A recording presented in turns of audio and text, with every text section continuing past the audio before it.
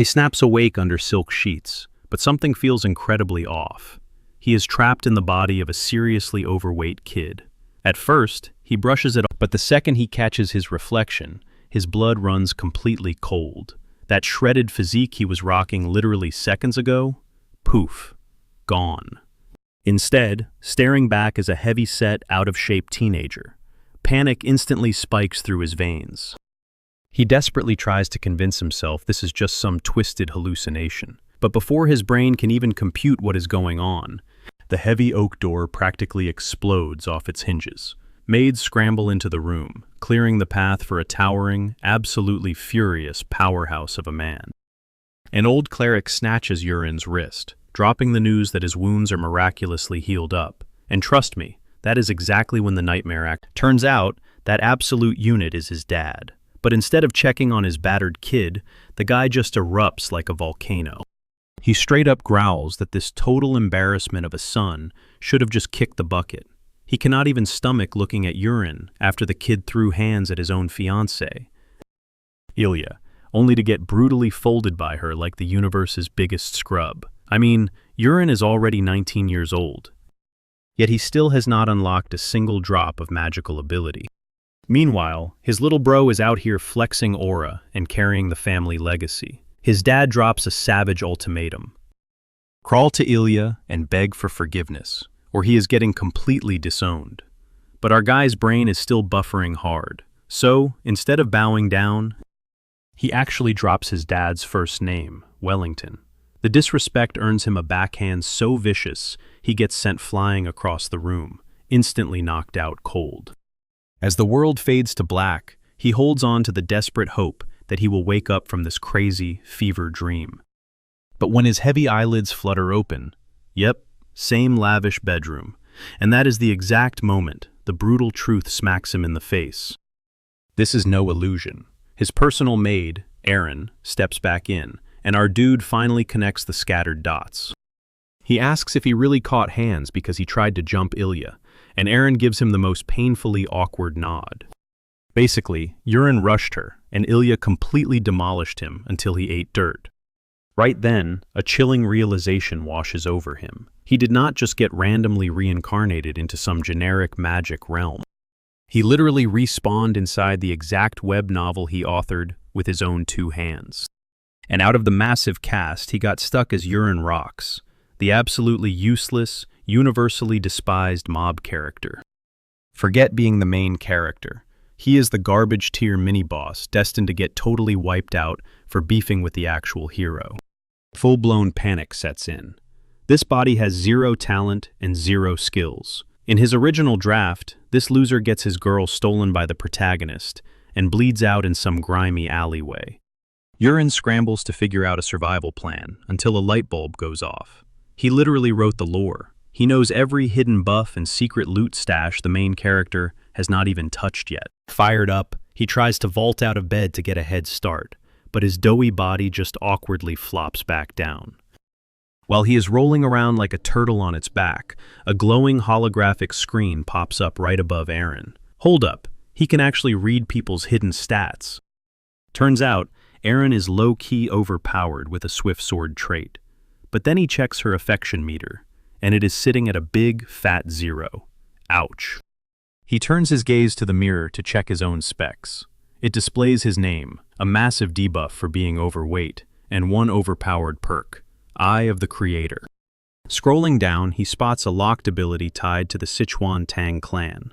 His jaw drops as he instantly recognizes it from an old martial arts saga he used to obsess over. A lethal combat style, all about toxic poisons. Mind blown, he realizes this universe is not just his novel. It is a crazy mashup of all his favorite genres. If he can somehow master those savage Tang clan techniques, he might actually cheat death and survive this whole mess. Yurin clenches his doughy fists, a new spark of confidence lighting up his eyes. Meanwhile, somewhere else in the sprawling estate, Marquis Rocks interrogates Aaron about his disappointment of a son. The maid softly reports that the young master is awake, though totally drained and trembling. The Marquis raises an eyebrow. The healer swore the damage was barely a scratch. Plus, he is picking up on something completely off about Yurin's vibe. Normally, the kid is an absolute menace, throwing toxic tantrums. But today, he was shockingly chill and respectful. The hardened lord is not buying this overnight personality swap. He brushes it off, assuming the boy got his bell rung too hard and will be back on his toxic nonsense by morning. Even with his own father completely washing his hands of him, Aaron still holds out a tiny shred of hope. The Marquis just chuckles bitterly, genuinely pitying the poor girl for being stuck with such a nightmare boss. Still, Aaron quietly stands her ground, swearing the young lord's energy has totally shifted. Cut back to his bedroom, and our guy is already proving her right. He looks her dead in the eye and demands to hit the training grounds for a workout. Aaron's jaw practically hits the floor. Is this dude seriously trying to grind in his busted condition? As they make their way down the halls, Wulin keeps analyzing the floating screens. He quickly realizes his overpowered vision is basically an admin menu, but the secret to unlocking those lethal Tang Clan arts remains totally ghosted. Putting two and two together, he figures this heavy body is locking his potential. Time for a massive glow-up. Strutting through the courtyard, our boy instantly gets hit with a brutal reality check. Just taking a stroll has him wheezing for air. He considered doing some push-ups in his room, but let's be real, he knew he would just instantly flop back into those silk sheets and rot. He has to catch some fresh air to keep his head in the game. Strolling past the estate staff, Wulin spots glowing system screens glitching into view right above them. And the stats are brutal. One worker harbors a massive grudge, while the next one absolutely despises his guts. Our guy doesn't even flinch. He is fully aware the former owner of this meat suit was an absolute menace. The resentment makes total sense. Gasping for breath and completely wiped out, he begs to know if they have arrived. Aaron guides him straight into the third combat arena. Stepping inside, Wulin locks eyes with a silver-haired warrior rocking a wicked facial scar. Suddenly, a massive crimson warning glitches into view. This dude is radiating pure, unfiltered bloodlust toward our protagonist. Meet Recap. Shaking in his boots, Wulin frantically whispers to Aaron, demanding to know their beef. She immediately drags up a seriously messed up flashback. Way back when, the original Wulin made Recap freeze in place, slicing his cheek wide open with a blade purely for kicks, cackling the whole time. Catching on that his predecessor was premium garbage, our hero instantly pivots. He scrambles for a secluded spot where he won't get instantly erased. Aaron drops him at the fourth training ground. It is completely out in the boonies, pretty much just a barren patch of dirt. But hey, our guy is determined to shed those extra pounds the legit way. Upon entering, a stack of throwing knives on a bench catches his eye. Recalling the Tang Clan's iconic projectile skills, he hurls one, praying it triggers his dormant abilities. Total miss. The blade just awkwardly thuds into the dirt. Flushing red, he chuckles nervously to play it cool. He brushes it off to Aaron as a total joke. Realizing his core stamina is garbage, he hits the track for some grueling cardio. Fast forward 3 weeks. The Marquis is absolutely floored, discovering our main character has not missed a single sweat session. As Wulin strides past, he is completely unrecognizable. The dude shredded a massive amount of body fat. His jawline is slicing glass, radiating undeniable riz. Even his cold-hearted old man is low-key stunned. Late one evening, our hero flexes shirtless in the mirror. He is hyped about the glow-up, but that legendary Tang Clan cheat code is still frustratingly sealed off. He vows that if it stays disabled for another 30 days, he is grinding out a different path to power. Right on cue, Aaron barges in balancing a steaming bowl of Chirin broth. It is a hardcore protein brew designed for massive gains. But our boy is absolutely sick to his stomach, having slurped this stuff down daily for nearly a month. The moment he starts whining, Aaron's vibe goes ice cold.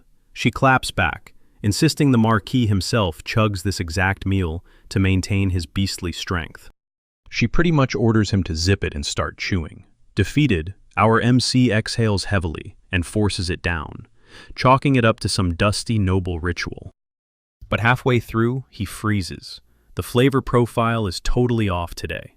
A blaring red pop-up screams into view. Lethal substance detected in your system. Rather than panicking about his impending doom, Urien watches a cascade of shimmering notifications flood his vision. Plot twist. Consuming a toxic brew was the ultimate hidden trigger for his dormant abilities. The legendary Sichuan Tang lineage trait finally bursts wide open. Our dude just starts bursting into manic, disbelief-fueled laughter. Meanwhile, Marquis Wilton Rocks glares down from his luxury suite, observing his son.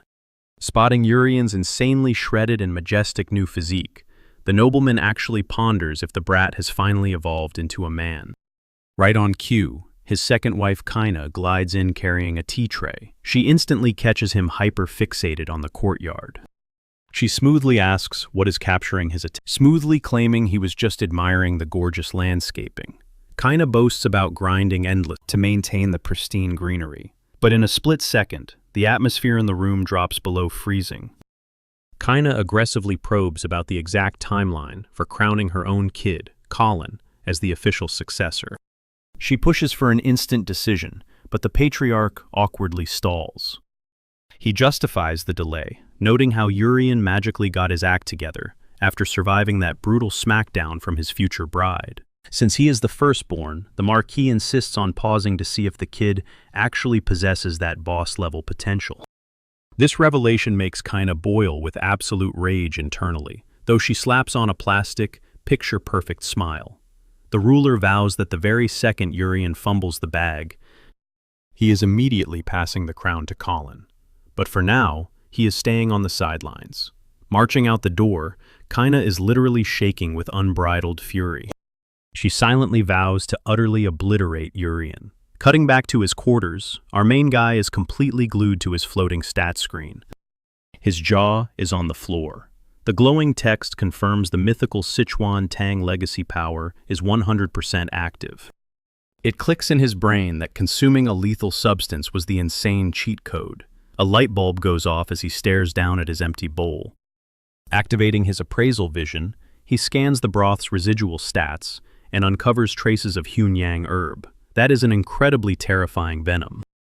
It slowly shuts down the nervous system until the victim fades into nothing. Locking eyes with Aaron, who is patiently standing by, the puzzle pieces snap together. His massive glow-up and sudden discipline panic the rival faction, pushing them to permanently silence him so Colin could secure the throne. Rather than freaking out over the sabotage, Urien is insanely hyped. He slurps the last drop as the interface chimes, confirming he tanked a low-tier paralyzing toxin. He playfully tells Aaron the meal was so ridiculously delicious he could cry, politely kicking her out so he can experiment with his new, broken abilities. Finally flying solo, our hero flexes in the reflection to inspect his updated stats. His user ID flashes, accompanied by a sick list of... He swipes through a glowing holographic interface, unlocking a massive skill tree packed with deadly toxins, waiting to be weaponized. But to actually wield them, he needs a core cultivation art. Presented with 3 distinct paths, he locks in on the 10,000 Venom's divine energy. He snags this specific build, because it lets him dual-wield toxic mastery and stealth projectiles, basically turning him into an... Instantly, the complex mechanics of the art are brutally seared right into his consciousness. Urien drops into a lotus position on his mattress, channeling raw chi through his veins, and grinds out a hardcore meditation session straight through the night. When dawn breaks, his physique has been completely overhauled. We are talking a shredded, battle-ready build, and despite pulling an all-nighter, the dude is practically buzzing with adrenaline. His spatial awareness is so insanely dialed up, he can literally track the sparrows fluttering outside his window completely blind. Aaron bursts in for his morning wake-up call and instantly panics, clocking his sleep-deprived look. She begs him to ditch the morning reps, but our boy is not having it. He casually flexes his newly sculpted aesthetic and struts out to the dojo, leaving the poor maid standing there, absolutely mind-blown over how he got insanely shredded in mere hours. Out on the dirt field, Urien grips a throwing knife. In a flash, a literal holographic reticle locks onto his retinas. Straight out of a AAA shooter. Leaning into this built-in aimbot, he lines up the perfect trajectory and hurls the blade, packed with kinetic force, nailing the dead center of the target with surgical precision. While Aaron stands there, trying to process this madness, a system prompt flashes, officially validating that his stealth projectile perks are fully online. Seeing him execute such a flawless maneuver practically short-circuits Aaron's brain. She desperately tries to match this lethal prodigy with the absolute garbage-tier villain he used to be. Stammering, she demands to know how he pulled that off. And our guy just casually brushes it off as 30 days of grinding. Obviously, Aaron is not buying that cap for a second, but Urien is way too hyped to test the absolute limits of his new buffs, so he gears up for round 2. He ignites his internal core, feeling the blazing aura surge from his gut straight into his fingertips. This time, he yeets the blade with terrifying velocity, triggering a literal sonic boom that splinters the oak dummy into pieces. As Aaron screeches in pure disbelief, our protagonist smirks to himself, realizing this feels exactly like popping God mode in a ranked lobby. It clicks. His past life grinding as a pro-tier esports sniper has literally downloaded a heads-up display directly into his eyeballs, guaranteeing 100% lethal accuracy. But here is the crazy part. When he quizzes Aaron on his vibe check, she completely misses the glowing aura and only mentions how much weight he dropped. That triggers a massive light bulb moment for our guy. NPCs in this universe are completely blind to his chi. Because his stats fly totally under the radar, he just unlocked the ultimate stealth advantage. Riding that high, he starts chaining perfect headshots back to back, while a deeply humbled Aaron attempts and completely fumbles a basic throw, cementing the fact that his broken mechanics transcend basic talent. Mid-grind. Another holographic alert pings, announcing that the legendary Sichuan Tang clan archives are fully synced to his brain. This specific flight mastery essentially transforms literally any random trash he picks up into a fatal projectile. Needing to test this theory, our dude casually scoops up a splintered chunk of a shattered practice sword. He pumps his raw mana into the tiny wooden scrap and fires it off with such psychotic momentum that it buries itself into the target like reinforced steel.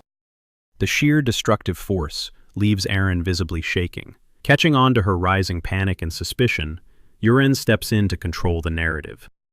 He drops a massive truth bomb, bluntly telling her he knows she has been a snitch for his father, the Marquis, and corners her into keeping his overpowered awakening off the grid for now. He swears he will spill the tea eventually, and a deeply shook Aaron quickly nods along. Once the sun dips below the horizon, our boy pivots to his real endgame.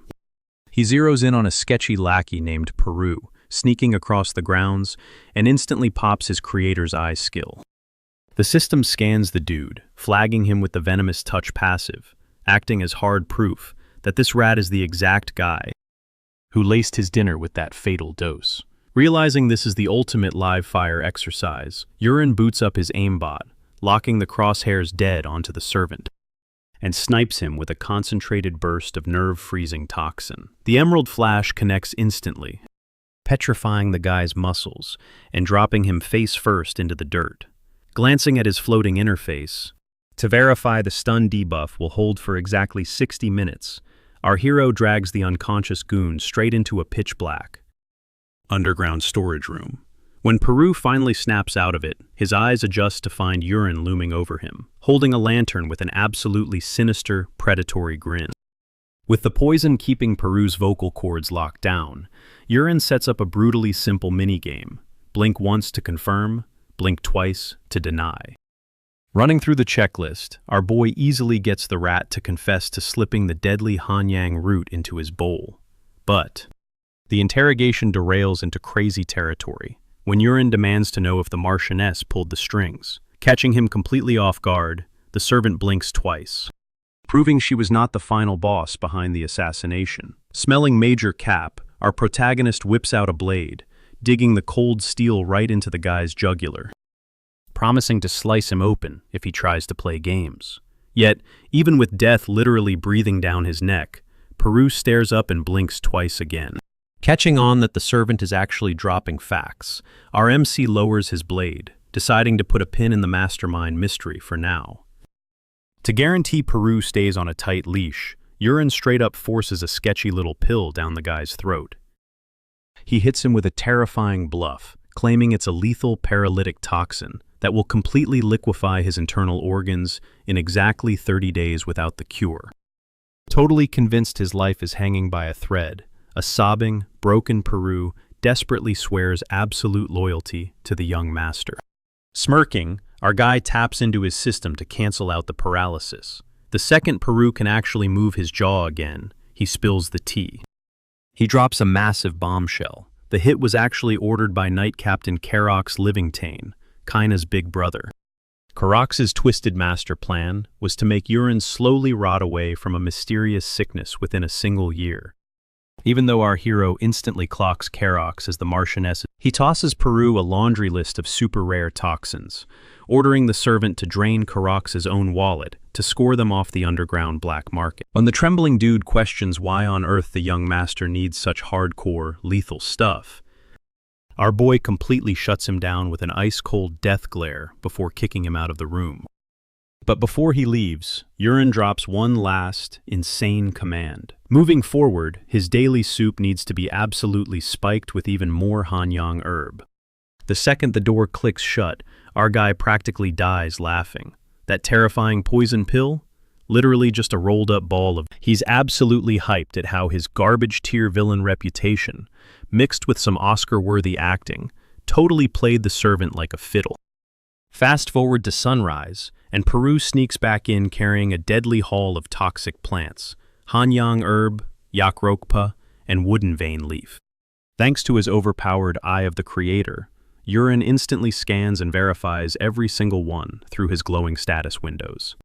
While dropping off the goods, Peru starts nerding out over the dark art of mixing venoms to crank up their deadly effects, casually trauma dumping that he was actually mentored by a shadow-tier poison master after being sold to the Livingtanes as a literal child. Catching that thinly veiled hatred Peru harbors for his old bosses, our MC immediately realizes this guy is going to be the ultimate cheat code for his future masterclass in revenge. Shoving the servant out the door, Wulin gears up for an absolutely brutal all-nighter of training. To power up his 10,000 Venom's divine energy, he dives right into the totally gag-inducing process of straight-up chewing the raw, toxic weeds. Even though he's fighting back the urge to violently throw up, his system kicks into overdrive the second the herbs hit his stomach. Glowing blue windows spam his vision as his veins absorb the lethal juice, eventually flashing a blaring red danger alert that forces him into a hardcore trance.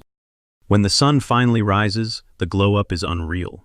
Eren walks in to wake the young master, only to freeze in absolute shock. His soft, doughy dad bod has been entirely swapped out for a shredded, insanely jacked physique. That psycho night of snacking on literal poison successfully rocketed our boy straight into stage 2 of his cultivation. And the perks don't stop at the six-pack. He scores a slick movement skill called Little Dragon's Step, plus 3 nasty new toxic buffs: Delayed Toxin, Truth Serum, and Soul-Killing Smoke. Flexing this fresh arsenal, Wulin smirks, feeling totally untouchable. Meanwhile, Eren's awe completely crashes into hardcore disgust. A straight-up putrid, dumpster-fire stench has nuked the bedroom. Gagging, she clamps a hand over her nose, frantically trying to figure out what could possibly smell like actual rotting garbage. Wulin quickly clicks the pieces together. It's a classic leveling up side effect. His pores just sweat out decades of toxic bodily waste, while his inner energy skyrocketed and his martial arts leveled up. Sweating bullets from the embarrassment, he awkwardly offers to crack a window to air out the visible green clouds of funk. But the biohazard stench is so thick that Eren panics, screaming at him to stop, and ordering his stinky self straight into the bathtub instead. Cut to later that afternoon, our freshly scrubbed protagonist is strolling through the courtyard with Eren. While trailing behind her, a holographic alert suddenly pops up, confirming he's currently mastering Soryong's footwork. Wulin is low-key fanboying inside. He's finally getting to spam the legendary Tang family's signature dash technique, which is the absolute goat for blitzing enemies, stealth kills, and dodging attacks. It blows his mind that he's physically executing a move he used to just furiously type out in his old wuxia web novels. Wanting to take it for a test drive, our boy starts glitching across the pavement in this wild, zigzagging pattern. It looks so completely unhinged that Erin dead stops in her tracks, hitting him with the hardest side-eye. She demands to know why he's suddenly stumbling around like he's totally wasted, genuinely worried he's having a medical emergency. Yurin immediately hits the brakes on his ninja training and awkwardly waves her off with a nervous chuckle, telling her to chill out and uncrease her forehead. But even with his smooth talking, Erin keeps locking onto him with a hyper-focused, suspicious glare.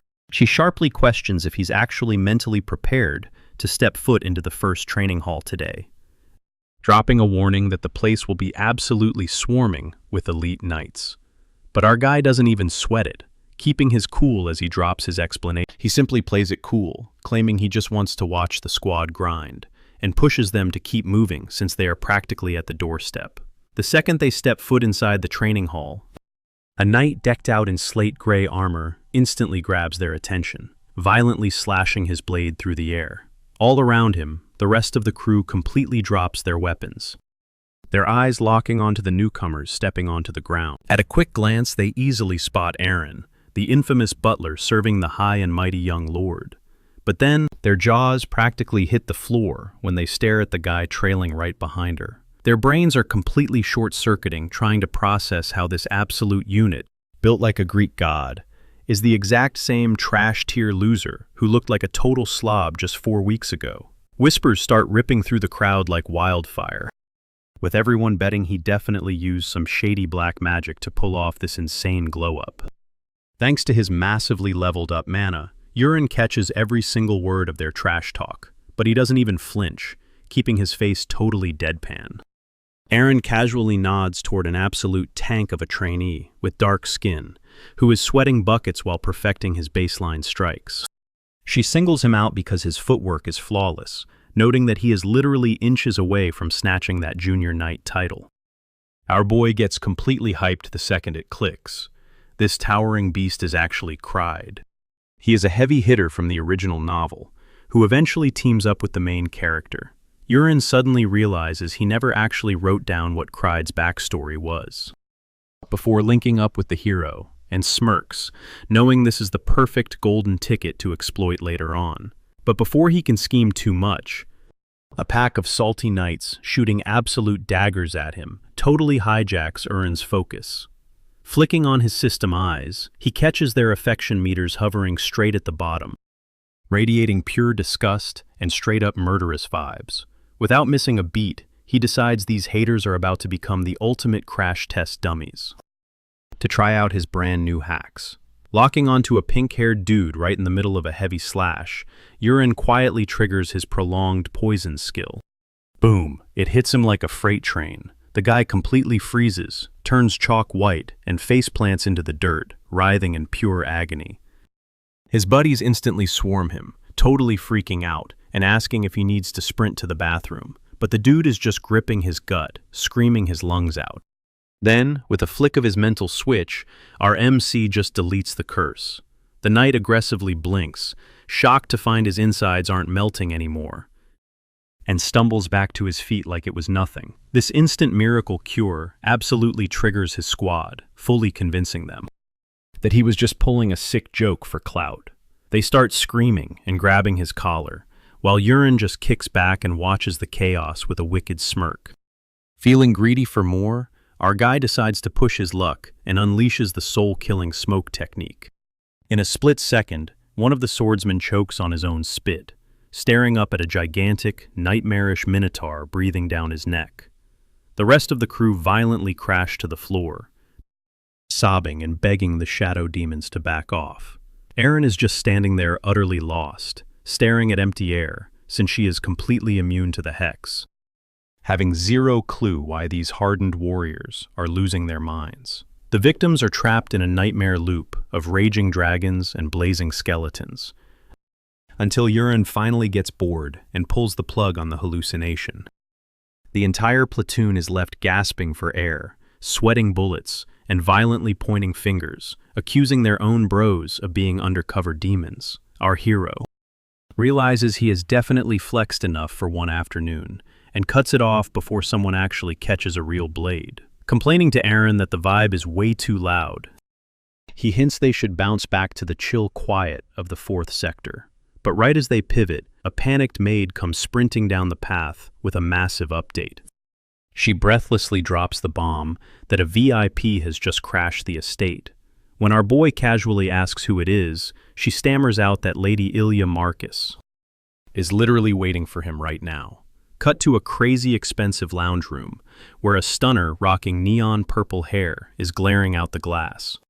She is hyping herself up, swearing she is going to shatter her engagement with Wulin into 1,000,000 pieces today. But the second the doors click open and Wulin calls out her name, she whips around and her brain totally flatlines. Bracing herself to see a sloppy, toxic deadbeat, she instantly goes on the defensive, demanding to know who this stranger is.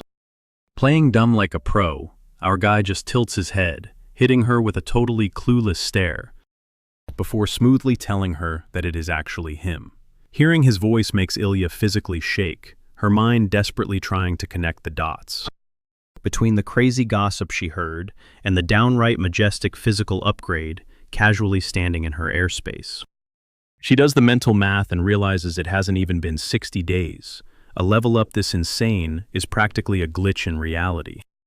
When she snaps and demands to know his secret, Wulin shrugs it off with a totally basic answer, crediting the whole glow-up to pure, unadulterated grinding. Ilya is not buying a single word of it, but he drops a bombshell, claiming that getting brutally humbled by her forced him to wake up and completely reset his life. This massive 180-degree shift in his toxic personality immediately trips her alarm bells, making her super paranoid that he is just setting up a petty revenge plot to throw hands. But in a jaw-dropping twist, Wulin drops straight to his knees. Staring at the floor, he pours his heart out, practically thanking her for ripping him out of his delusion, and delivers a totally gut-wrenching apology for being an absolute menace in the past.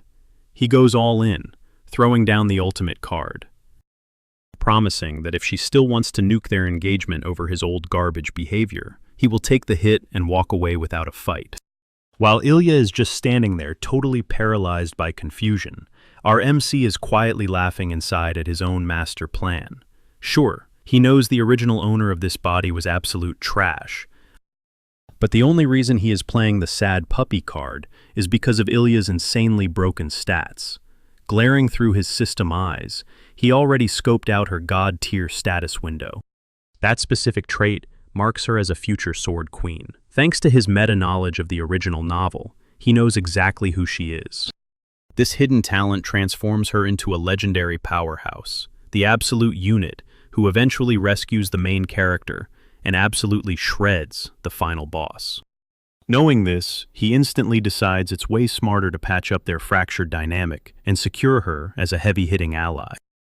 Making her an enemy would be pure suicide. Breaking the silence, Ilya orders him to his feet, her voice dripping with suspicion as she demands to know if his vow is actually. The second he promises he's dead serious, the air in the room instantly turns ice cold. Ilya glares at him with pure, murderous intent. An explosive aura blasts from her body as she fiercely orders him to make a blood-binding pledge. A vow to never slip back into his toxic, trash-tier habit. The suffocating pressure literally rattles the walls, making Wulin realize he's tanking the exact same overwhelming killing intent that she originally unleashed on the novel's main character. To keep his bones from snapping under the crushing force, he sparks his 10,000 Venom's divine energy. A blinding wave of blue and white energy pushes back her suffocating domain, letting him stand his ground and confidently speak his oath. Shock flashes across Ilya's face at this sudden flex of power. She quickly snaps her gaze away, failing to hide a faint pink dusting her cheeks. Visibly rattled, she agrees to keep their engagement intact for the time being, but drops a razor-sharp warning. One single slip-up, and she's cutting him off permanently. Not long after, Ilya sits down with Marquis Willington Rocks, leaving the patriarch completely stunned by her choice. The fact that she actually chose not to cancel the wedding. She admits that while she used to think a leopard never changes its spots, a tiny part of her hoped Wulin had reverted back to the sweet, caring kid he was growing up. Instead, she came face to face with a completely different beast. And that was enough to earn her trust one final time. Still, her tone goes pitch black as she promises to personally put him in the ground if he ever acts up again. The Marquis lets out an awkward chuckle, secretly hyped by her terrifying vibe, before politely escorting her to the door, as she heads back to her own family estate. Fast forward to later that night, our boy confidently strolls right into his dad's study. The Marquis kicks things off with a little dad joke, acting like he has zero clue who this insanely handsome guy standing in front of him is, before giving him massive props for his insane glow-up. He fully expects Yoran to finally pick up a blade and grind out the Rock's family's signature sword style. But our guy immediately shuts that down. With a straight face, he declares he's going all in on throwing knives, completely dropping the sword idea. This wild card answer makes the Marquis absolutely lose his mind. He fires back, yelling that a real warrior relies on a heavy blade pumped full of destructive aura, just to crack through the ridiculously thick armor of a monstrous Borak. He firmly argues that grinding throwing arts for 100 straight years wouldn't even scratch that kind of beast. Locked into his old-school mindset, the father glares down at his son with pure, unyielding disappointment. But Yoran Rocks doesn't even blink. He smoothly fires back, pointing out that then his dad has literally zero reason to back down from a bet. He treats it as the ultimate reality check, the perfect setup to finally crush his son's cocky ego. The terms are locked in, and the stakes are absolutely massive. If our hero can solo a Borak using nothing but a tiny blade, he scores total freedom over his own grinding schedule, no questions asked. But if he flops, he has to bow down and become a total slave to his father's old-school demands. Chilling in his room later that night, Yoran counts his lucky stars. He smirks, realizing his loyal maid, Erin, kept her mouth totally shut about his insane power spikes. Even with supreme confidence backing him, he's itching to test his absolute limits. So, he casually swallows another batch of deadly, stashed-away toxic herbs. The hardcore poison instantly hits his system, sparking a massive breakthrough, skyrocketing his 10,000 venoms, divine arts straight to the 3-star tier, right at the buzzer for tomorrow. A few minutes later, Erin slips through the door to brief him on tomorrow's game plan. She warns him that the main event goes down exactly at high noon inside the primary combat arena. When our guy casually asks if word got out about the wager, she drops a bomb. The entire mansion is currently roasting him alive. Thanks to his toxic track record as the local menace, they're literally throwing down cash on whether he'll wet his pants in pure terror or just sprint out of the arena crying. And since the Marquis left the doors wide open, the stands are guaranteed to be totally packed with haters dying to watch him crash and burn. But despite the endless trash talk, Erin gets a gut feeling that this whole crowd is about to get the shock of a lifetime. Fast forward to the next morning. The colossal training arena is absolutely jam-packed with hundreds of whispering spectators. Yoran stands completely solo in the dead center of the ring, soaking in the heavy, judgmental stares, while his father looms. The Marquis shoots him a sharp glare, warning the kid not to make a total fool of him, but Yoran literally just waves him off. Unbothered, he gestures for the trial to kick off. An old royal wizard chants a short-range summoning spell. Bam! The arena erupts in a blinding flash of crackling lightning. A neon magic circle burns into the dirt. Our boy watches, completely mesmerized, feeling totally surreal to see a beast he literally wrote into existence. Now it is breathing right in front of him. The smoke clears to reveal a Borak, a freaky, two-legged gray fish mutant. Standing roughly 5 feet tall, it flexes rows of razor-sharp teeth. The crowd immediately gags at the ugly sight. But Yoran, he just deadpans. Hilariously, he recalls throwing this exact design together on a total whim, literally while munching on some rockfish sashimi at a local restaurant. Looking at it now, he figures the freakish thing might actually be kind of cute, if you ignore the creepy human legs. Without warning, the Borak screeches and lunges, but our boy easily sidesteps the strike like it is nothing. He quickly calculates its stats. Huge? Yes. Fast? Not at all. As the brute charges a second time, he wants to test exactly how thick that scaly armor really. Out of nowhere, his special vision kicks into overdrive. A glowing pink crosshair locks dead onto a hidden weak spot, tucked right under the beast's armpit. Spotting the opening, our guy channels his inner aura. He whips the blade forward with absolute aimbot precision. The dagger whistles through the air and buries itself perfectly into the monster's flank. Boom! The Borak instantly faceplants into the dirt. A heavy, suffocating silence chokes the arena as both the crowd and the Marquis freeze, jaw dropped. They physically cannot process what just happened. The beast got one-tapped. That dead silence suddenly shatters. The entire stadium erupts into absolute chaos, screaming and cheering. The young master's flawless flex totally won them over. But the Marquis is not having it. He furiously storms down to the arena floor, fuming. Yelling that this is absolute nonsense, he accuses his kid of getting ridiculously lucky. Before things escalate, the wizard steps in to check the corpse. The old mage confirms the truth. That tiny blade slid flawlessly into a millimeter-wide gap right under the arm, the only spot with 0 scales. Proof that the lethal strike was 100% intentional. Still desperately clinging to his dream of making his son a swordsman, the Marquis flat-out refuses to let this slide. He barks for a rematch. He promises to grant Urien literally anything he wants, assuming the kid can somehow pull off a second victory.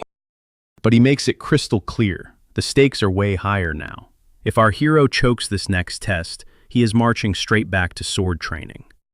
Exactly as his old man originally planned.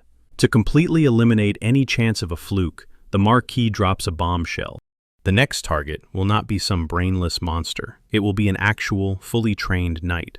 The Marquis stares him down, demanding to know if Urien rocks. Accepts this crazy second bout.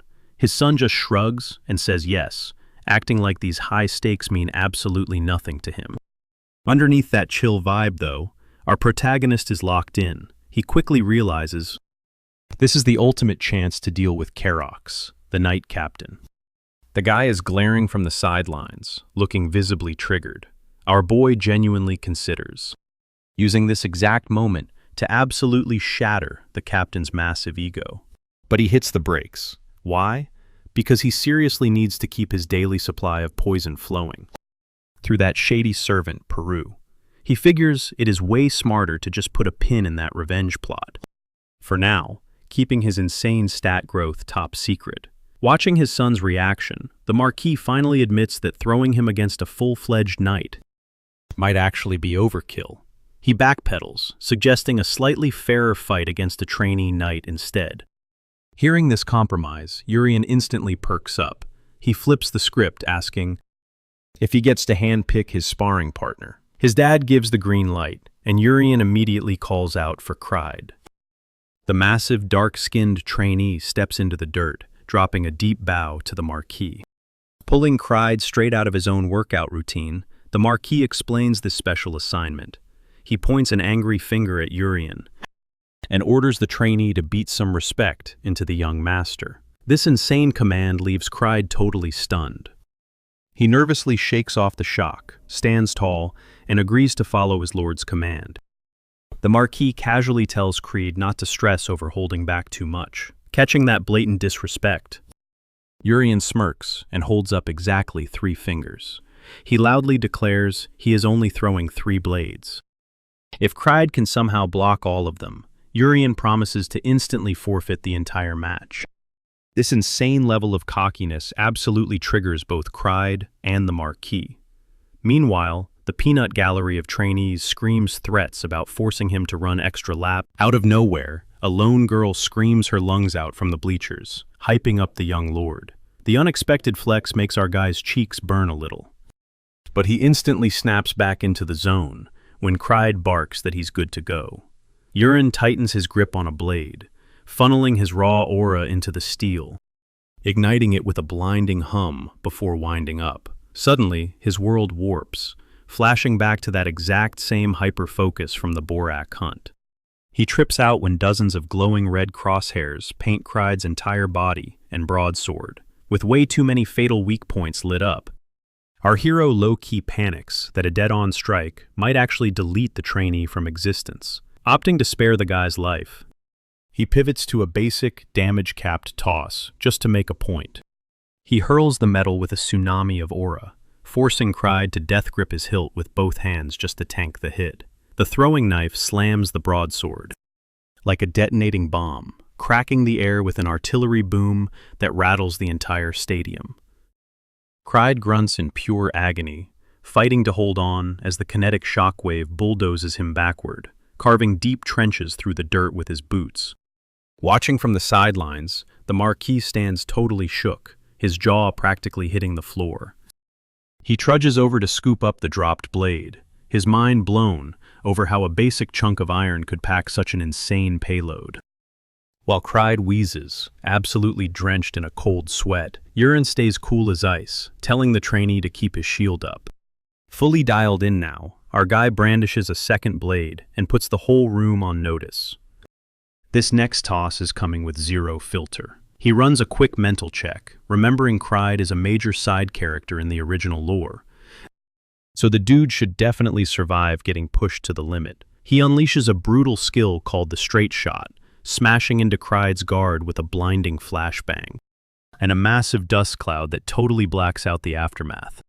When the smoke finally fades, our MC is standing there totally unbothered, while Cried has collapsed to his knees, choking for oxygen and shivering from the raw muscular burnout. The Marquis scopes out the wreckage with seriously mixed feelings, eventually marching over to pull the plug on this bloodbath. He tells Urine they need to take this offline, swearing that the spar has already crossed the line. But our hero completely brushes off the dad, pointing out that he still has one piece of steel left in the chamber. As the Marquis flares up, Urine locks eyes with the battered trainee and dares to ask if he's actually going to let a Sacred Knight's duel end in such a trash anticlimax. He preaches hard about sealing a definitive endgame, whether it means grabbing the dub or taking a massive L. Hyped up by that reality check, Cried rejects defeat and demands a fresh blade. The second he stands, a savage energy flares from his core, proving his hidden berserker gene has finally unlocked under the insane stress test. The Marquis is absolutely flabbergasted, watching a rookie knight ignite his aura in such an epic glow-up. Catching his rival's leveled-up stats, Urine realizes it's the perfect moment to road test a top-tier skill. Witnessing this freak mutation, Marquis Willington Rocks stares in pure, unadulterated shock, stressing over how his kid could ever survive a prodigy like this. Yet our boy stands stone cold against the crushing gravity, unsheathing a final dagger. With a whip-crack snap of his wrist, Urine deploys the weapon. But instead of beaming straight ahead, the steel carves out a massive boomerang curve. This is an elite, bending shot mechanic meant to juke out the entire room. As the projectile drifts like a lazy balloon, Cried feels mad confused and straight-up disrespected. Figuring the attack is too pathetic to do damage, he hoists his claymore to smack it like a bug. But the millisecond he swings, the dagger radically nosedives, swerving hard to ghost right past his block. Both the Marquis and the trainee choke on their own breath as the projectile finds its mark, shredding the leather harness on Cried's shoulder and cratering directly into his collarbone. Thanks to the heavy-duty chi packed inside that deceptively sluggish hit, the sheer agony is off the charts, forcing the warrior to crumple back to the dirt. The peanut gallery starts gossiping in mass confusion, totally blind to the stealth bomber energy laced into the throw. Because the flight path looked like a joke, the veteran guards flame Cried for being a paid actor or purposely throwing the match for the boss's kid. Urine just keeps his poker face, knowing precisely how much critical damage he just dished out. Citing the undisputed W, the Marquis crashes the ring to kill the timer, announcing that Urine has officially bagged the wager. Stepping up to patch his broken rival, our MC strolls over and claps a firm hand on Cried's wrecked shoulder, siphoning out the residual aura. The soothing relief kicks in like magic, deleting the pain and leaving Cried staring up in absolute awe. The big guy gets to his feet and bows respectfully, dropping a heartfelt apology for ever sleeping on the young master's lethality. Because that mechanic was so god-tier and stealthy, the trainee is now 100% sure that Urine has been secretly smurfing his stats this entire time. Clyde starts leaning in, whispering wild conspiracy theories. Fully convinced our guy has been playing the villain as some tragic, noble sacrifice to shield the family from a shadow organization. Urine spots right away that Clyde is a total sucker for a dramatic mystery, so he just rolls with the narrative. Thanks to this massive misunderstanding, Clyde's loyalty absolutely skyrockets. The dude swears to hype up the young lord as a literal hero, and honestly, our boy is thrilled to lock down a berserker, a powerhouse destined to one day solo entire knightly orders. Stepping out of the arena, he bumps into Erin in the dimly lit stone corridors, where she drops a rare compliment. She confesses his final move was completely off her radar. Matching his pace, Erin casually drops that she simulated the entire fight in her head, admitting the strike would have completely crushed her the first time around. But thanks to her unique traits, she's confident she could counter it now.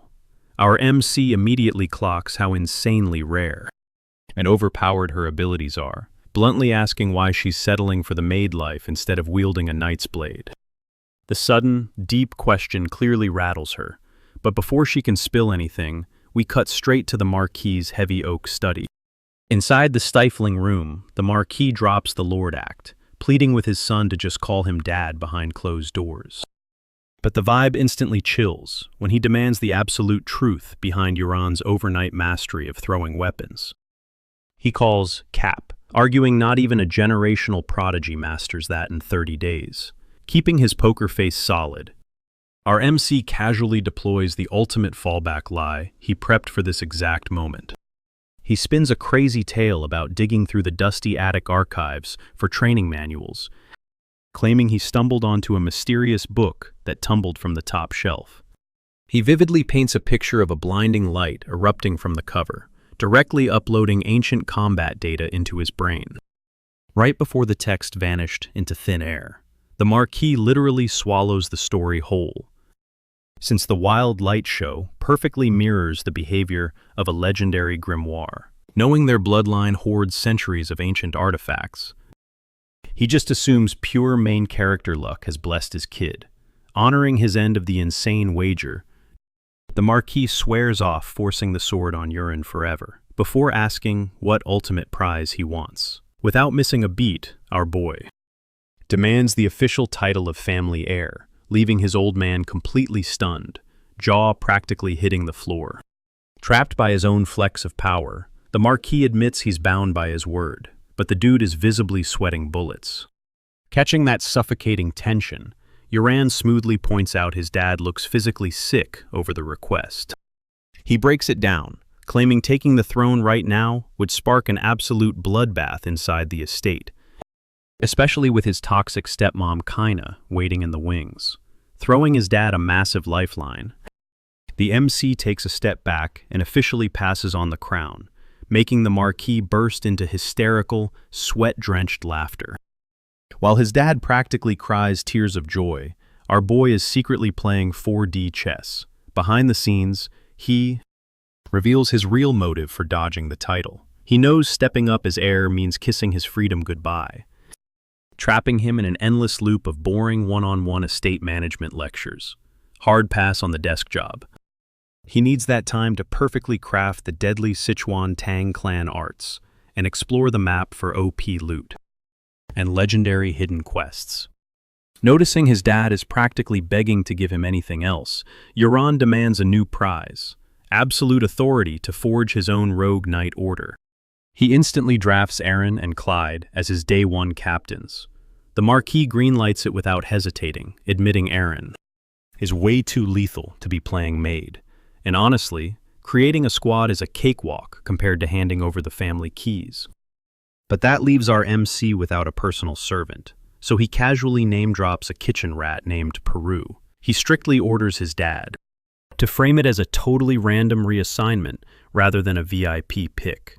The old man is definitely scratching his head over this, but chooses to blindly trust his son's master plan and seals the deal. Right on cue, a slick system window pops up, confirming their relationship stats just maxed out to deep trust, chalking it up to their natural bond as father and son, finally healing. Fast forward to the sun-baked training yard. Our MC lines up Eren, Clyde, and a visibly shaking Peru. He goes full commander mode, officially announcing the launch of his personal elite squad, and ordering them to grind their skills to the bone. And while Peru forces a shaky smile, Eren glares daggers at him, her danger sensors fully going off. A sudden flashback hits her. She remembers pulling Eren aside for a totally private chat earlier, her face painted with pure anxiety when she pressed him, demanding to know why on earth he would ever pick a shady dude like Peru as his new butler. Eren just shrugged it off and casually dropped a massive truth bomb.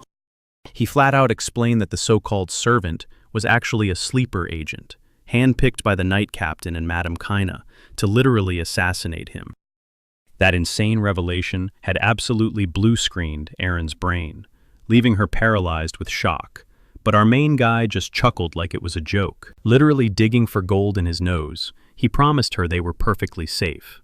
Why? Because the assassin was completely on a leash and only answered to him now. Snapping back to reality, the squad's vibe shifts entirely. Clyde steps up, throwing out a major red flag about the actual pecking order of their crew. He fiercely argues that even a micro-squad desperately needs a leader chosen by pure, raw muscle. Sizing Eren up as totally fragile and squishy, he is all in on our hero's wild idea. A fast-paced, sudden-death brawl, right then and there to crown the one true alpha of the group. Blink and you miss it. The fight wraps up in mere seconds, with Eren pressing her cold steel right against Clyde's neck while he lies pinned to the dirt, completely flabbergasted. Absolutely flexing your dominance, she coldly roasts his totally predictable combat style, harshly warning him to stop broadcasting his strikes before he throws them.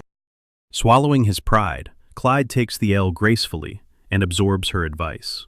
This hypes Eren up, and he officially crowns Eren as the undeniable boss of the squad, with Peru awkwardly clapping off to the side. As the butler dips out to whip up some grub, Eren gears up to flex a god-tier martial arts ability, known as secret sound transmission. By channeling his raw inner chi, he generates invisible audio waves that vibrate straight into a specific person's eardrum. It is basically a cheat code. He can wirelessly chat with a target from super far away, while remaining totally muted. Locking onto the retreating Peru, he whispers the man's name. The servant instantly freezes in his tracks, frantically scanning the empty courtyard in sheer panic. Figuring out the creepy voice is echoing strictly inside his own skull. Since Peru is insanely paranoid, he immediately jumps to the conclusion that our boy is a wicked dark wizard, who manipulates curses to weaponize both venom and audio. Eren does not even bother clearing his name. Instead, he just coldly asks if his custom toxic brew is prepped.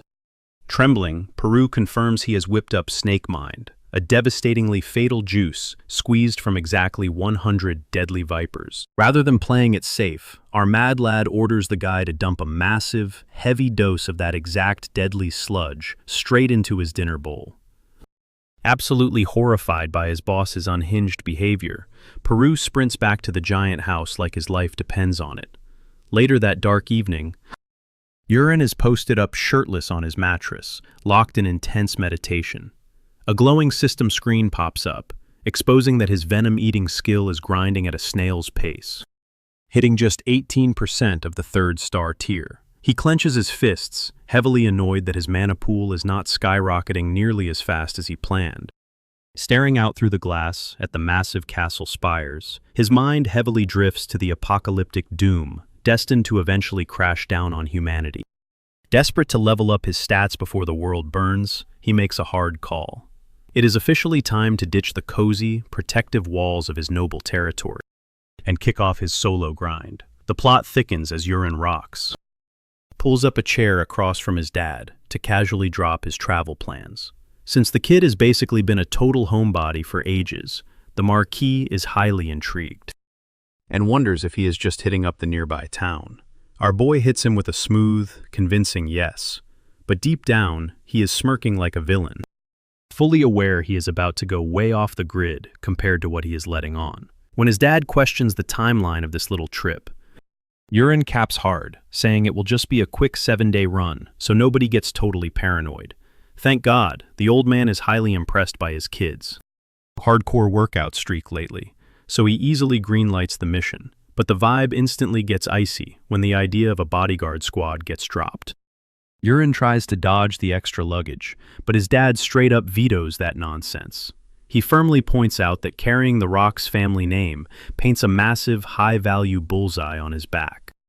Even though our boy knows perfectly well that he is basically invincible against cheap tricks like toxic venom now, he instantly gets that fighting his stubborn old man on this is a complete waste of breath. This flawlessly forces him to shift to Plan B. He fakes a smile, agrees to the security detail, and locks in a start date exactly 2 days away. But in his head, he is plotting to totally ghost everyone at dawn to ditch the annoying guards.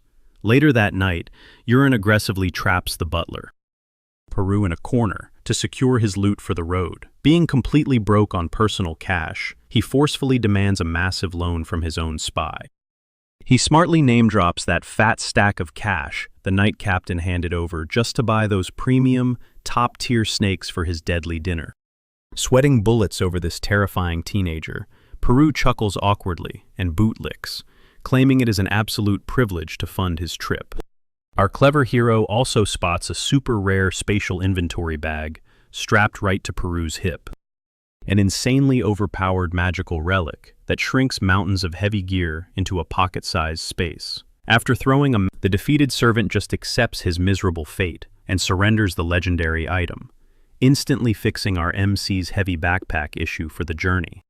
Tossing him a bone, Wulin shoves a crusty leaf and a random chunk of mud into Peru's hands, totally gaslighting him that it is a 30-day cure for the imaginary toxin wrecking his body. He drops a fake thanks for the hustle and dangles the sweet promise of a real, permanent cure down the road, leaving the clueless spy grinning like an idiot. The very next morning, as the sun barely peeks over the horizon, Wulin gears up to escape the massive estate like a ghost. He slaps down a quick goodbye note and stealthily tiptoes through the dead silent yard, praying he does not trigger any random encounters on his way out. But his stealth mission hits a snag when he crosses paths with an old groundskeeper, already deep in the weeds. The dude flashes a friendly smile, but the second our boy locks eyes with him, he gets hit with this suffocating, boss-level pressure. Spooked, he instantly triggers the creator's eye, but decides not to press his luck, ghosting the mansion before things get sketchy. Fast forward, Wulin rolls up to a massive metropolis, totally shadowed by an epic clock structure called the Magic Tower.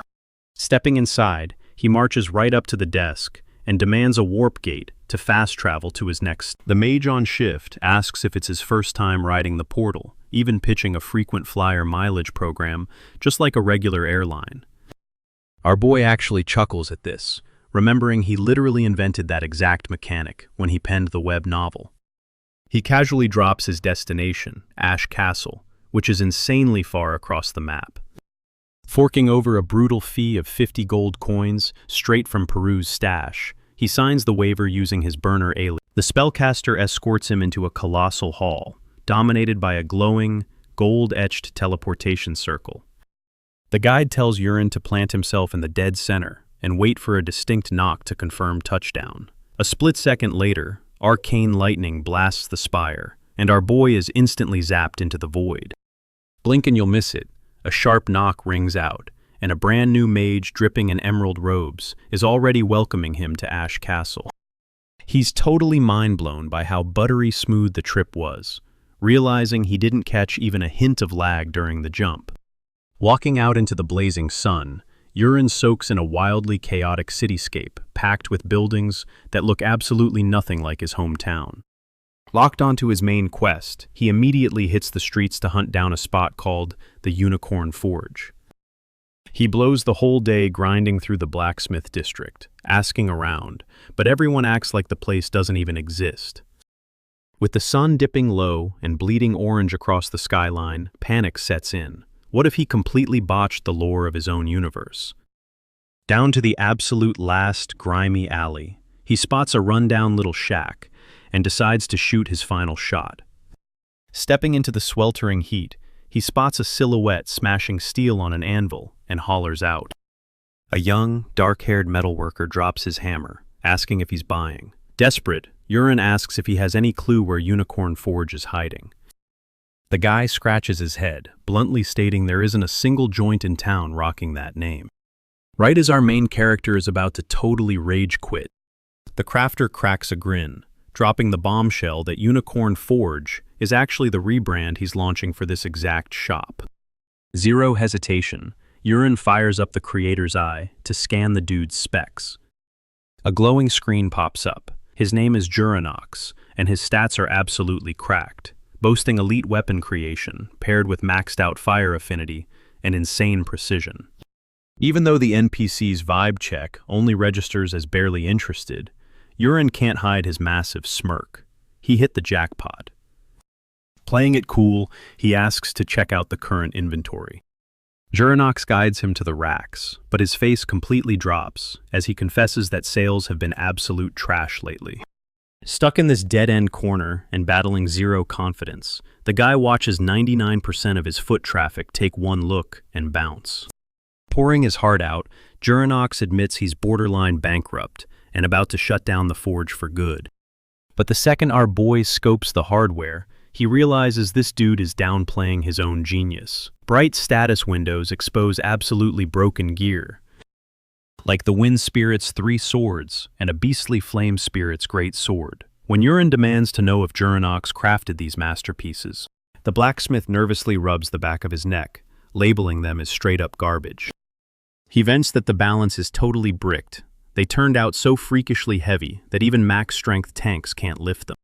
But our hero knows the real catch. These sentient blades are hard-coded to only buff users they actually deem worthy. Seeing their insane hidden potential, Wulin points straight at the rack and vows to cop 2 of those heavy-duty claymores. Juranox is completely floored that someone wants to buy his glitchy rejects. But Wulin is already plotting, knowing these are the ultimate power-ups for Aaron and Clyde. Still, those weapons are just side quests compared to the main loot he's hunting. Pivoting back, he casually asks if there's any busted, rusted-out scrap metal lying around. Super confused, Juranox kicks open a dusty wooden chest, packed with pure junk he was saving for the furnace. Our boy peers into the crate, and a massive wave of hype washes over him. Because every single item is sitting right where he scripted it. He dives in and yanks out a tiny, crusty dagger that Juranox doesn't even remember forging. The blacksmith shrugs, saying the weird blade literally just spawned in his inventory, out of nowhere. He only hoarded it because tossing steel felt like a total waste. When Wulin insists on bagging the rusty shiv too, the baffled shop owner throws him an insanely fat discount. He prices the epic swords at a measly 2 gold coins and tosses the dagger in entirely for free. Our hero is absolutely buzzing over this god-tier steel. He totally knows that the second this rusty blade drops its disguise, its street value is going to skyrocket past 200 gold coins. But honestly, forget the god-tier loot for a second. His eyes lock right back onto the sweaty blacksmith. He casually drops a bombshell, asking Juranox to ditch this run-down forge and become his personal crafter. The poor dude instantly short-circuits. So our boy realizes it is time to drop the ultimate flex and properly introduce himself. He hits a sick pose and announces his name, Eren Rock, straight from the fiercely powerful Rock Marquis. That last name hits like a literal truck. Juranox face plants onto the dirt in absolute horror, crying for mercy for letting a top-tier noble step foot inside his garbage. Eren internally cringes at the over-the-top groveling and commands the guy to stand up. But Juranox stays glued to the floorboards, way too terrified to move an inch.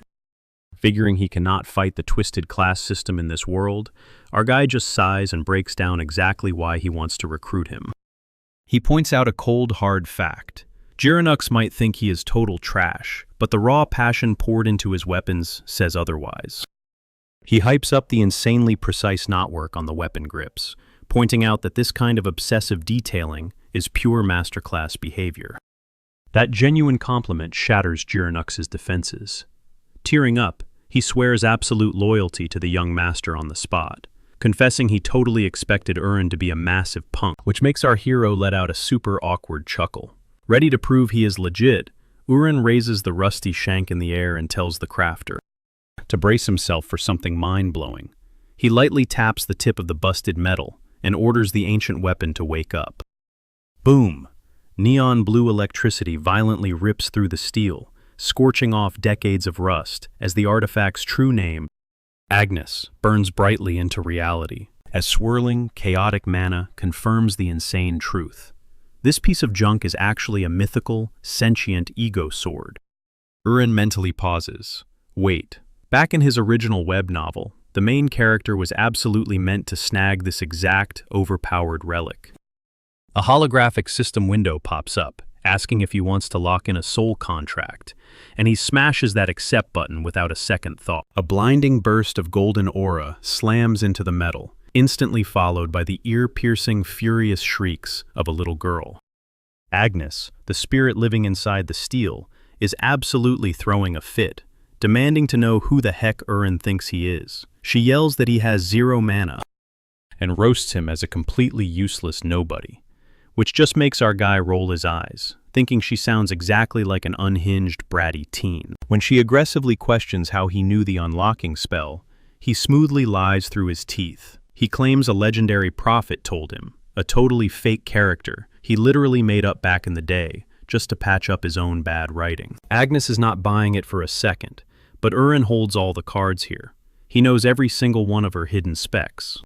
He remembers her ultimate gimmick. She can clone herself into twin blades and physically morph into literally whatever weapon the user pictures in their head.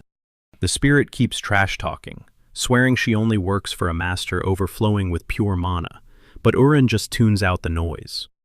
He tells her to zip it because she is giving him a headache, directly grabbing the glowing, floating aura. The second his skin makes contact, the raging energy shrinks down, snapping onto his finger as a sleek metallic ring, the classic stealthy way to carry. Agnes suddenly stops yelling. She starts panicking, overwhelmed by an insanely intense, weirdly comforting heat that literally makes her feel. Our boy smirks. His inner martial arts chi is acting as a flawless, overpowered cheat code to replace mana, instantly breaking the stubborn weapon like a wild horse. Bag fully secured with a mythical weapon and a loyal blacksmith, Urin orders Jirenux to pack up his life. They lock in a plan to meet up right outside Ash Castle's Central Park at exactly noon, 2 days from now. Flash forward 48 hours. Urin is chilling at the Central Park rendezvous point, soaking in the crazy, bustling city vibes under a crystal-clear afternoon sky. He whips his head around, genuinely shook by a super familiar face. Mounted on a massive warhorse, rocking her full tactical military uniform, is Marquis.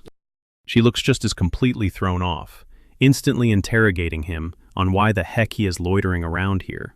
As our guy stares back up at her, utterly clueless, a heavy sense of déjà vu smacks him in the face. It clicks. Back in the original draft of his novel, this exact square footage in Central Park was the scripted, fateful first encounter zone between Ilya and the real main character. Seeing as Urin is the one standing here snatching the spotlight instead of the hero, the dreadful realization kicks in. He has officially derailed the main timeline. Ilya keeps grilling him relentlessly until, sweating bullets, he awkwardly confesses he trekked all the way out here just to scout a random blacksmith. She raises a massive eyebrow at that, totally suspicious.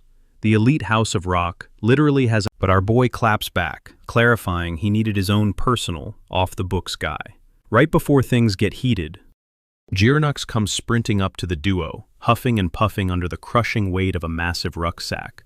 Urin quickly points to him, claiming him as the new hire, just as a ridiculously massive, fully armored knight named Musk Malone stomps onto the scene. Musk reports directly to Ilya, warning her that their strike team is rolling out any minute, before side-eyeing the stranger and asking who he is.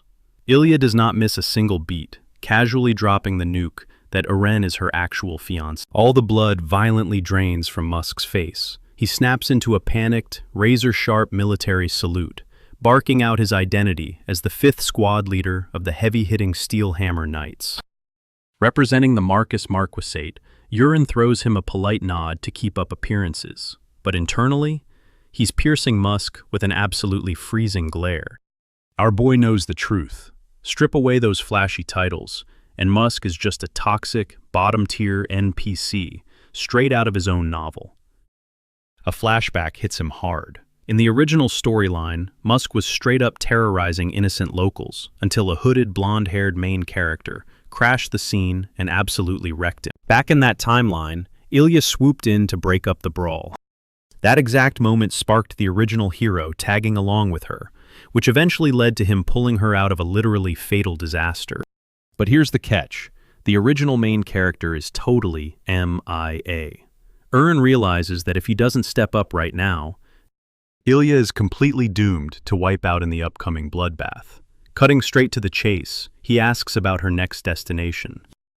And she spills the details. Orc ambushes around Asu Castle are blowing up right now. Her entire night squad just got the green light to hunt down and completely crush the beasts. Catching on to the massive red flags, our boy locks in. His voice drops into dead serious territory as he requests to tag along on the raid. Ilya is completely thrown off guard, but Wulin pushes hard. He claims he's dying to taste actual combat and witness her insane skills in person. Smirking, he throws in a quick joke, bragging that he's practically an Olympic sprinter if things get too spicy. Ilya finally caves and barks an order at Musk Malone to prep a ride for the— Musk instantly loses his mind, snapping back that they aren't heading to some cute little picnic. He fires off that even if they are only fighting dirty orcs, Wulin has absolutely zero mana presence, meaning babysitting him on the battlefield is basically impossible. While Musk keeps throwing a massive tantrum, our guy just deadpan picks his ear. That pathetic lack of discipline earns Musk an absolutely terrifying death stare from Ilya, instantly shutting him up. The loudmouth knight totally folds, muttering bitter complaints under his breath, while dragging out the horses. Fast forward a bit, and the strike team rolls out, with Wulin and Ilya riding shoulder to shoulder at the front. Meanwhile, Jirenux is gripping onto the back of our hero's saddle for dear life. Ilya shoots the kid a stern warning to stay glued to her side, because things are about to get incredibly sketchy. Kicking up dust, they blast through the city gates at full throttle. Later, deep in a dense forest clearing, Musk rounds up the armored squad and slices them into 5-man hunting teams. He barks out orders to track down the orc camp, but issues a strict no-engage rule. Their only job is to scout, fall back, and shoot a flare the second they spot the enemy. The squads scatter into the jagged mountains just as the sky bleeds orange. But thanks to the chaotic, trampled footprints covering the mud, tracking the beasts turns into an absolute nightmare once the pitch-black night rolls in. Ilya is literally seconds away from pulling the plug on the mission for the day, when a blinding yellow blast shatters the dark sky. Out of nowhere, a crazy chain reaction of purple and yellow flares violently erupts across the entire— A panicked knight screams out a report that 5 separate signals just triggered. But Wulin quietly clocks the reality. There are actually only 4. Ilya kicks her horse into overdrive, leading a fierce rush toward the western light, until a gruesome sight forces them to slam the brakes. Ilya chokes back a gasp of pure horror. Mangled bodies of her elite knights are scattered across the blood-soaked dirt. 2 survivors rush to check the casualties, only to find the soldiers' heavy chest plates completely melted through, and literally still smoking. Realizing this is way worse than a standard ambush, a fiercely determined Ilya aggressively pivots her ride toward— Touching down at the second location, they walk into another absolute slaughterfest, chillingly marked by a massive sword, brutally shoved straight into a dead— As the remaining knights totally panic, urgently begging to rush the next sector to fish out survivors, Wulin just locks his pitch-black gaze on the path ahead. He physically halts the entire squad, dropping a cold, hard fact: nobody is taking another step. This leaves a sweating, completely confused Ilya. Wulin breaks it down flat out. The orcs aren't grouped up. They are scattered in the shadows, systematically picking off their guys one by one. He knows exactly how this plays out. If they blindly stick to the original playbook, it is an instant game over. That's exactly why he demands they scrap the mission right now, shoot their own flare, and rally every surviving soldier to their exact spot instead. Too bad one of the hot-headed knights takes this tactical advice as a massive insult and violently stomps forward, aggressively shoving a finger right into our guy's face. He screams at Wulin, roasting him as some clueless, meddling punk who has zero idea how real war works. While this extra keeps running his mouth, our hero feels a massive wave of annoyance hit him. He vividly remembers writing this exact scene, where his original main character caught the exact same trash talk. 0% interested in sitting through this incredibly cringe, recycled drama. Without missing a beat, he snaps his hand toward the barking dog of a knight and orders him to shut his mouth, instantly slamming the guy with a shockwave of raw, internal energy. The arrogant knight instantly eats dirt, face planting hard while Ilya's jaw practically hits the floor. Snapping back to reality, she barks at the guy to check his ego and stand down, squeezing a panicked, sweat-drenched apology out of the trembling soldier. With that annoying distraction out of the way, our guy locks his focus back on the war zone, telling Ilya to open her eyes and read the battlefield. He remembers how the original plot went down. Ilya was way too stubborn to take advice, but the script has officially flipped. Shaken by his absolute confidence, Ilya pauses, reality hitting her like a truck as she realizes she was totally blind to the actual tactical nightmare in front of them. She instantly orders her squad to shoot a blue signal flare into the sky, desperately trying to rally her scattered units. As the neon light bursts above, Giranox, the blacksmith, hypes Wulin up for effortlessly manipulating everyone into moving. Exactly how he planned. But our hero is not celebrating. His face stays totally deadpan as he drops a heavy truth bomb on the shaking blacksmith, revealing that most of those soldiers are already dead meat. Why? Because a terrifying boss-level beast named Karuta is actively hunting them down. When Giranox frantically asks why they are just standing around like sitting ducks, our guy coldly states that he is waiting for the real fight to kick off. Right on cue, a bloodied soldier sprints toward them, absolutely losing his mind, screaming at the top of his lungs that they need to dip right this second. Out of nowhere, an absolute sea of hulking, green-skinned orcs bursts from the tree line, snarling like rabid dogs and swinging rusty axes. Completely outnumbered, the knights start freaking out. Ilya shoots a heartbreaking, guilt-ridden glance at Wulin, visibly crushed by regret, terrified that he is about to die because she dragged him into this absolute nightmare. But our boy does not even flinch. He calmly promises that today is not her day to die. Stepping right in front of her, he raises a single hand, flashing the shiny gold ring on his finger. As a glowing golden orb sparks to life right above his fingertip, our guy figures it is the perfect time to test drive a sick new move. He unlocked this absolute cheat code after hitting the 3rd star of his 10,000 poisons body via the system interface. He calls this lethal skill Black Iron Blast. It is a wild technique that uses the ego sword Agnes to forge and shotgun out hidden weapons, packing them with pure inner energy. Pointing his finger like a loaded gun, he unloads the golden bullets, sending them streaking straight into the charging orc army. Trailing wild arcs of crackling blue lightning, the hypercharged projectile slams dead center into the monster wave, triggering a jaw-dropping explosion. The shock wave blasts dozens of orcs straight into the sky, literally wiping out a massive chunk of the battlefield.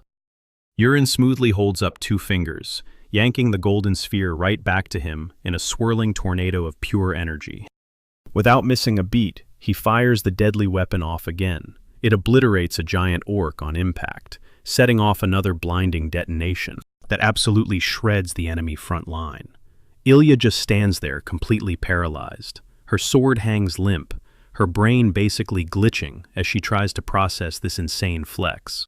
Our guy casually explains the mechanics of his Black Iron Blast, pointing out that the orc army has been heavily nerfed.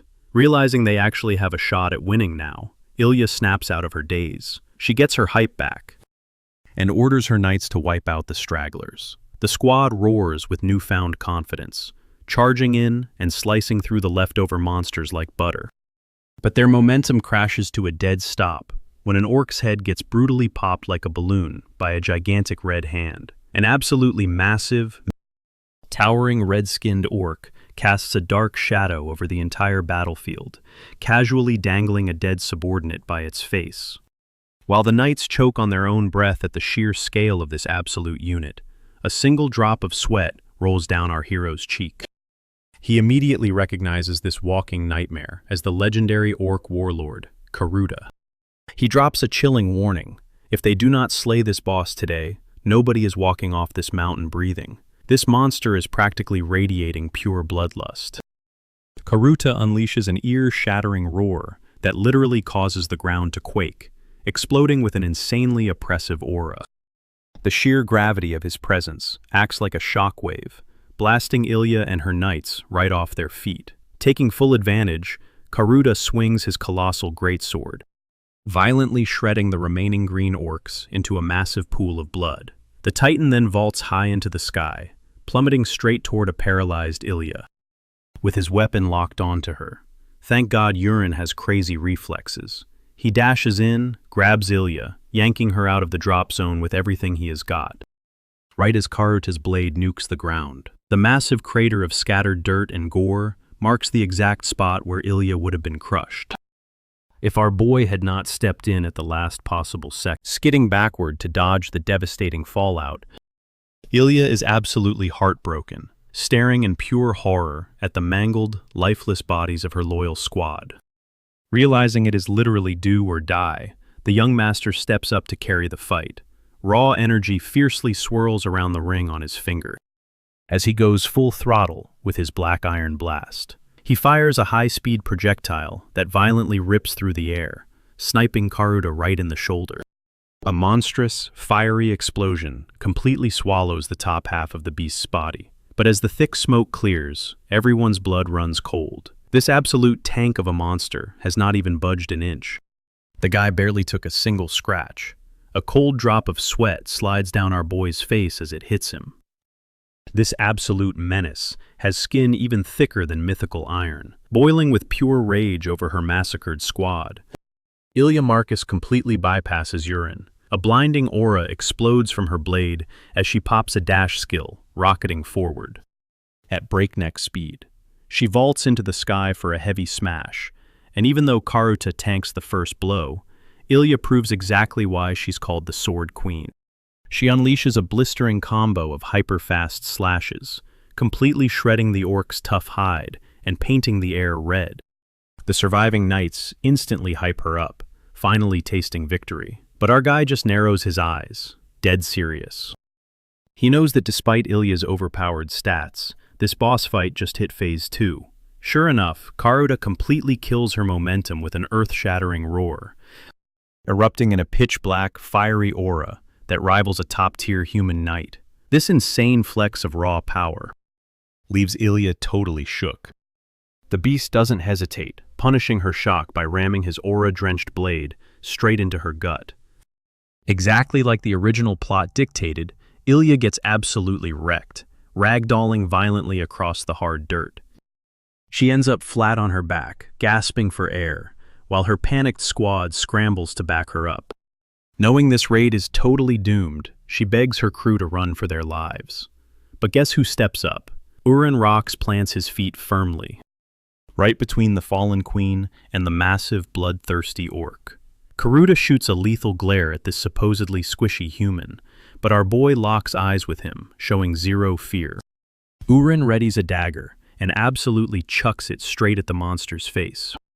Being a veteran killer, the orc casually swats the blade out of the air, shattering it into useless metal scraps, and smirks at the embarrassing attack. Little does he know, Wulin just played him like a fiddle. Right as Karuta laughs it off, a weird, ominous glow catches his eye near his own shoulder. Yep, that first throw was just bait. It perfectly masked a second, lethal projectile, tailing right behind it in his blind spot. The hidden payload nukes his cracked shoulder plate, triggering a massive, fiery explosion that leaves the brute dripping in his own blood. Having already sidestepped to a safe distance, Wulin casually drops the ultimate trash talk. He tells the beast he was way too hyper-focused on the shiny decoy to see the real threat coming. Plus, our guy's overpowered system UI practically slapped glowing neon targets on all the cracks in Karuta's armor, making it way too easy to snipe his weak points. This calculated disrespect sends the orc straight into a blind, screaming rage. The monster brings his gigantic cleaver crashing down to split Wulin in half. Our boy barely dodges the execution, sliding slickly under the heavy steel, and letting out a breathless yelp as death skims his hair. Karuta instantly rips a spinning backhand swing, forcing Wulin to launch himself backward as the blade literally shaves his shirt.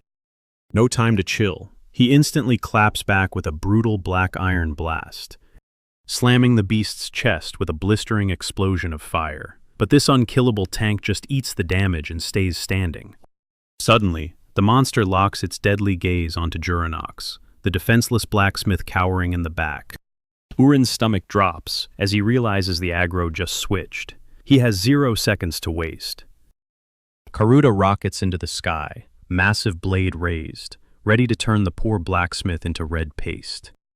Backed into a corner, our boy grits his teeth so hard they might crack, golden energy sparking wildly off his skin. He refuses to let Juranox die here, burning absolutely every drop of his internal mana for a hypercharged boost. On his little dragon step technique, the insane energy overload practically turns Wulin into a human lightning bolt. He blitzes across the dirt, leaving a trail of phantom afterimages in his wake. He perfectly intercepts the falling titan mid, and their clash triggers a booming, earth-shattering shockwave that completely warps the air around them. The sheer kinetic force actually launches the massive orc backward, leaving the brute utterly shook. Down in the dirt, Ilya's jaw practically hits the floor at Wulin's god-tier speed. Dropping back down to confirm the blacksmith is safe, our hero decides playtime is officially over. He calls out to his sentient ego weapon, Agnes, and a blinding, radiant light swallows his hand. The raging energy shapes itself into the Bloodflower clasp, the absolute pinnacle, top-tier technique of the legendary Sichuan Tang clan. Wulin throws his hand forward, unleashing an arc shot. Instantly, his weapon fragments into dozens of glowing neon butterflies that violently swarm the bewildered orc. Ilya stares up at the lethal light show, totally mesmerized by how devastatingly beautiful it is, right as the swarm closes the net for the final kill. Out of nowhere, those radiant bugs start shredding right through Karuta's thick armor. The absolute beast of a monster lets out a gut-wrenching screech. Frozen in pure dread, the orc locks eyes with a single, glowing butterfly resting on his shoulder. Right before a massive, fiery blast, as the thick smoke fades, Wulin is just standing there, looking cold as ice. Ilya is completely speechless, jaw on the floor. But low-key, our main guy is just as stunned by his own insane damage output. He realizes the sheer amount of internal aura he pumped into that move literally blasted a gaping crater right through the warlord's chest. Karuta's colossal frame finally hits the dirt, completely lifeless. The big boss is officially down. The surviving knights start hyping each other up, screaming in total relief, but Ilya is totally locked in. She spots a handful of low-tier mobs trying to make a run for it and barks at her squad to hunt them down and wipe the map clean. Thank God, the troops easily finish the job. And Juranox is literally bawling, thanking our boy from the bottom of his heart for the clutch save. Later that evening, Wulin pulls up on Ilya to make sure she's not too banged up.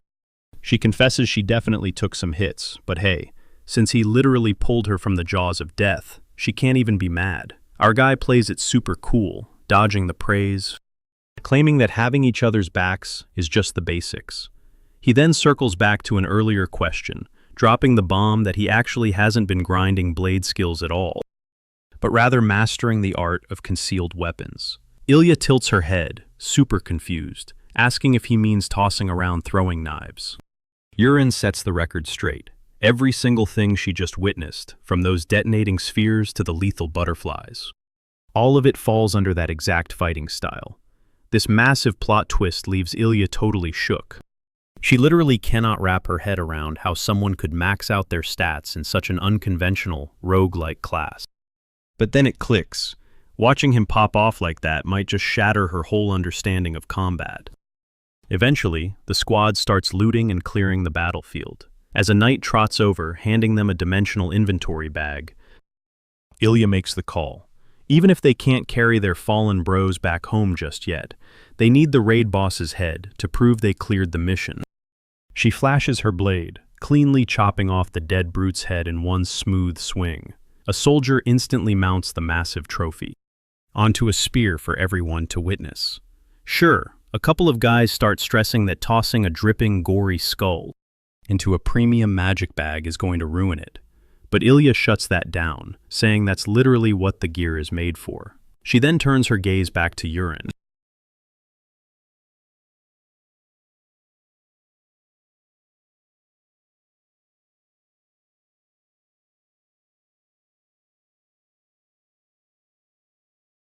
Shadows are creeping in, and it is time to bounce. The knights are saddling up, but hold up, Ilya spots a massive red flag. The squad captain, Musk Malone, is totally MIA. Speak of the devil, Musk stumbles into camp with just one other guy, looking completely wrecked and out of breath. He spins this whole sob story about wandering too deep and getting jumped by an orc raiding party. But Ilya? Her BS detector is instantly going off when she clocks that only 2 dudes made it back. Musk won't even look her in the eye as he chokes out that the rest of his crew got completely slaughtered. Ilya isn't having it. She straight up demands to see the bodies. Right, Musk sweats bullets, trying to buy time by saying they should wait for sunrise. But Ilya pushes harder, and you can practically see the dude cracking under the pressure. Backed into a corner, Musk completely snaps. He yanks out his sword, lunging at Ilya in a pure, desperate panic attack. But before the steel even gets close, slash! Urine blitzes in, his dagger blurring. In one clean motion, he chops the traitor's arm right off, sending Musk crashing to the dirt, screaming. Our boy stands over the pathetic knight, casually exposing the massive plot hole in his little fairy tale. He points out the armor. It is dripping with crimson human blood, not a single drop of toxic green orc blood in sight. Urine drops the ultimate truth bomb. This rat has been in bed with the monsters from day one, feeding them crucial intel. Shaking in the dirt, a terrified Musk begs to know how the heck a random kid could figure that out. Urine just smirks internally. Bro, I literally wrote the very novel that you are currently bleeding out in. The second traitor starts crying, trying to use his past loyalty to the Marquis family to save his own skin. But Ilya is absolutely done. The betrayal hits hard, but her voice is pure ice as she orders her knights to bag the rest of the rats. She completely ignores Musk screaming for mercy, flexing that ruthless, savage energy Urine remembers writing. With the garbage taken out, we cut to the VIP suites back at Asu Castle. The next morning hits, and our guy Urine is knocked out cold, until Jiranux busts in to ruin his beauty sleep. The blacksmith yells that it is literally noon, and he is keeping VIPs waiting. The door swings open, and enter Ilya. The heavy armor is gone, replaced by a totally stunning high-fashion dress. She drops a warm smile, and Urine's brain just short-circuits. He is low-key glitching out, completely blindsided by this insane glow-up. He practically stutters, pointing at the massive wardrobe swap. Ilya just chuckles, cool as a cucumber, explaining that her dad, the Marquis himself, ordered an immediate VIP escort back to their main estate. And since the big boss made it crystal clear she couldn't take no for an answer, she tilts her head and asks if he is down for the ride. Urine is definitely feeling the heat. He mentally notes that the lore he wrote about her, being the absolute most breathtaking girl alive, is 100% facts, so he instantly agrees to tag along. It hits him. This is exactly how the original plot goes. The main character meeting Marquis right after saving Ilya. As she steps into the hall to wait, Urine secretly pulls up her status window, and his jaw drops. Her affection meter skyrocketed to a solid 45, just from him flexing in one boss fight.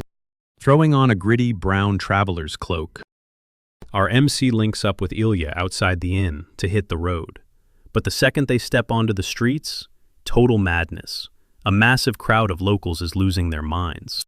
Fans are screaming their lungs out for the iron-blooded knight, the badass title Ilya just earned, for absolutely bodying that orc champion. But Urien freezes. The crowd isn't just hyping her up, they are screaming his name too, dubbing him the Iron Mage. He pieces it together. The surviving guards saw him spamming his dark black iron skills, and totally mistook him for some top-tier wizard. Walking away from the chaos, Ilya suddenly pauses, locking eyes to give him a deeply genuine thank you for saving her life. Twice. She confesses that she went back to the blood-soaked battlefield at dawn to bring her fallen squad home. Seeing the absolute slaughter broke her, hitting her with the brutal reality that she'd be a corpse in the mud right now if Urien hadn't hard carried. The trauma didn't break her, though. It lit a blazing fire in her soul, pushing her to swear she will grind until she is literally untouchable. Our boy watches in silent awe. He knows exactly what is happening. She is finally waking up to the raw, broken power of her Sword Queen trait. To skip the boring travel montage, Ilya flexes her family's wealth and summons the elite guild mages. The Grand Wizard slams his staff into the pavement, and a blinding surge of mana swallows Urien, Ilya, and Girinox whole. Snap. The entire world glitches and reloads, leaving Urien and the blacksmith dizzy and jaw-dropped, staring up at a ridiculously massive palace. The fast travel sickness is real, but the pure aesthetic of this billionaire mansion totally makes up for it. While a fancy butler escorts them through marble hallways, Urien has only one thing on his mind: food. After surviving on basically mud-flavored chirain soup back in his rundown village for weeks, he is fully hyped to devour a 5-star noble feast. The heavy oak doors swing open to reveal a jaw-dropping banquet hall, where the final boss of high society, Marquis Marquis, hits him with a surprisingly... They knock out the formal handshakes and grab seats at a massive table. The Marquis locks in, pouring out his absolute gratitude to the kid who saved his bloodline. He casually pointed out that he saved her life before their engagement was even officially locked in. The hype hits its peak as a chef rolls into the room carrying a silver dome. But the second that lid pops, Urien's soul absolutely leaves his body. Forget a 5-star feast. He's staring down a steaming bowl of thick, pitch-black chirain sludge. The Marquis brags that it's a hardcore bulking meal, just like the Rock's family eats, but cranked up with a top-secret Marcus recipe for max flavor. Since it's mandatory post-battle fuel, the Lord tells him to scarf it down. Our guy flashes the most painful, forced smile and grabs a spoon. He's mentally screaming the whole time, but the vibe suddenly shifts when the Marquis drops a bombshell. So, when are you two tying the knot? Urien practically coughs up a lung, while Ilya's face goes completely crimson. A system window flashes before our hero's eyes. The verdict? The Marquis' approval rating is dipping into the red. Spotting the trap, Urien goes all in. He locks eyes and drops maximum charm, declaring he'd wife her up this very second if he had the choice. But then the mask drops. He gets dead serious, admitting he hasn't claimed the heir title yet, and the world still sees him as total garbage. He swears on his life that once he levels up and violently secures his spot as the successor, he's coming straight back to claim her. The Marquis glares at him, stone-faced, grilling him on whether he actually stands a ghost of a chance against his prodigy siblings. When our boy claps back with absolute, ice-cold confidence, the old man shatters the tension with a booming laugh. He's totally hyped by this glow-up and pledges his full support. Then comes the plot twist. Word of Urien's insane carry has already hit the Rock's estate. Tapping into a magical comms line, he warns the boy that his dad, Wellington, is demanding an instant callback. Post-dinner, they hit up a dedicated magic chamber, where a sorcerer boots up a crystal ball for a fantasy FaceTime. A massive holographic screen flickers to life, projecting the fierce... The second the call connects, the patriarch goes off, roaring at his son for being an absolute menace. But the tough guy act cracks fast, as he frantically checks if the kid caught any stray hits. When the insane orc champion fight gets brought up, Urien tries to brush it off as pure luck, but his dad totally sees right through the cap. Wellington orders him back to base camp in exactly 2 days, then drops and he demands Urien drag his little siblings home with him. Our guy immediately starts sweating bullets. dreading the sheer chaos this side quest is about to spawn. Fast forward to the next morning at the Marquis mansion. Raymond is genuinely stunned by the speedrun exit, begging him to crash a bit longer and soak up some VIP treatment. Urian respectfully turns him down, blaming his dad's hyper-strict schedule. Getting the hint, the Marquis offers to hook him up with a top-tier teleport spell for a fast, zero-effort trip back to the capital. Weirdly enough, our hero chuckles nervously before going deadpan and rejecting the magic transit too. The Marquis and Ilya just stare at him like he sprouted a second head, until Urian drops his reasoning. He claims he needs to lock in on his grind set and push his physical limits to the absolute max. Taking the easy way out? Not his style anymore. This massive spike in willpower leaves the Marquis completely awestruck, realizing the kid has basically been reborn. While the old man hypes up the boy's future potential, Ilya simply watches, flashing a super rare, tiny smirk. Catching that look, Urian wonders if his Chad-level discipline finally won her over. Honestly, the real reason is way more scheming. The second he and Jarenox clear the castle gates, our guy drops the facade and reveals a hidden objective. Before heading back, he aims a finger at the massive peak looming right beside the fortress. He calls it out as the legendary Divine Dragon's Cave. Jarenox instantly recognizes the zone, knowing it as a major tourist trap where locals go to drop their prayers. But his brain short-circuits when Urian flat-out states they aren't there to beg the gods for favors. Instead, a wicked, predatory grin spreads across his face. He's here to hijack some hidden legendary loot.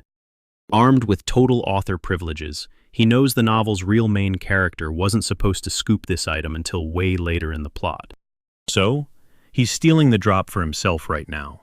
Pushing through the dense woods, they hit a massive wall of pilgrims, crowding the cave's main entrance.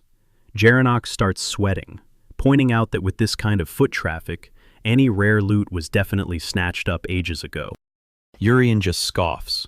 He exposes the main cave as a total decoy, dragging the blacksmith far away from the mob, wrapping around to the mountain's dead zone for a brutal, lung-busting climb up the jagged rocks. They hit a dead end at a totally basic rock wall, but our boy activates his special eyes, scanning the rough stone, until he spots a concealed latch, a little Easter egg he literally designed to pull like a car door handle. Double-checking that the coast is clear, Urian grips the trigger and yanks. A massive slab of rock grinds backward, exposing a pitch-black corridor. Jarenox is absolutely shook as they step into the hidden void. But plot twist. The cavern isn't dark at all. Neon blue crystals illuminate the floor like a sci-fi movie. The second the nosy blacksmith reaches out to poke one, our guy violently swats his hand away. He warns him that these shiny rocks are wired to a lethal security system, ready to incinerate the entire room and turn them both into human barbecue. Thoroughly spooked, Jarenox glues himself to Urian's shadow, swearing not to touch a single thing. The duo finally steps into a sprawling, hollow stone chamber, anchored by a massive central altar. At first glance, Jarenox is super bummed by the total lack of treasure, but Urian breaks down his genius mountain blueprint. He taps the wall behind them, revealing it's actually the flip side of the decoy cave, where clueless crowds are currently worshipping. He chuckles at the hilarious irony, realizing that the hardcore pilgrims are technically bowing straight at them through the solid rock. Our guy then drops to one knee, flicking a concealed switch under the altar. The heavy stone lid grinds open, exposing heavily packed bags, practically puking out solid gold coins. While Jarenox drools over the absolute jackpot, Urian zeroes in on a tiny, intricate black box buried in the cache. Popping it open, he uncovers a pulsing white sphere, the legendary warrior's jade. This insanely broken item triggers a complete skeletal reset, which is the exact cheat code our boy needs to uncap his raw physical stats. After barking at Jarenox to stuff all the cash into their inventory bag, the duo dips back into the woods to hunt down a legit warp gate at the regional magic tower. But the vibe instantly flatlines when a cloaked figure glides past them on the dirt path. Urian's blood runs totally cold, as an absolutely suffocating aura bleeds off this stranger. Panicking, he fires up the eye of the creator and realizes with pure dread that this woman is a late-game boss who definitely wasn't supposed to spawn until way later in the story. As the hooded phantom drifts away, Wulin is left dripping sweat and violently gasping for oxygen. He instantly knows her current power level would completely wipe the floor with him, marking her as an untouchable monster he absolutely cannot mess with right now. Suffocating under this insane pressure, our guy mentally screams that they need to bounce immediately before things get deadly. Snapping out of his paralyzed state, Wulin yells at the blacksmith, hyping him up to sprint back to the stronghold. He bolts down the trail at top speed, aggressively claiming he is just starving to hide his massive panic attack, leaving a totally confused Juranox wheezing in the dust. While the mystery woman stops to quietly watch them flee, the pair barely makes it back to the city limits by sundown. Slumped on his bed that night, Wulin starts spiraling hard, as that cloaked menace, spawning early, is a massive glitch in the timeline. He knows for a fact she shouldn't be active yet, supposedly hunting for a specific royal relic. This rogue plot twist gives him insane anxiety that the entire script is officially broken. Flying totally blind without the original main character's timeline to guide him, he figures his only play is to heavily grind his own stats. Instead of hoarding the warrior's jade, he casually tosses the glowing rock into his mouth and gulps it down. The kickoff is instant. His entire body erupts in invisible flames. As he forcefully cycles his mana, a system notification pops up, confirming he is undergoing a brutal metamorphosis to forge a hyper-durable vessel. He sweats out the entire night in heavy meditation just to leash the exploding power inside him. By dawn, he officially unlocks a mythic tier passive, the Heavenly Martial Body. It's basically the holy grail of martial arts physics, operating as a flawless blueprint that lets him effortlessly copy any fighting style after seeing it just once. Our boy feels dangerously light and totally maxed out as he hops up to greet Juranox. The blacksmith walks in to grab him for breakfast, but freezes completely in his tracks, absolutely stunned as his elite crafter eyes instantly Juranox catches on that our guy literally shot up 4 centimeters, clocking in at a solid 182 centimeters. Our dude totally plays it off as a massive illusion, but low-key registers. This insane growth spurt is just another busted perk of his new heavenly physique. Minutes later, the duo rolls up to the local magic tower, looking to snag a direct warp straight to the royal capital. The wizard on shift immediately shuts them down, declaring that teleporting there is completely locked down to keep the royal family bulletproof, meaning basic commoners without VIP clearance are totally banned from entry. Backed into a corner, Wulin drops the ultimate flex, exposing his real identity as the absolute eldest heir to the Rock's Marquis. Dropping that name triggers absolute chaos among the surrounding mages, who instantly clock him as the legendary Iron Mage from the brutal Orc war zone. The entire mob swarms him, aggressively spamming him with wild questions about his spell equations, and how he literally nukes enemies with steel spheres while rocking 0 mana. The insane hype train abruptly derails when a heavy wooden staff smashes against the tiles. As an ancient guy named Ubion steps out of the shadows, he smoothly apologizes for his students acting completely out of pocket, and drops his title as the absolute boss of the Magic Tower Council. Our boy is instantly sweating bullets, flashing back to creating Ubion purely for laughs, even though he never actually made the final published draft. Sure, the geezer gives off prime grandpa energy, but Wulin knows the dark truth. This guy is a straight-up psycho serial killer who violently slaughters absolutely anybody rubbing him the wrong way. Despite internally screaming over crossing paths with yet another lethal walking red flag, our dude bites the bullet and accepts the VIP warp. Right before dissolving into thin air, Ubion flashes a mega creepy smirk, teasing a future reunion.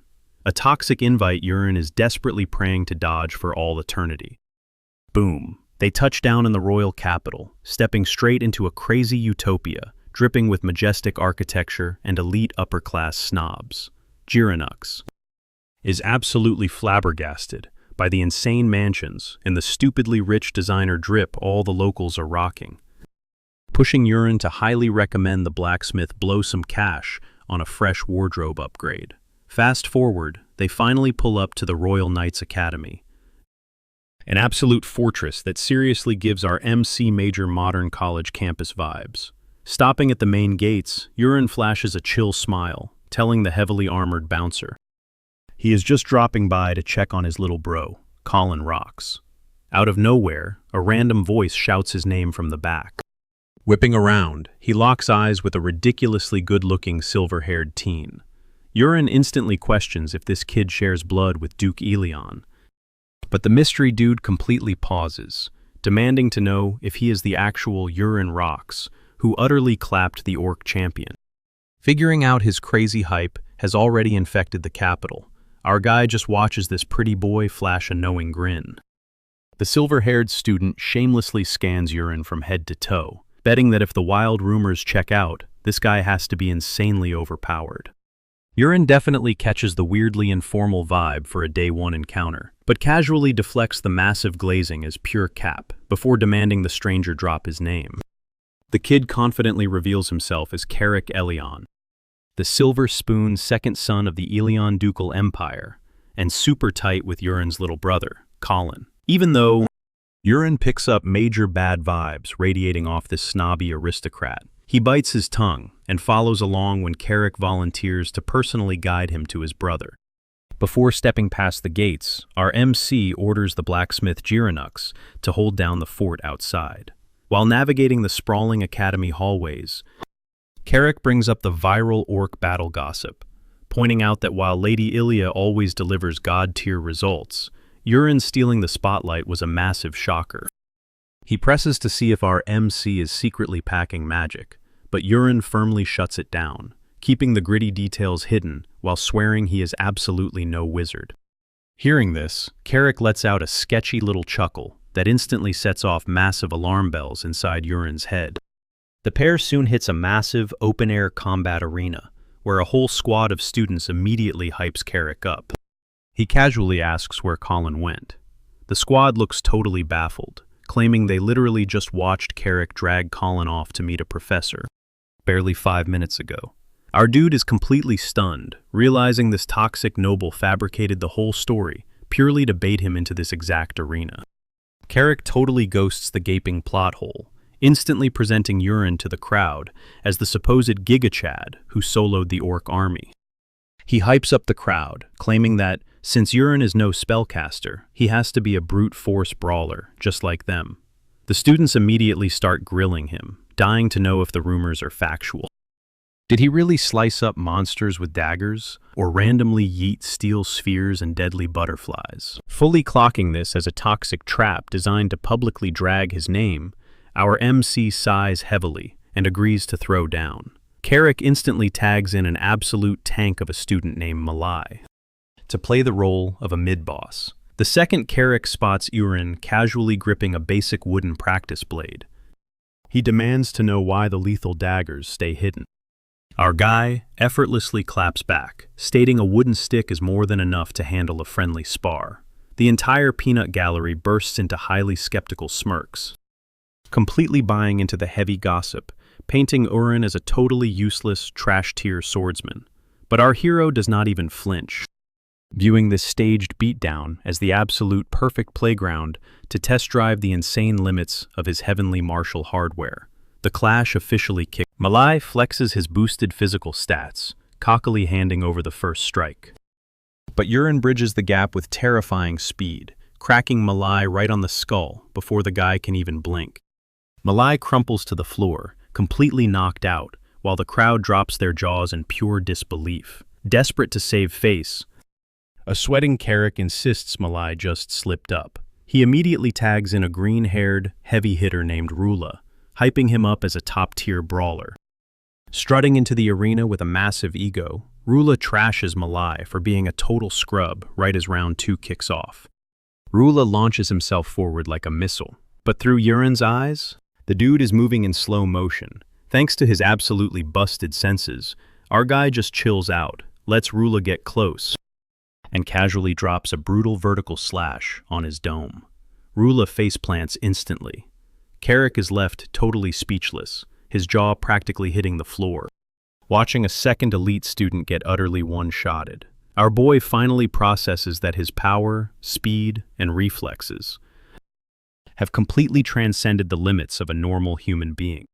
Boiling over with rage at seeing his squad humiliated, Carrick grinds his teeth and screams that the Academy is churning out absolute garbage. He demands a final showdown, stepping up to be the boss fight himself.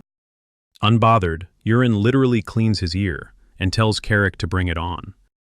The second the match begins, Carrick bursts into a blur, spawning phantom afterimages to scramble Wulin's tracking. It is a flashy move meant to expose a blind spot, but our protagonist's insane radar locks onto the real target without breaking a sweat.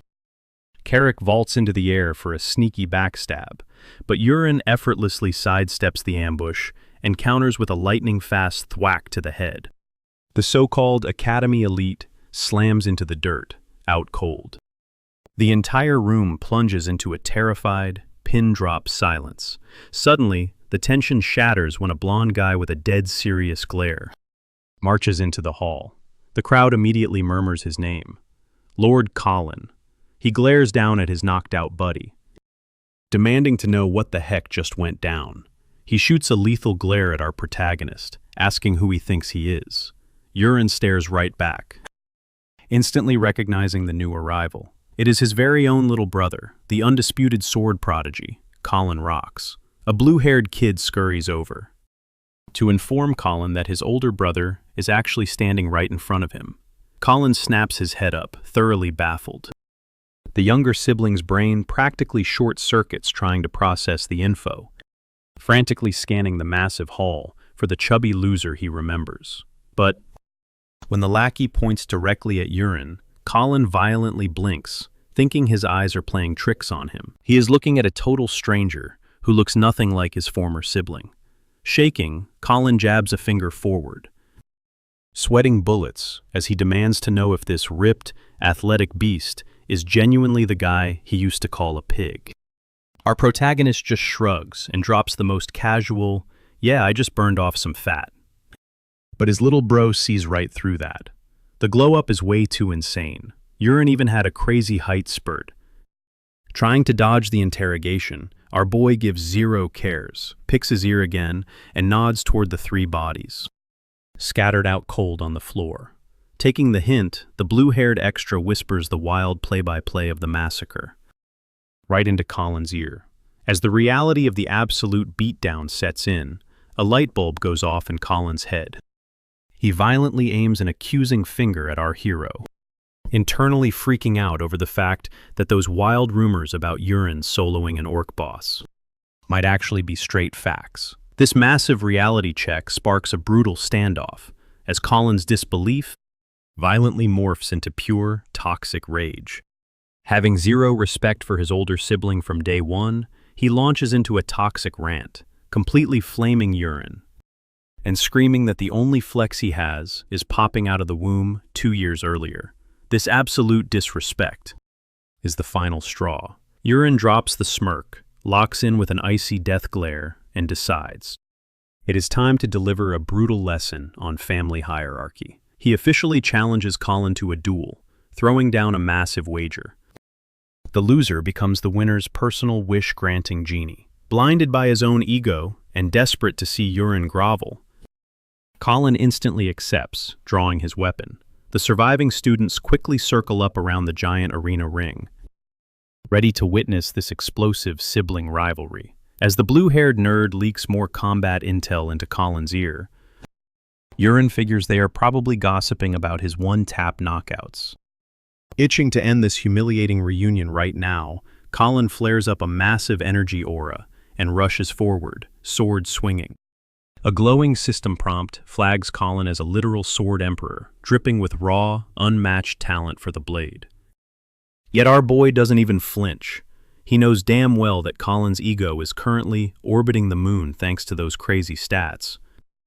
But that flex means absolutely nothing against the heavenly martial body. The second Colin blitzes forward like a bullet. Wulin ignites his own core, exploding into a blinding storm of cracked blue lightning. Craving to dish out a brutal reality check instead of just one-tapping him, our guy purposely holds back the lethal blow. He slams his sword hilt right into Colin's gut, chaining it into an absolutely devastating combo of razor-sharp, bone-rattling strikes. For 10 straight minutes, Wulin ruthlessly dismantles his little brother, pushing the so-called prodigy back with an endless, suffocating. The massive crowd of students can only stand there cringing, caught between pure shock and second-hand embarrassment as their golden boy gets mopped across the training hall. Completely shattered and ugly crying, Colin finally taps out, practically screaming for the beatdown to end. Looming over him with a cold, absolute menace of a smirk, Wulin leans in to ask if the kid still plans on dropping the respect. 2 rapid-fire smacks to the skull seal the deal, sending Colin face-planting into the dirt, desperately nodding along to literally any demand just to save his own skin. Our hero then drops his one non-negotiable rule, laying down the law that from this exact second forward, Colin will address him as his mighty older brother. Swallowing a bitter, tear-soaked gulp of pride, the sheer terror of catching hands again forces Colin to choke out the new title. With brother number 2 successfully put in his place, Wulin declares their next move, storming the Empire to scoop up the baby of the family, Leon. Squad in tow, they warp through the massive magic tower, crashing into the Imperial capital in a booming flash of azure energy. Striding through the buzzing plaza under a blood-orange sunset, Wulin drops some lore on a totally defeated Colin and a mind-blown Girinox, breaking down how the magic tower operates as an untouchable safe zone across the entire continent. Hitting the massive iron gates of the Imperial Knights Academy, Wulin barks at Colin to head inside and drag Leon out to the front. His ego totally flatlined, Colin swallows the disrespect, properly addressing his older brother before shuffling into the building. Barely minutes pass before Colin drags out a blonde kid rocking a sharp crimson uniform. Wulin sizes up his youngest sibling, genuinely surprised by how much the kid has shot up, as Leon's jaw basically hits the pavement, staring at his older brother's massive glow-up. Our guy flashes a warm grin, while sarcastically patting Colin on the back for playing fetch. Leon Locke snaps out of it, greets the duo, and casually mentions that Colin already filled him in on all the recent chaos. Since the clock is fiercely ticking, Wulin pushes the kid to hustle and get his exit papers stamped, so they can dip out and head home. But Leon quickly throws a massive wrench into the plan. He drops a bombshell, revealing the entire Imperial capital is locked down under brutal martial law. Entering the city is perfectly fine, but every single exit is chained shut. Nobody leaves. This suffocating lockdown was triggered by a literal earth-shattering disaster right at dawn, sending a chill straight down Wulin's spine. Leon doesn't sugarcoat it. The crown prince of the Empire was straight up assassinated, while Colin short-circuits trying to process how a VIP. The puzzle pieces click for our protagonist. It completely explains why the streets were swarming with twitchy, heavily armed guards the entire way to the academy. He racks his brain, trying to figure out what kind of monster had the sheer firepower to pull off this impossible hit. Leaning in, Leon spills the dark rumors floating around, explaining the prince was hosting his future bride, a royal from across the border. Trying to flex for his girl, the prince dragged her to the training grounds at the crack of dawn to show off his sword skills. The grim reports say that right as the prince strutted toward his clapping fiancée after the whole routine, razor-sharp stone spikes violently blasted out of the earth, piercing him straight through. Even with high-level healers rushing the scene, the prince was instantly wiped out. Colin firmly argues this had to be black magic, something the royal palace monitors like a hawk. Leon nods, adding that because of the magical residue left behind, the absolute top tiers of the magic tower have been dragged in to investigate, throwing the entire capital into an absolute frenzy of paranoia. While the brothers are still reeling from the dark news, our boy's eyes lock in pure, unadulterated panic. As the literal creator of this entire universe, He knows exactly who pulled the trigger and exactly what their twisted motive was. He instantly connects the dots to a psychopathic syndicate that wasn't supposed to debut until way later in the main storyline.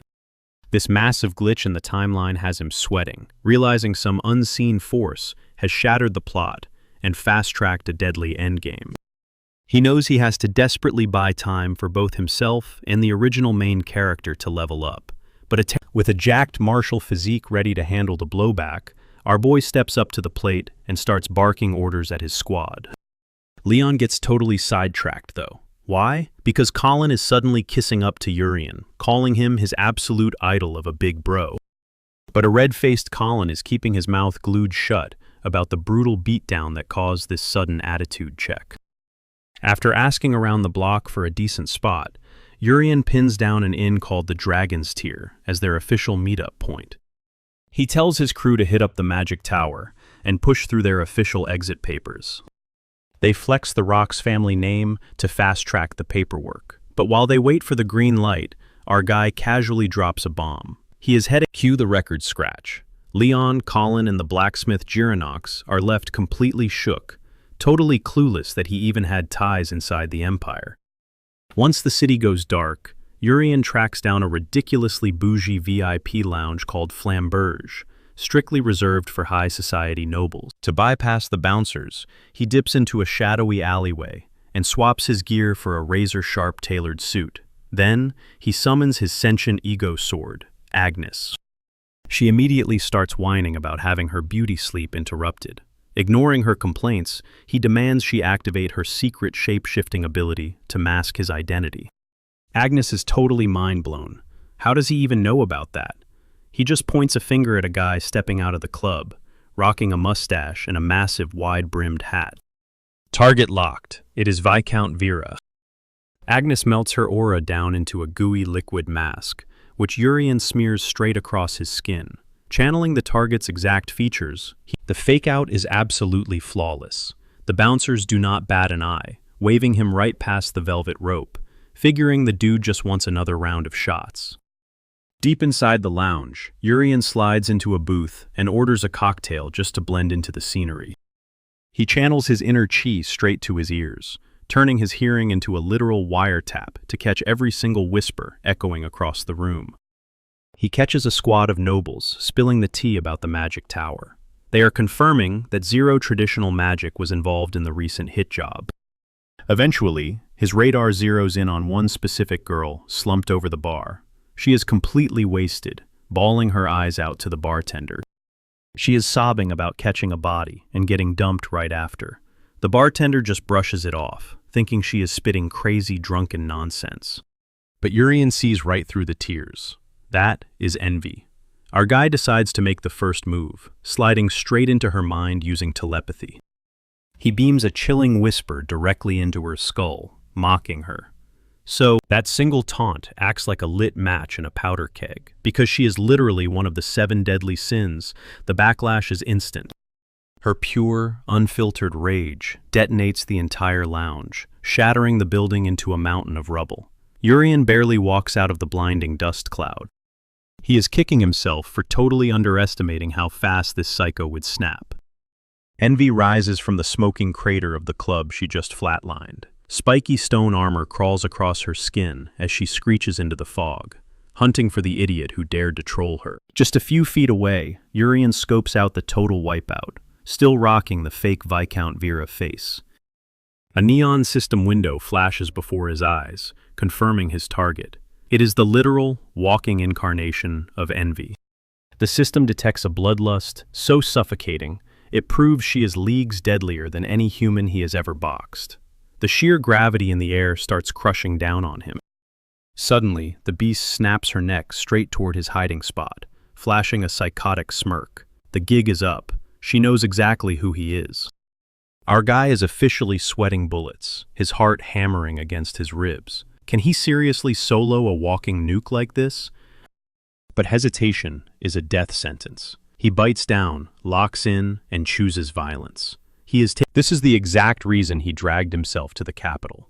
He desperately needs a life-or-death brawl to level up. Urian throws up a hand, swirling a vortex of raw mana right in his palm to forge a weapon. He sheds the fake skin, shifting back into his true, badass self, and summons a crackling, razor-sharp energy dagger. Envy looks highly entertained by the sudden glow-up, sarcastically clapping for his but the flirtation ends fast. She announces she is going to bag him, stuff him, and mount him on her wall. The real bloodbath is officially on. Envy mutates into a gigantic, multi-limbed spider freak, entirely built out of jagged rocks and pure dark aura. This nightmare fuel launches itself like a missile straight at our hero, forcing him to move or die. Urien winds up for a lethal, straight-line slash, but the freakishly fast monster just swats his blade away with a heavy stone claw like it is nothing. The brutal recoil sends him skidding backward. Ordinary attacks are not going to cut it. Vaulting high into the sky, he goes into a rapid spin. He charges up a massive payload of dark chi, getting ready to drop a devastating black iron nuke. Boom! A massive, rainbow-colored shockwave slams directly into the spider beast. But as the heavy smoke clears out, Envy just stands there without a single scratch. She literally trolls him, claiming that ultimate move just tickled. Our boy is totally stunned. His heaviest hitter just did 0 damage, and Envy is aggressively playing mind games. Backed into a corner, he pulls out his trump card, unleashing a swarm of glowing orange butterflies. This is the legendary Bloodflower Butterfly art, the exact same move that one-shotted the orc boss. But tragically, the swarm just bounces right off her thick armor, completely useless. Staring down that impenetrable armor, icy sweat drips down Urien's face. He is hopelessly outgunned, hitting an absolute dead end. Catching a glimpse of the terrified locals, scrambling for their lives, reality hits hard. Bailing out simply is not an option. He has to hold the line and soak up the damage, praying he can stall this absolute nightmare just long enough for the royal cavalry to show up. The freakish entity blitzes forward, thrusting a jagged rock javelin that our boy barely deflects by a hair. The impact forces him to weave away from a brutal follow-up strike that completely craters the concrete. Crouched low in the rubble, it clicks for Urien. Playing pure defense is a straight-up death sentence. It is time for a wild gamble. Ditching his trusty concealed gear, he draws a steel blade, attempting a high-risk technique he has not even locked down yet. He channels his raw, surging aura straight into the cold metal. The monstrosity rushes him again, but this time, Urien flawlessly redirects the momentum. His glowing, aura-coated blade cleanly cleaves right through. Realizing he can actually shred her defenses sparks a glimmer of hope. But Envy just locks onto him, her eyes dripping with predatory amusement. Treating his desperate survival like a sick joke, she summons a chaotic storm of spikes, raining down an even deadlier barrage. Our guy goes into pure survival mode, frantically swatting away the endless hail of jagged shrapnel. That is, until the psycho beast bursts into twisted laughter, charging up for one apocalyptic, sweeping execution. But wait, out of nowhere, the abomination freezes dead in her tracks, clutching her throat in absolute agony. Boom! Plot twist. Urien drops the mic, revealing he has been stealthily stacking every toxic debuff in his inventory on her since the first clash. And the venom is finally popping off. Glowing system prompts pop up, verifying Envy is tanking heavy damage over time from a nasty venom cocktail. We are talking blood-rupturing toxins and Inferno Frog Blight.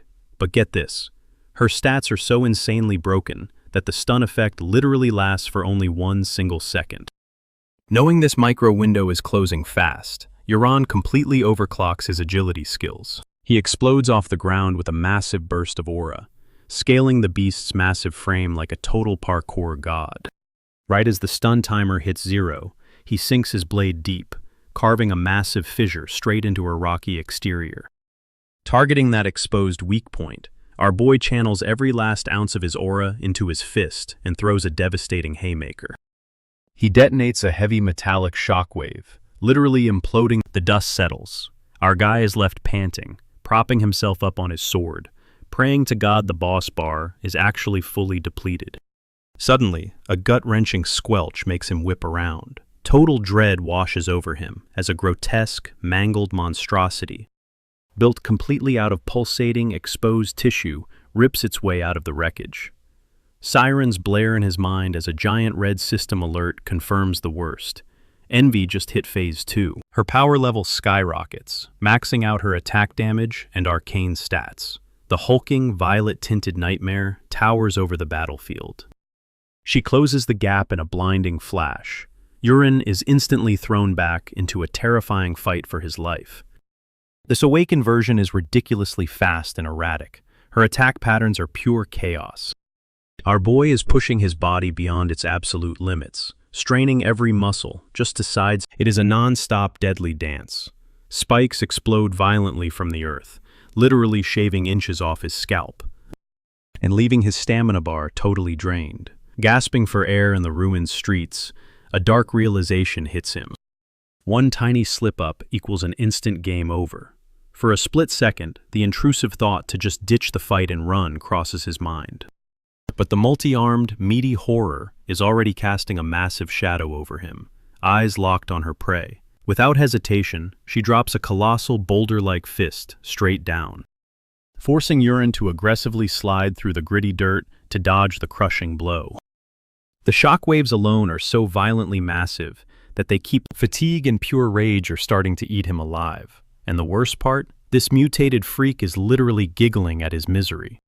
She loves watching him squirm in her trap. But while this insane raid boss fight tears the Southern District apart, the camera cuts over to the elite night campus. Under the twilight sky, an enigmatic silhouette rocking a navy cloak freezes in her tracks as the blood-curdling screams of the locals echo out. Hearing the terrified mob yelling about a spike-covered beast, her face drops. She knows exactly what is up. Envy has officially entered the chat, picking up rumors from the crowd linking this exact monster to the cold-blooded murder of the royal heir. The woman immediately goes full ninja, leaping across the skyline straight toward the blinding explosions and chaos. Cutting back to ground zero, the zone is an absolute wasteland of shattered spikes. The boss is gearing up for her ultimate finisher. Pinned down and soaking in cold sweat, our boy stares death right in the face as a lethal javelin rockets straight for his heart. But just when all hope seems totally nuked, a glowing system prompt flashes in front of his eyes, throwing out a massive lifeline. Hitting that critical 1 HP threshold triggers an insane clutch mechanic. The system forcibly levels up his creator vision to tier 2, fusing it with the Heavenly Eye trait. Now, he can literally see the glowing blue hitboxes, projecting the exact strike path of the enemy's incoming assault. Thanks to this insane visual buff, Wulin deflects a spear flawlessly. He starts weaving through the chaos with razor-sharp, effortless micro-dodges. It clicks. Seeing the future trajectory makes guarding a breeze. He literally waltzes through the deadly thicket of spikes like a legendary grandmaster. This massive momentum swap leaves the freak utterly shook and scrambling, but the system is far from done cooking. A hidden buff, the State of Ascension, triggers. A massive tidal wave of internal mana floods his weapon. Blinding white energy spirals around the steel, which our guy instantly clocks as pure sword aura, prepping for a lethal clapback. A kid peeking through a shattered window points at him. Our boy's blade erupts into roaring energy flames. He carves a brutal, sweeping arc, obliterating every single stone spike in his zone. Then, he launches at the beast with god-tier speed. Leaving a trail of raw lightning, he unloads a frantic barrage of supercharged slashes. The monster shrieks in pure agony. To cap off the fight, Wulin vaults off some rubble. He brings his blazing greatsword crashing down in a catastrophic overhead smash. The sheer impact detonates into a towering pillar of blinding white light, washing over the whole block. The terrified onlookers are fully convinced. The nightmare is finally dead. Sadly, the hype dies fast. Sure, our guy is standing tall in the wreckage, gasping for air, absolutely drained. The system flashes a giant red flag. His mana and stamina tanks are sitting on hard zero. Dragging his feet, trying to dip before the city guard rolls up, a bone-chilling bloodlust spikes right behind him. A toxic orb of boiling crimson and orange energy ignites, swelling rapidly inside the crater, yanking the shattered boulders back into a twisted mass. A final system pop-up screams a brutal truth. Envy's third and final boss phase just dropped. A fresh humanoid nightmare with jagged golden fur and a deeply twisted grin claws her way out of the core, hissing that there's no way. Pure dread locks our hero in place. He realizes he is completely, utterly cooked. His arms are dead weight. He can't even hoist his blade. Phase 3. Envy is an absolute menace. Lost in a psycho blood frenzy, she screeches, demanding a total massacre. Yahello checks his core, running on fumes, wondering if his whole run ends right here in the dirt. He braces for impact, as the freak hurls a grotesque javelin of meat and rock straight for his heart. By some miracle, the kill shot freezes midair, locked by invisible gravity. Envy snaps her head up, totally stunned. A cloaked woman strolls casually through the apocalyptic ruin. She raises a single hand, tying the beast down with glowing arcane wires, making the monster thrash violently. The mysterious arrival drops her hood. It's the sin of lust. She barks a cold, absolute order for Envy to stand down. Catching her blonde hair and piercing violet eyes, Yahello's brain clicks. It's the exact same chick he bumped into right outside the dragon's den. Lust coldly states that it's way too early for their squad to step into the spotlight. A holographic panel drops, slapping a massive title on her, a core member of the 7 deadly sins. Sticking to their shadow ops, Lust yanks her energy strings, violently dragging a kicking and screaming Envy out of the drop zone. Our guy tracks them fading over the skyline, guessing they're ghosting for the night. Running on literally zero sleep, the young lord is just thanking his lucky stars he survived that absolute wipeout. As dawn breaks over the city, our boy limps quietly down a narrow back alley. Catching the clatter of incoming patrols, he dips through the shadows, dodging what would definitely be a nightmare interrogation. He finally finding Yahello the blacksmith pacing like crazy. Yahello asks where the little bros went. Yahello sighs, explaining Colin and Leon caught wind of a downtown bomber and bolted at first light to play hero. Utterly dead inside, our protagonist faceplants onto the mattress. Classic, those two gremlins are always hunting for smoke. Dozing off, a random notification chimes. Turns out, that brutal sweatfest against Envy dropped some stealth loot. Pushed to the absolute limit, our guy just broke through to star number 4 of the 10,000 poison core art. Even with the massive level up, his eyes dart open. The reality check hits hard. Sure, he didn't die, but he couldn't even finish off the lowest ranking scrub in the Sins lineup. A harsh wake-up call. Way heavier hitters are lurking in the shadows. He immediately locks into a lotus pose, grinding for faster gains. The camera cuts to a VIP lounge, where Colin and Leon are hyping up the night's wild events. Over at Yahello, the two brothers are absolutely fuming. They're kicking themselves for letting the Crown Prince's assassin slip right through their fingers. Leon is totally hyped, spilling the tea about some crazy beast hurling massive stone spears. But then, he drops the wildest part. Out of nowhere, this glowing Knight of Light crashes the party to clutch the win. How this absolute legend channeled pure blinding energy through his blade, slicing the beast into pieces and sparking massive explosions. Colin looks totally blown away and starts guessing who this mystery MVP could be. Meanwhile, Yahello is just chilling in the back, dropping a massive yawn. He already knows the Knight of Light is literally just him. When our guy checks on their exit paperwork, Colin flexes that dropping the Rock's family name worked like an absolute charm. They've got the ultimate green light to dip. Yahello instantly shoots up, barking at the crew to pack their gear right this second.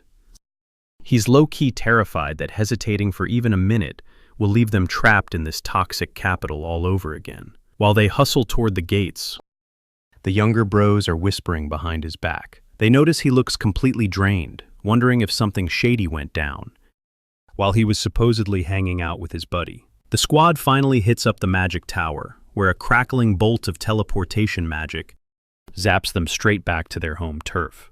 Marquis Willington Rocks is already waiting outside the massive estate, bursting into a booming laugh as his boys roll up. He instantly pulls the younger two into a massive bear hug, blown away by how much they've leveled up since they left. Wulin steps up, dropping a perfectly formal salute to announce their return. The Marquis just beams with absolute pride, welcoming the whole squad back. When their old man starts probing about the messy political dumpster fire burning through the empire, the boys eagerly volunteer to spill all the tea. The Marquis guides them inside, telling them to catch some Z's before tearing into dinner. The second they step foot inside the mansion, Erin hits the young lord with a massive, glowing smile. She teases him that in the split second he was gone, he somehow managed to rack up some incredibly insane new nicknames. Our boy looks completely lost until Erin breaks it down. Back at Ina's castle, everyone is hyping him up as the Steel Mage, while the capital streets are calling him the Rookie Slayer. After absolutely demolishing 4 top-tier masterclass prodigies at the academy, the whole country literally views him as the ultimate Grim Reaper for rising stars. Wulin gets super flushed, instantly trying to change the subject by hyping up the souvenirs he dragged back for the squad. But wait, Peru suddenly crashes the scene, looking like he just saw a ghost.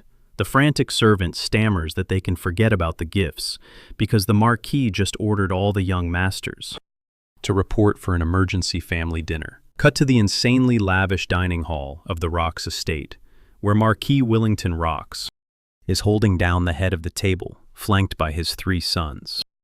After double-checking that the boys actually got some sleep, the Marquis completely drops his smile. His face goes dead serious as he drops a massive bombshell right before the food hits the table. He flat out announces that the brutal trial to crown the next head of the family starts right now. He breaks it down, explaining that sure, the Rock's bloodline usually rolls with the oldest kid takes all, which basically means Wulin had it in the bag from day one. But the game has entirely changed. He brutally admits that since Wulin spent years throwing his life down the drain, he was totally ready to pass the crown straight to Colin instead. But now that his oldest boy has finally snapped out of his flop era and leveled up in a major way, their dad is officially washing his hands of the decision. He's no longer going to be the one picking the winner. Instead, he drops the gauntlet. He challenges all 3 bros to step up, throw down, and prove they actually deserve to sit on the throne.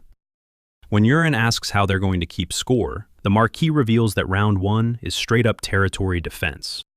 He points out that the brutal season of monsters swarming toward the coastline is right around the corner, and it's on the boys to step up as absolute shields, keeping the innocent locals from getting wiped out. The 3 bros are getting shipped off to completely different war zones to flex their true power. And to keep things fair, the Marquis is sending his elite personal butlers to shadow them like hawks, grading every single move they make on the battlefield. But here is the ultimate twist. The Marquis tells them the gloves are off. They can weaponize absolutely everything: their private armies, VIP connections, and massive stacks of cash. Colin immediately calls foul, wondering how bringing in outside ringers is even fair. But the old man instantly shuts that weak mindset down. He fires back, reminding them they are fighting to become a warlord, not just some solo swordsman. That means having killer leadership. And the charisma to build an empire is infinitely more crucial than just swinging a blade. He basically hands them a blank check, giving them the ultimate green light to borrow entire platoons of knights if they have the influence to pull it off. At the end of the day, only the victory screen matters.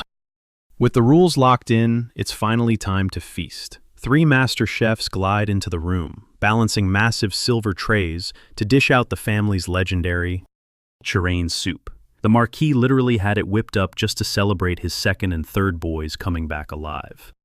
While Leon is straight up cheering for the grub, our main guy just glares at his steaming bowl in absolute soul-crushing dread. Deep down, Wulin is screaming for mercy.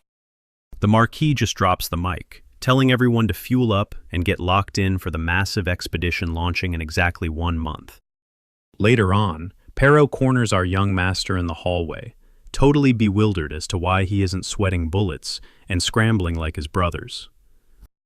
He spills the tea that the whole estate is losing its mind because Colin just scored an insane amount of funding from his mother's side of the family, the Livington clan. Our boy instantly clocks that Lady Kina is pushing all her chips in on Colin, but honestly, he could not care less. Dropping some serious logic on a clueless Pero, Urien points out that whether you roll up with a massive rented army or solo the entire map, racking up the highest monster kill count is literally the only metric that matters.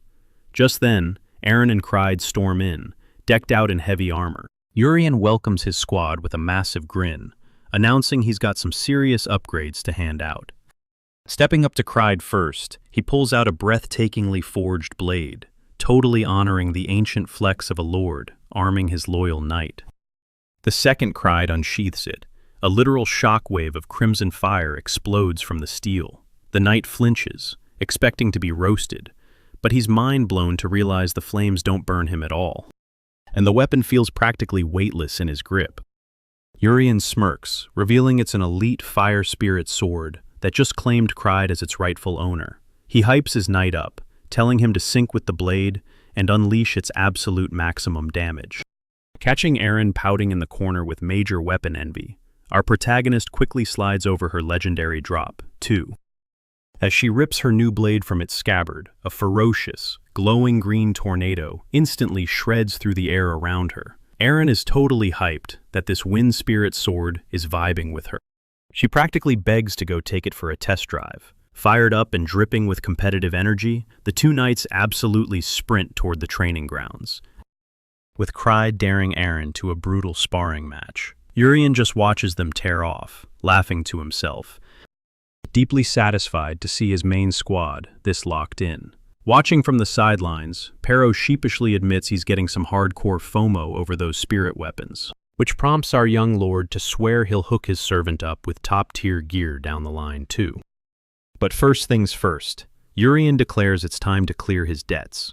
He straight up dumps a massive, heavy pouch right onto the table, letting an absolute mountain of shimmering gold coins spill out, leaving Pero's jaw literally on the floor. The servant is hyperventilating, realizing his boss just paid him back dozens of times. Pero jokes that the young master must be a literal gambling god, but our protagonist just brushes the hype off.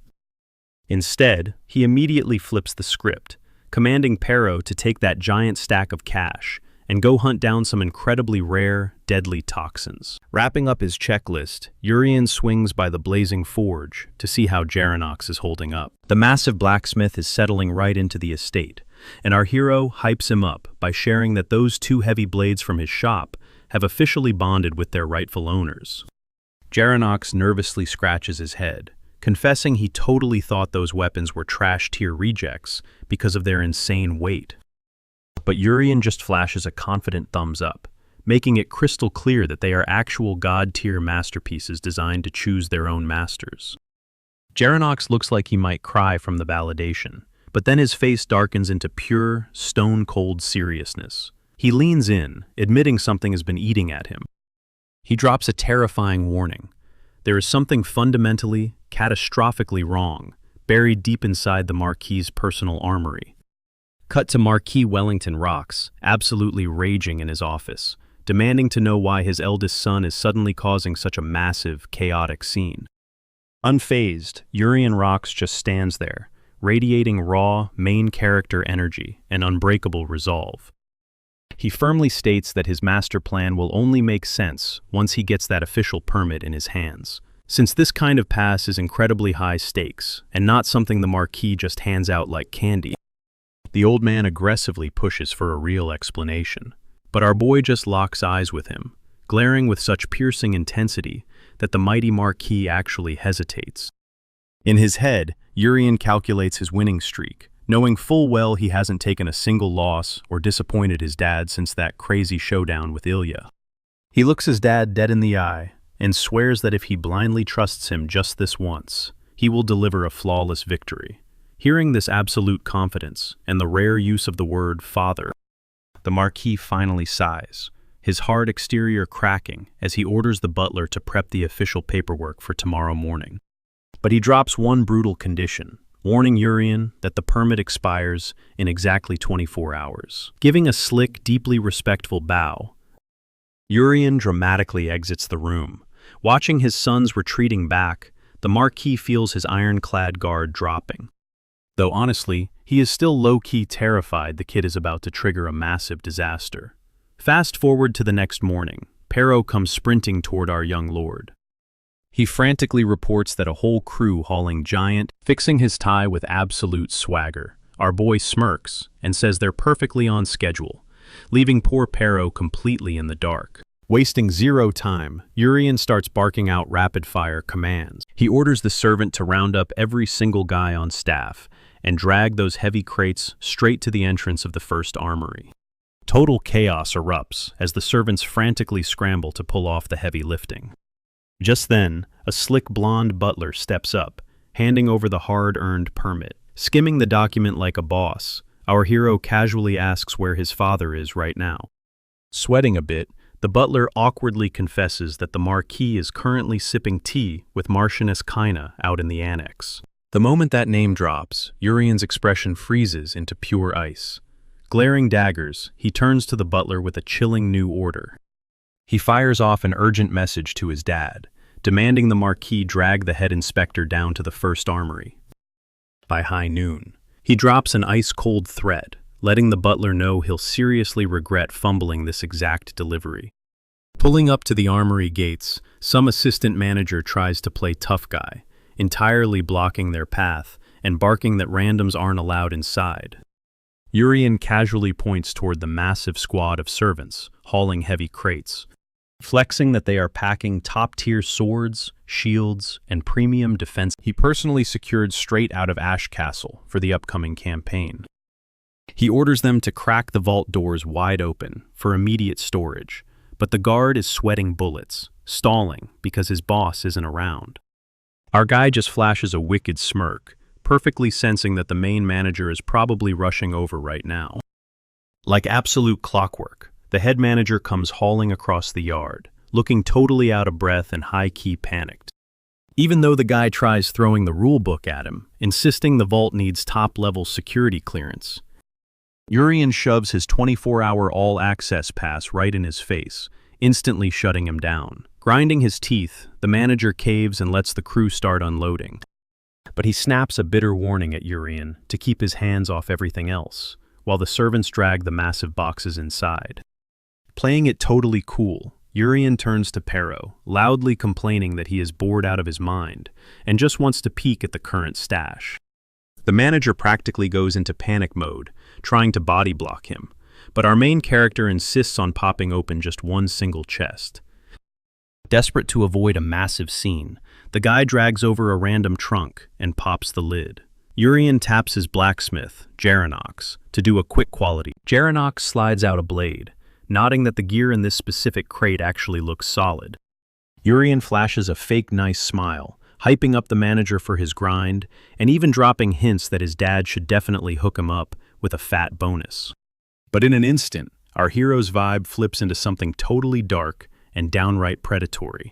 He barks a cold order, demanding the guy drag out every single remaining crate in the vault, with zero exceptions. The manager flips out, screaming that the young master is completely abusing his power. Totally done with the yapping, Urian rocks the manager with a brutal hook right to the jaw, dropping him like a sack of bricks. Standing over the crumpled guy, our protagonist flashes that all-access pass one more time, growling at him to shut his mouth and start hauling. Right at that peak moment of tension, Marquis rocks, storms into the courtyard, absolutely fuming, with Kaina and the head inspector trailing behind.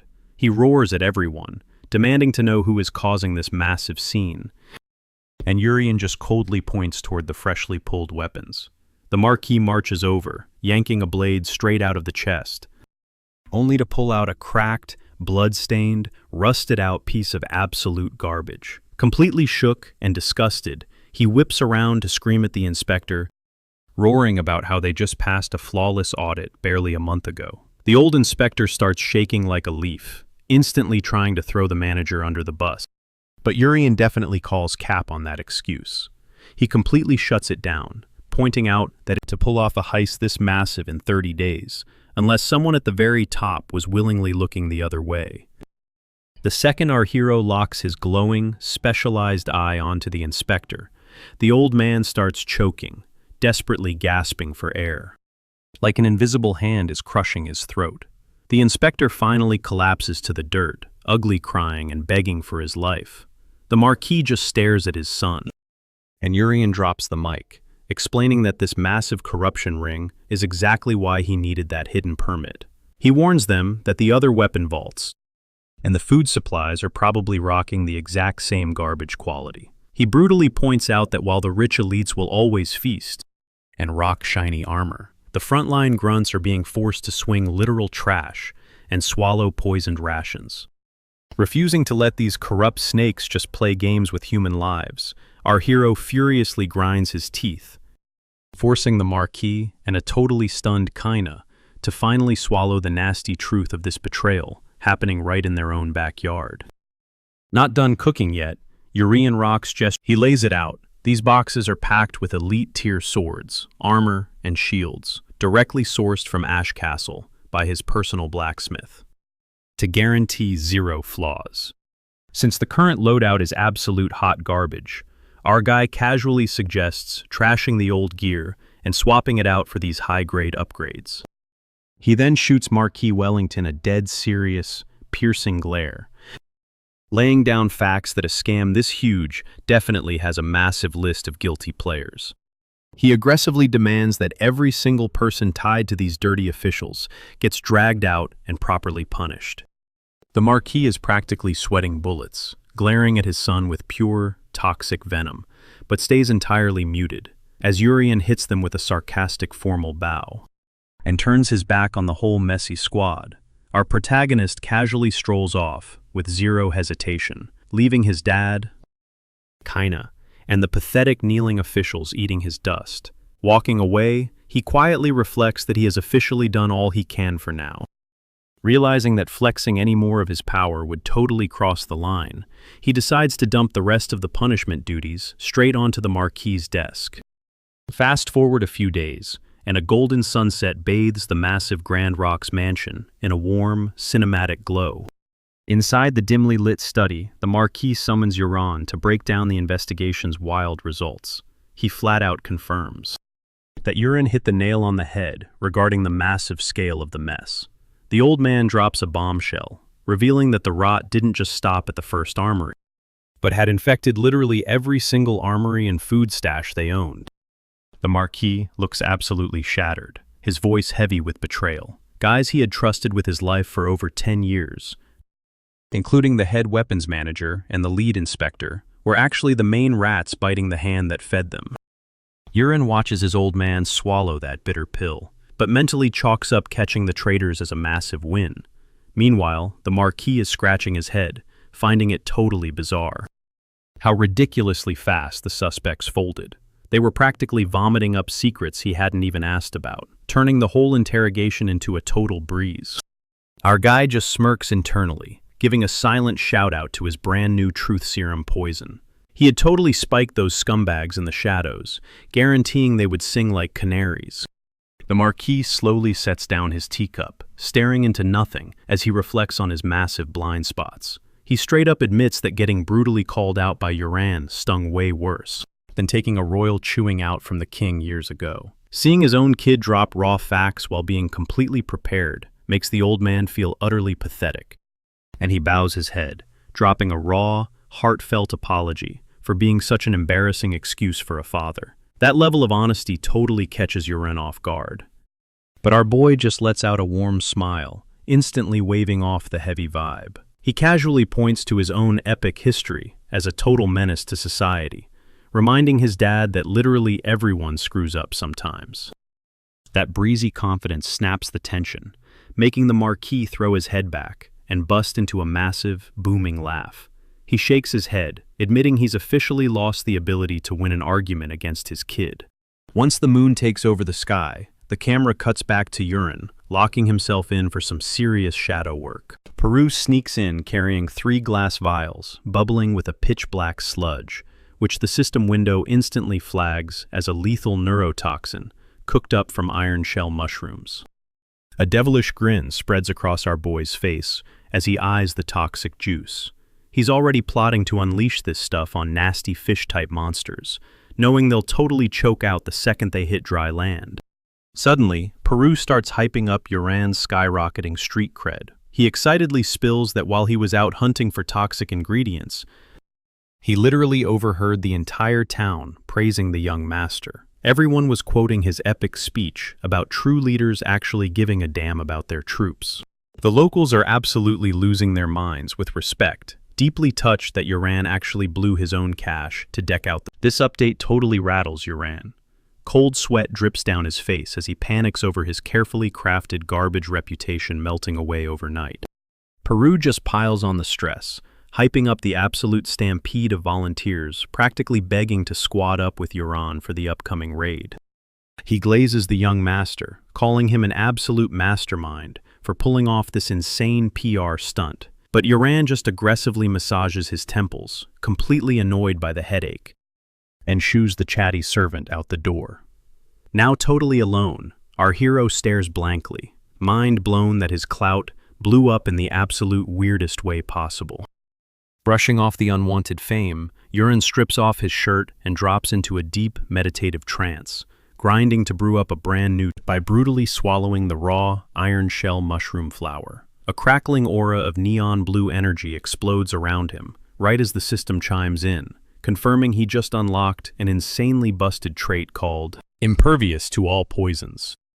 Thanks to this god-tier level up, absorbing lethal sludge doesn't hurt or trigger nasty symptoms anymore. For our boy, this is a straight-up billion-dollar jackpot. By the time the morning sun cracks through the window, a glowing status screen pops up, dropping the insane news that he just crafted the sea god, a top-tier, instantly lethal assassination poison. Yoran tilts his head, totally confused about how he unlocked something this overpowered so fast, until it suddenly clicks. Leveling up his internal energy arts to the mid-tier basically supercharged his body's capacity to hold way deadlier toxins. The second Peru steps back into the room, our boy slaps a massive, mile-long shopping list of rare venoms into his hands. Even though the list is ridiculously huge, Yoran is completely locked in. He plans to flex his endless cash and his shiny new immunity to speedrun his way to the 5th star of his technique before the massive raid officially kicks off. Smash cut to reality, though. It abruptly reveals that our guy completely whiffed that goal by the time the send-off ceremony actually rolled around.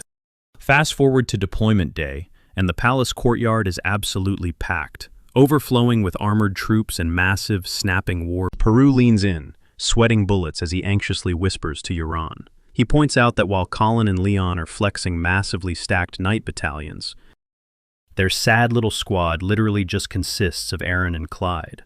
He desperately questions why Yoran ghosted every single one of those hyped-up volunteers. But our hero just flashes a cocky smirk, brushing it off by saying it's all part of his master plan. Suddenly, catching the sound, openly snickering at his pathetic-looking party, Yoran's face darkens into a nasty scowl. He seriously considers stepping up to crack, but Peru frantically grabs his arm, begging him to chill. Right on cue, Marquis steps out, casting a heavy gaze over his massive army before dropping a short, bone-chillingly epic speech. He roars out a blood-boiling promise to charge the front line of the absolute deadliest battles just to keep their territory safe. The entire legion absolutely erupts, roaring into the sky as the massive expedition officially launches. Now, the real game begins. Each of the three gets tossed into a completely different meat grinder of a defense zone to violently prove who actually deserves the throne, just 2 days out from their departure. Urian rides up to his designated zone on horseback. Pulling up to the towering stone gates of a coastal stronghold, he announces his arrival, where a local commander named Hans steps out to greet him. But the moment Hans peers over the ramparts, his face drops in pure despair. Seeing Urian's squad of only 5 people, he frantically explains that hundreds of brutal Bolaks swarm this sector every single year, making it absolutely impossible for a handful of fighters to secure the front line. He begs to know if massive reinforcements are on the way, because stepping onto that battlefield right now is basically a guaranteed game over. Hans stresses that in just a few days, the entire shore will be absolutely crawling with savage sea beasts known as Bolaks. Because these creatures attack in endless waves, The commander is terrified that the sheer weight of their numbers will eventually crush the fortress barriers into dust. He insists they have to step outside the barricades to thin the herd. But glancing back at Urian's incredibly small crew, cold sweat drips down his face. He calculates the odds and realizes there is zero chance of stopping this massive tidal wave of enemies, with a measly 5 members. But our boy doesn't even blink, casually dropping the bomb that their fighting force is actually way smaller than Hans thinks. He points out that the guy wearing glasses is literally just a spectator sent by the Marquis, and Peru is simply his personal butler. This insane plot twist leaves Hans completely brain-fried, especially when Urian confirms that his only real warriors on deck are Eren and Creed. The young noble then turns up the heat, pointing directly at Creed and casually announcing that the rookie will be soloing the entire vanguard. Hearing this, Creed violently shakes in pure disbelief, mentally freaking out over how he is supposed to survive this literal death trap.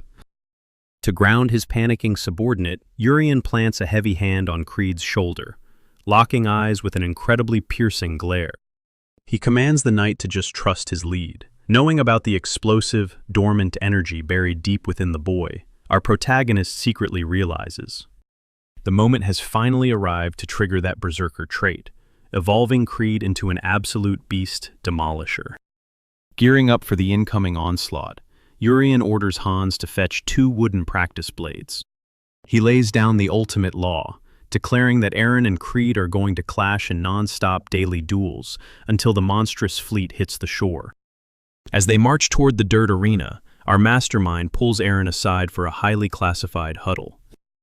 He questions her about their usual practice runs, and she flatly admits she completely floors him without even breaking a sweat. Not wanting to break the poor guy, she confesses she has been heavily holding back. Our boy's face instantly morphs into a wicked grin as he drops a brutal new directive. He orders Eren to unleash 100% of her raw power and absolutely flatten Creed, crushing him so mercilessly that the massive skill gap gets etched right into his soul. He clarifies that completely wrecking him in combat is perfectly fine, since this insane level of stress is the only trigger capable of unlocking his hidden potential. The battleground shifts to the sandy shore, where Creed immediately launches himself forward with a thunderous war cry. Perched high on the stone ramparts, Urian, Hans, and Peru intensely spectate the clash. Our hero actually nods at Creed's visibly sharper aura manipulation, but the entire showdown is a total blowout from second one.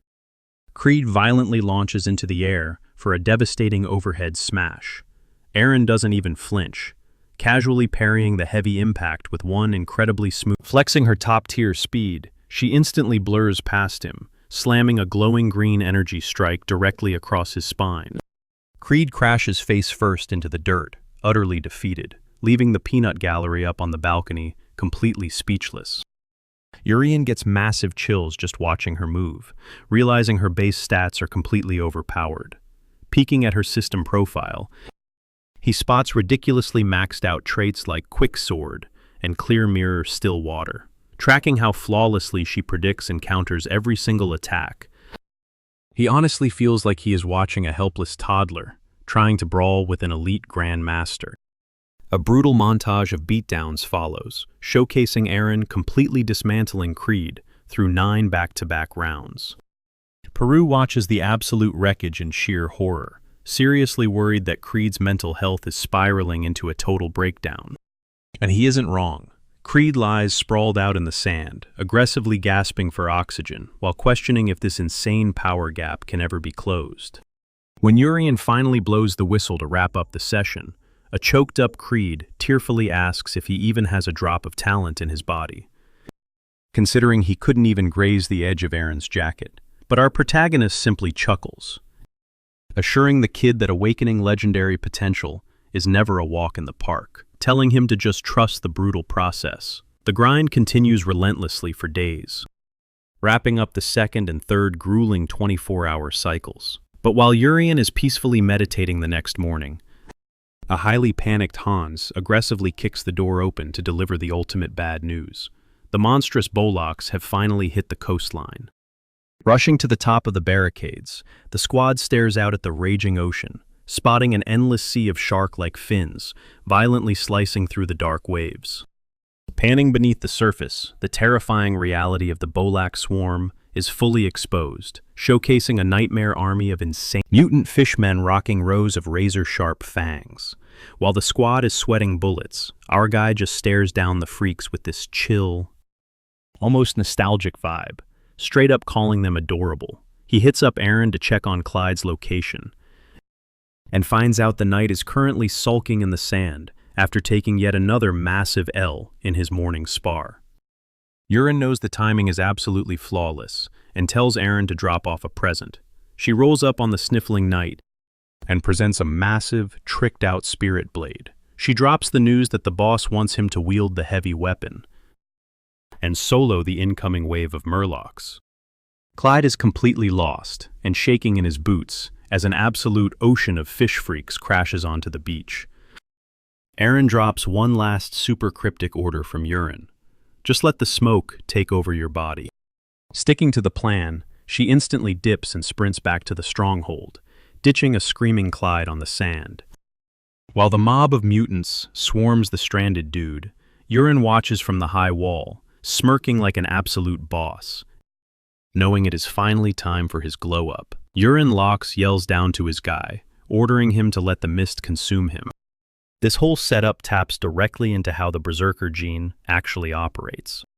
Even though this power is insanely OP, it practically never triggers because Clyde is way too soft and humble.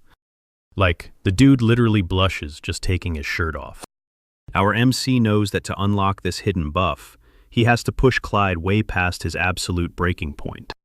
He needs to experience pure trauma and terror, so his raw survival mode completely deletes his soft side.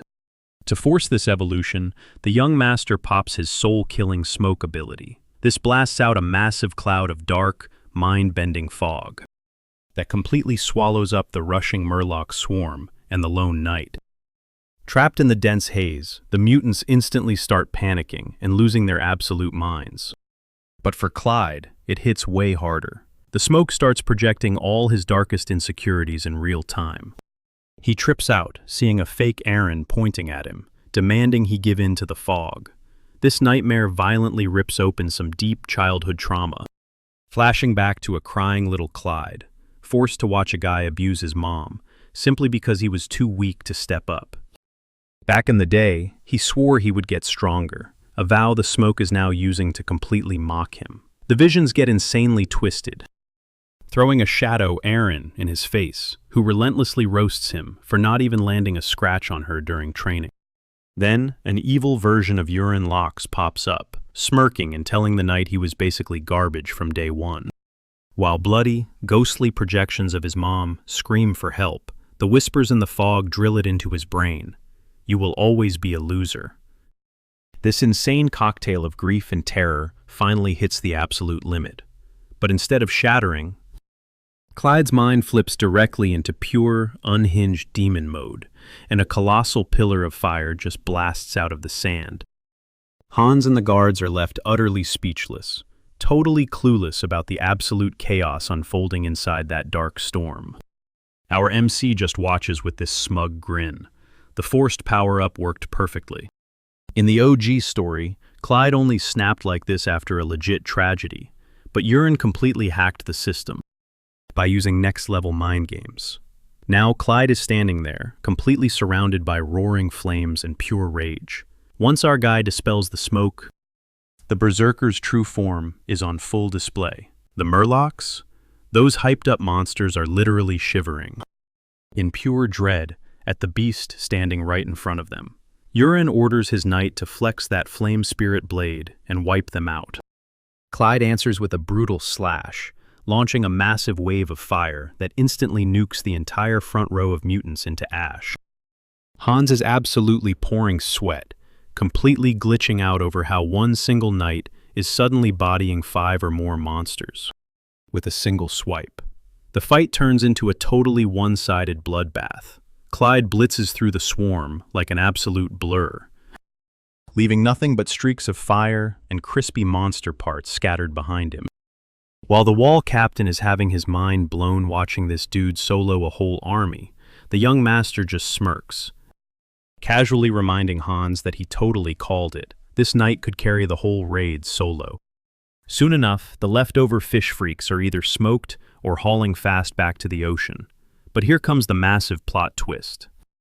Because of this forced, fake awakening, Clyde's brain is completely fried, locking him into a mindless, murderous rampage.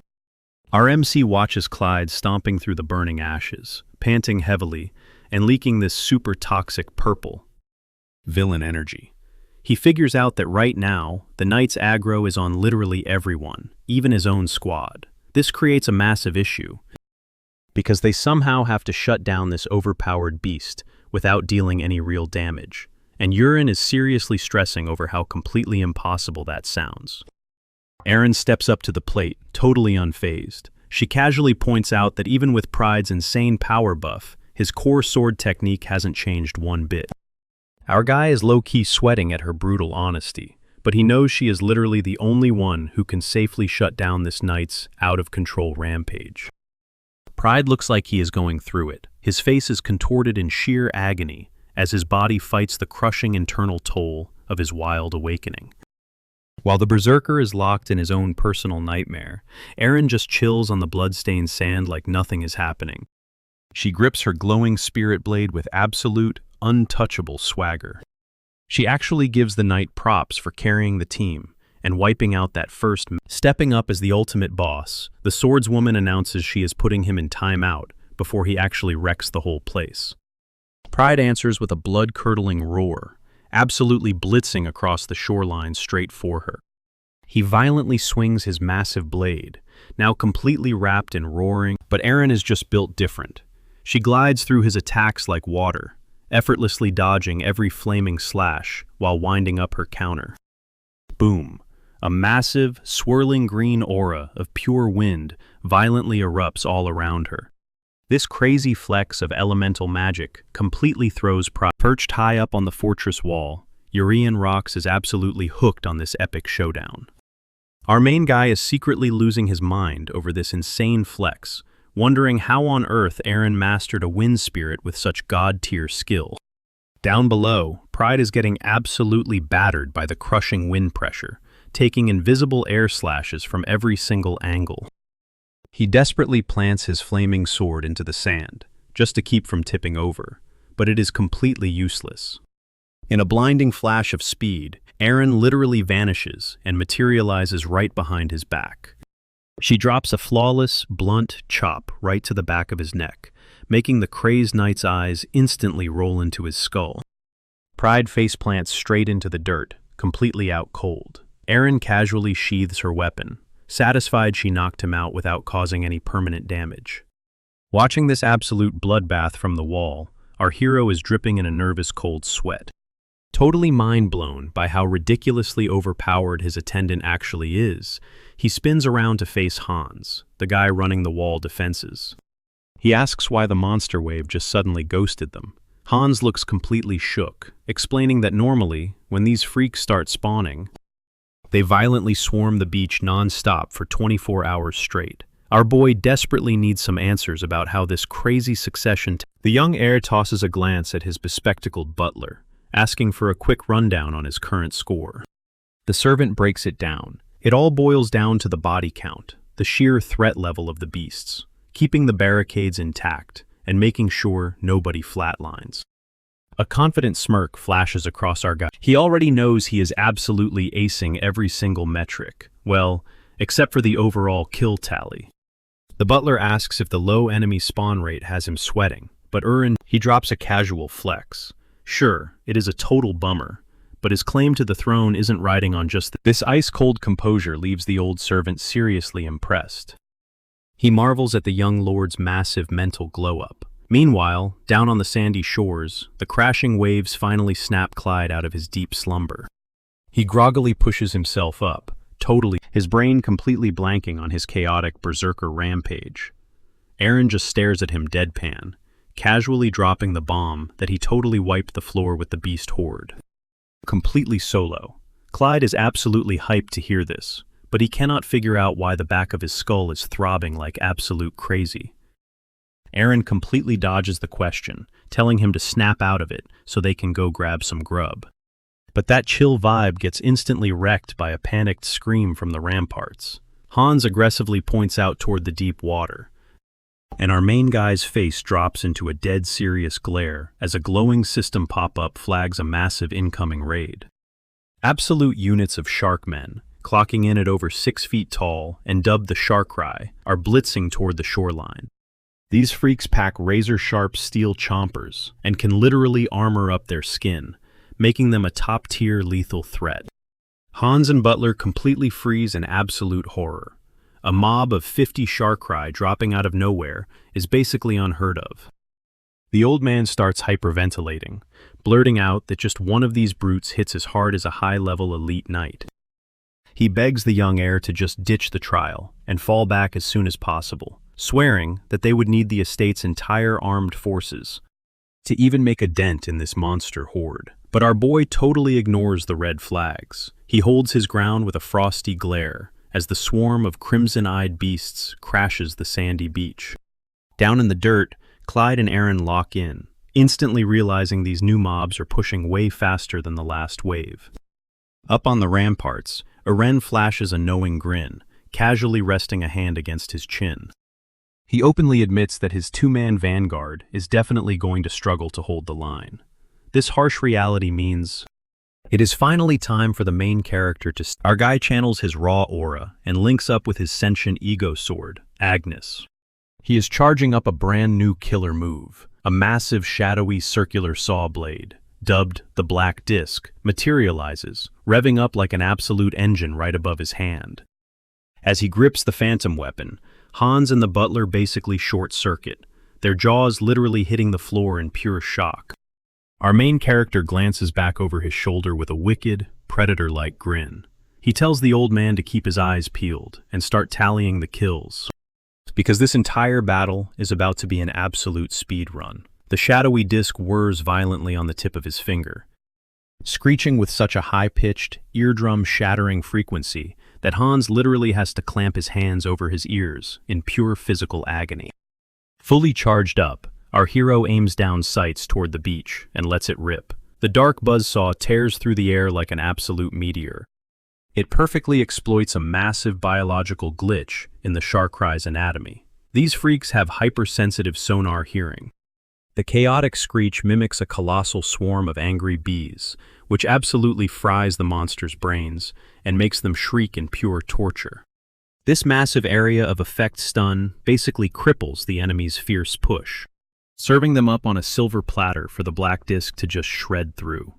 Our boy manipulates pure aura threads to steer the flying guillotine, slicing through the monster mob like a hot knife through butter. Down in the splash zone, Eren and Clyde are left totally speechless as the elite sharks just drop dead into the blood-soaked sand. This shadow blade is ridiculously broken, mainly because it can literally drift and boomerang in midair to perfectly lock onto fresh meat. Urin perfectly micromanages the blade's trajectory to keep the hyperspeed massacre rolling across the entire coastline. The shadowy disc absolutely deletes the entire shark platoon, just popping heads and dicing torsos in an unstoppable blur of dark energy. With the entire front line wiped out in seconds, our main guy stands tall, totally unfazed. He casually flexes that this is exactly the kind of easy wipeout. He pivots back to the old butler, who is sweating bullets while frantically scribbling down the updated scoreboard. The loyal servant stammers out that 44 Sharkrai just got one-shotted, pulling a seriously smug smirk from the young noble. Like a loyal attack dog, the dark buzzsaw zooms right back, landing perfectly balanced on. With the main threat completely dusted, our boy shouts down to the shoreline. He commands Eren and Clyde to mop up those last 6 freaks. Clyde totally freezes up at the insane order, but Eren just nods, with absolute ice in his veins. Without wasting a single second, the duo sprints straight into the bloodbath to clean house. Smirking, our protagonist glances at the old butler and asks if this absolute massacre is enough to skyrocket his succession exam scores. The butler sweats, admitting the feat is totally mind-blowing, but he's low-key terrified the elite judges will think his field report is just straight cap. Wulin casually waves off the concern, gesturing to the massive crowd of eyewitnesses backing him up. Hearing this, the butler finally bows and drops He hypes up our boy, pointing out that an insane kill streak like this practically locks in a guaranteed first-place finish. But out of nowhere, Wulin's chill vibe shatters. His eyes narrow as a suffocating god-tier bloodlust rockets straight toward them. Hans and the butler completely freeze in dead silence as the ocean directly below starts thrashing like a massive, violent whirlpool. Slicing through the black water, a colossal, razor-sharp fin breaches the surface. It screams the arrival of an apex predator, packing way more heat than that dead orc champion. Enter the legendary Sharkrai King. This absolute exploding out of the surf, the beast crashes onto the sand, tightly gripping a gigantic, jagged broadsword carved straight from Hans and the old man practically lose their minds, trembling in pure terror at the monster's towering, nightmare-fuel proportions. Scanning his memory, the butler instantly links this freak to the Rock's family's dark archives. He clocks it as a royal blood demon, capable of bending raw aura to its lethal. A neon system prompt flashes open, confirming this is indeed the Sharkrai King. Its aggression stats are completely maxed out, thirsting for nothing but the total annihilation of these trespassers. As the Titan locks its demonic eyes right onto their balcony, Wulin senses the lethal threat. He frantically screams at his crew to fall back immediately. Launching itself from the shoreline like a furry missile, the beast violently detonates into the fortress barricade, blasting massive chunks of solid rock everywhere. The entire stone structure instantly caves in. Thank God our protagonist has insane reflexes, propelling himself high into the sky just a split second before the fatal impact. While the defensive wall gets absolutely vaporized in one hit, Wulin smoothly touches down on the wet sand, deliberately pulling the monster's aggro away from his vulnerable squad. But the Sharkrai King doesn't miss a beat. The beast slams down right behind him, brutally swinging its bone blade to rip out a colossal, ear-shattering shockwave. Forced to execute a flawless dodge, our guy instantly bites back. He aggressively whips his razor-sharp black disc straight at the monster's chest. Yet, the lethal projectile just harmlessly deflects off the massive bone sword, like a cheap plastic toy. This terrifying reality check leaves Wulin dripping with cold sweat. He mentally panics, realizing this beast's gear is insanely dense. Before he can even breathe, the apex predator violently lunges forward to keep the cornered by death. Wulin fiercely channels his inner mana and triggers the little dragon step. His body instantly blurs into motion with downright explosive velocity. Surfing on a blazing trail of magical aura, he smoothly flanks the beast to set up a brutal counter. Without hesitating, our boy unleashes a vicious straight slash. Launching a throwing knife with absolutely savage momentum, the steel tears through the wind and fiercely pierces the Sharkrai King, right in its thick throat. The piercing hit violently detonates, sparking a bright flash of kinetic energy to chain off the raw physical damage. Right on cue, a glowing status window pops up, revealing our guy secretly laced the blade with a lethal.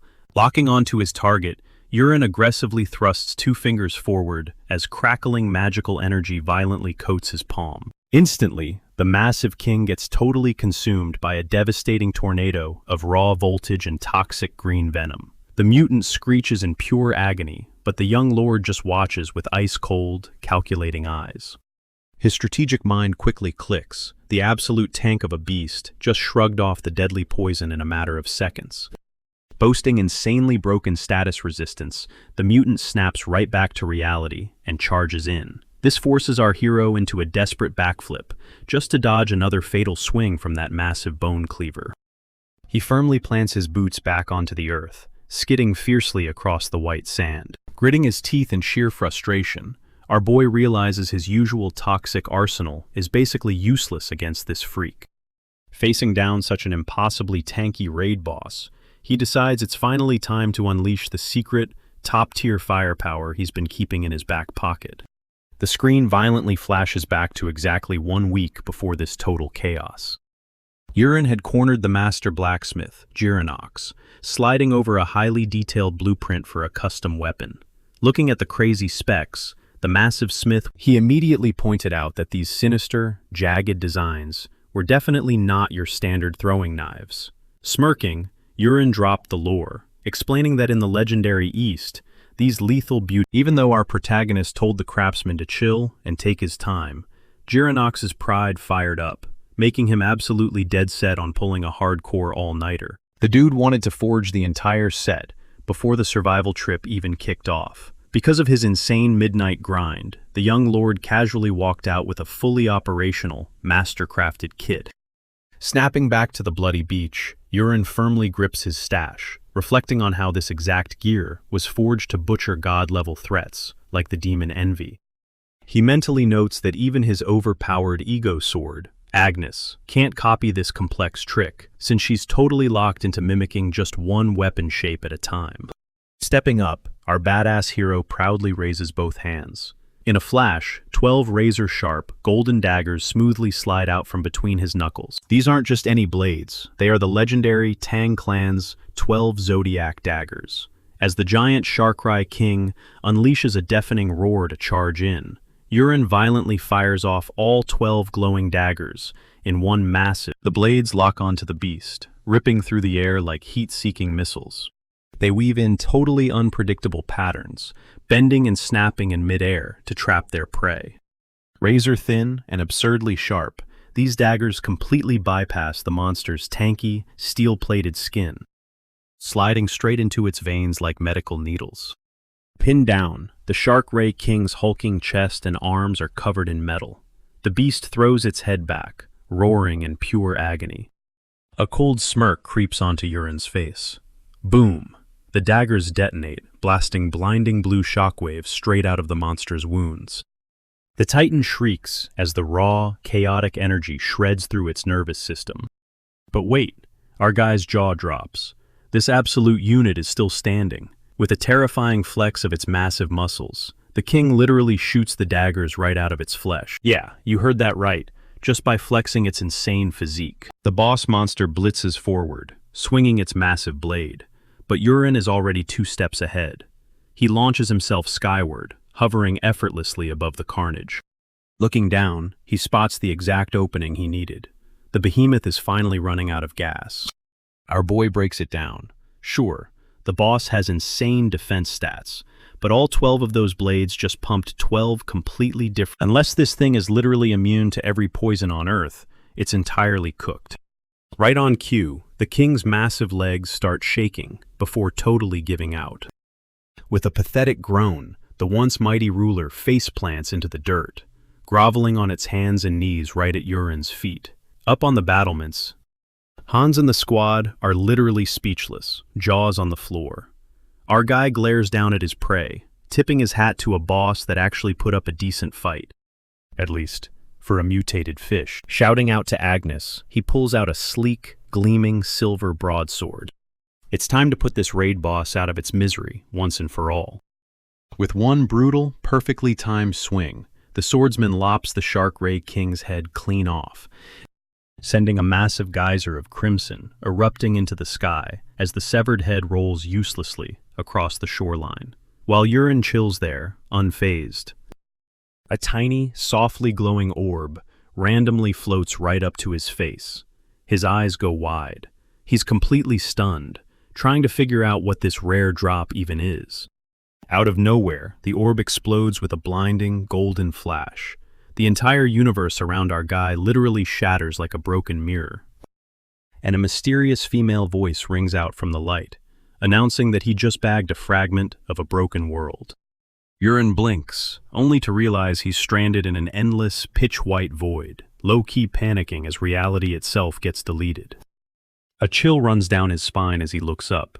A colossal, jagged black rift tears through the sky, bleeding sinister, dark aura everywhere. While he's locked onto the glitch, a glowing system prompt pops up, letting him know he just helped restore the timeline.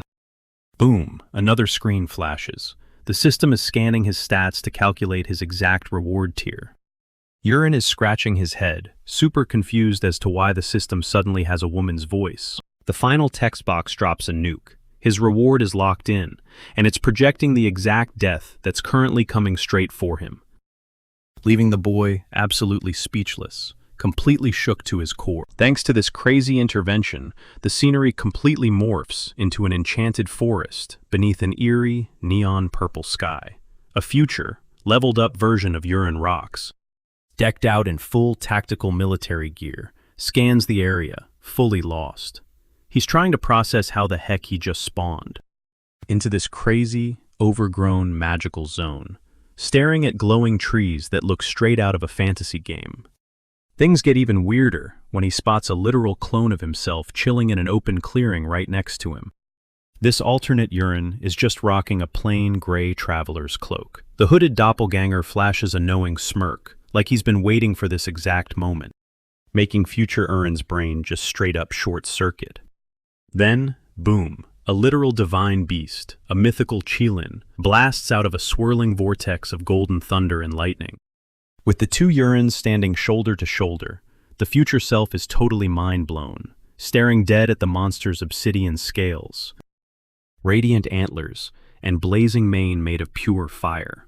It suddenly clicks in his head. Sure, he absolutely loved hyping up these legendary beasts in his own web novels, but he never, ever wrote a Qilin into this specific storyline.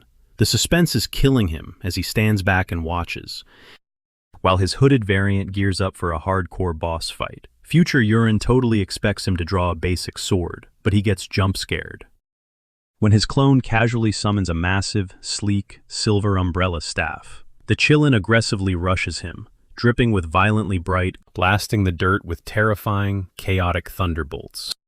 Totally locked in, the cloaked Urine snaps open the bare metal ribs of his umbrella, slamming its razor-sharp tip deep into the dirt. It's an absolutely massive brain play. The makeshift lightning rod tanks the brutal electric strikes, grounding the lethal energy in a heartbeat. Just like that, the signature elemental blast of the divine beast is totally nerfed. Without missing a beat, our hooded main character whips out a hooked, metallic blade from his sleeve. Future Urine instantly breaks into a cold sweat, recognizing the deadly weapon right away as the ghost. Wreathed in blazing hellfire, the cloaked hero absolutely shreds through the Qilin. The majestic creature drops a single, tragic tear before collapsing to the ground. But hold up, right as both versions of Urine loom over the downed monster, the Qilin suddenly and violently snaps back up. It erupts into a blinding, hyper-intense aura. Future Urine throws his arms up to block the insane glare, but chokes on a horrifying gasp as the light fades to reveal straight-up nightmare fuel. A pitch-black, jagged antler from the beast is cleanly punched straight through the chest of cloaked Urine. The future version stares down at the gore-soaked horn, jutting right out of his own torso. The guy literally just watched his own brutal end. With that grim realization, a massive flash wipes the screen, signaling the end of this crazy flash forward. Hard cut back to the present-day beach. Urine Rocks violently snaps back to reality.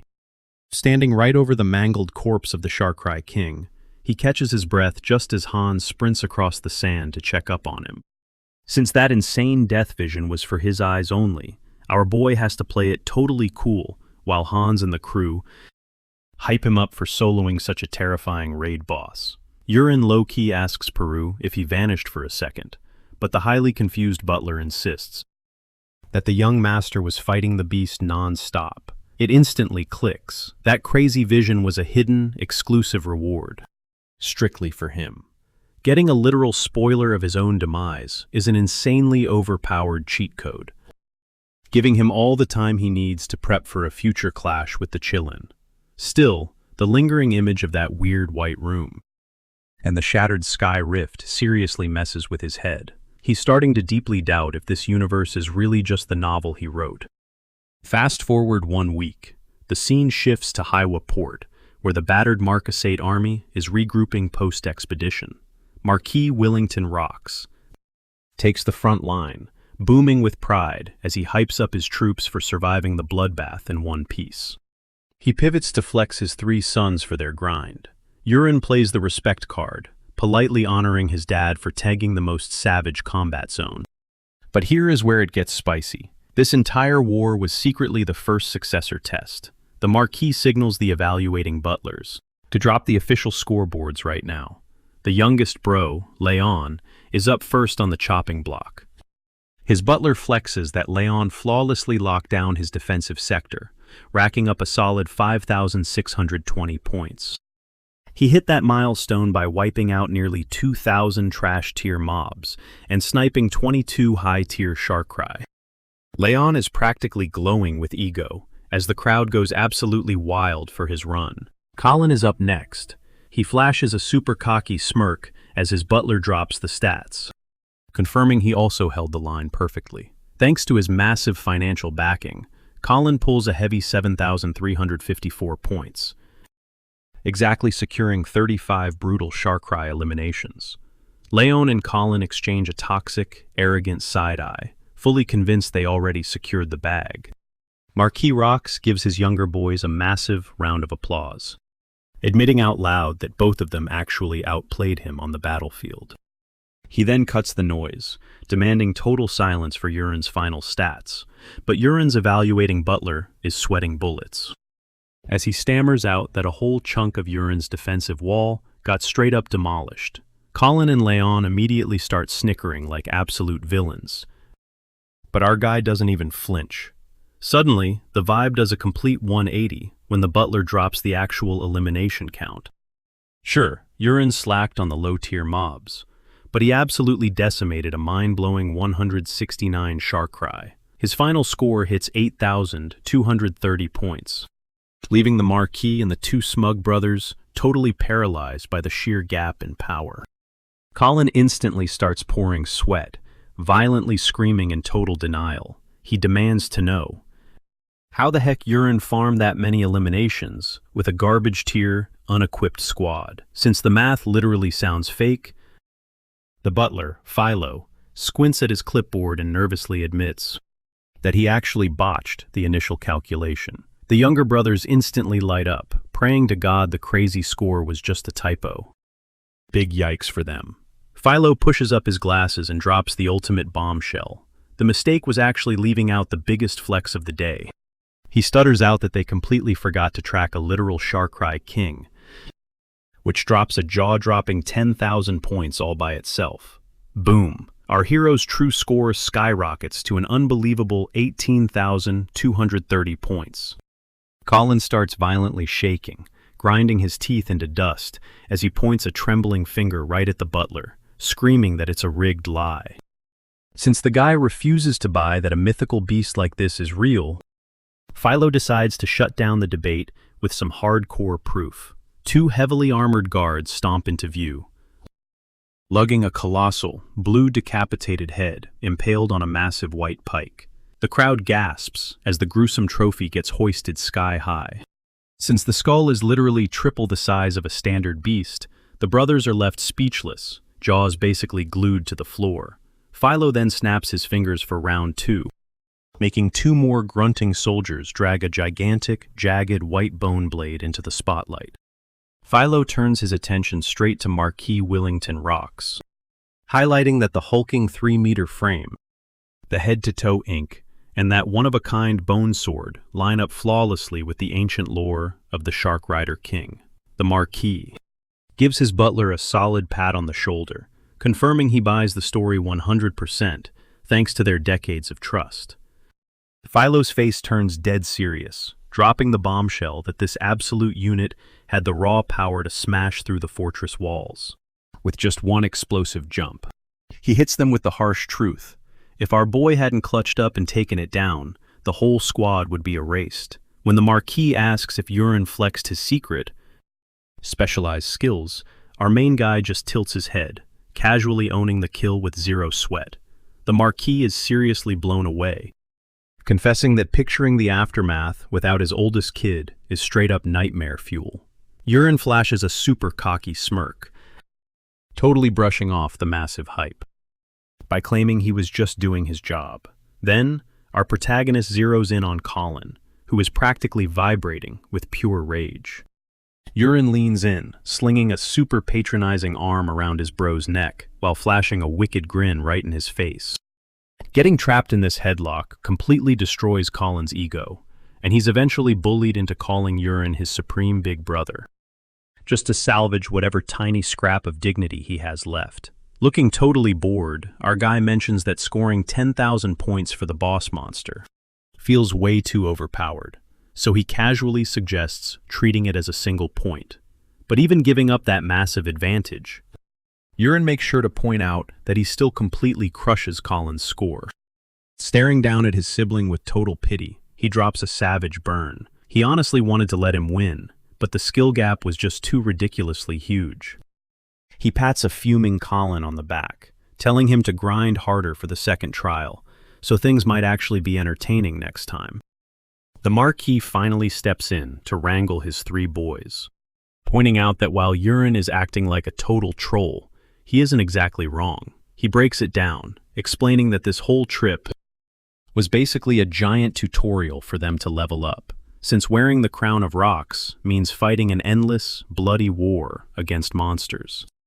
He makes it crystal clear that sitting in the Marquis seat is a brutal burden, not some cushy VIP pass. Wrapping up the briefing, the old man points toward a massive galleon anchored at the docks. He reveals that the entire ship is wrapped in heavy-duty stealth magic, so they can slip right under the radar of any deep-sea terrors. The squad files onto the deck to scope out the open ocean, while the servant Peru bounces around like a kid at a theme park. But Wulin's chill vibe instantly evaporates the second he spots a familiar face, blending in with the ship's knights. It's Rika Olin, and a glaring status window pops up, showing this dude is still packing. A level 91 urge to straight up murder him. Catching that kind of lethal heat, our hero naturally breaks a sweat, and wisely breaks eye contact, dodging any unnecessary drama. Gliding across the crystal-clear ocean, the Marquis points toward a lush green chunk of land called Polian Island, dropping some local geography knowledge on the boys. Wulin just watches him with a soft smile, thinking the terrifying warlord actually looks like a regular dad on a basic family vacation. Moving down the deck, Wulin sidles up to Erin at the railing to make sure she isn't getting seasick. She beams back with a bright smile, swearing she's honestly loving the breeze.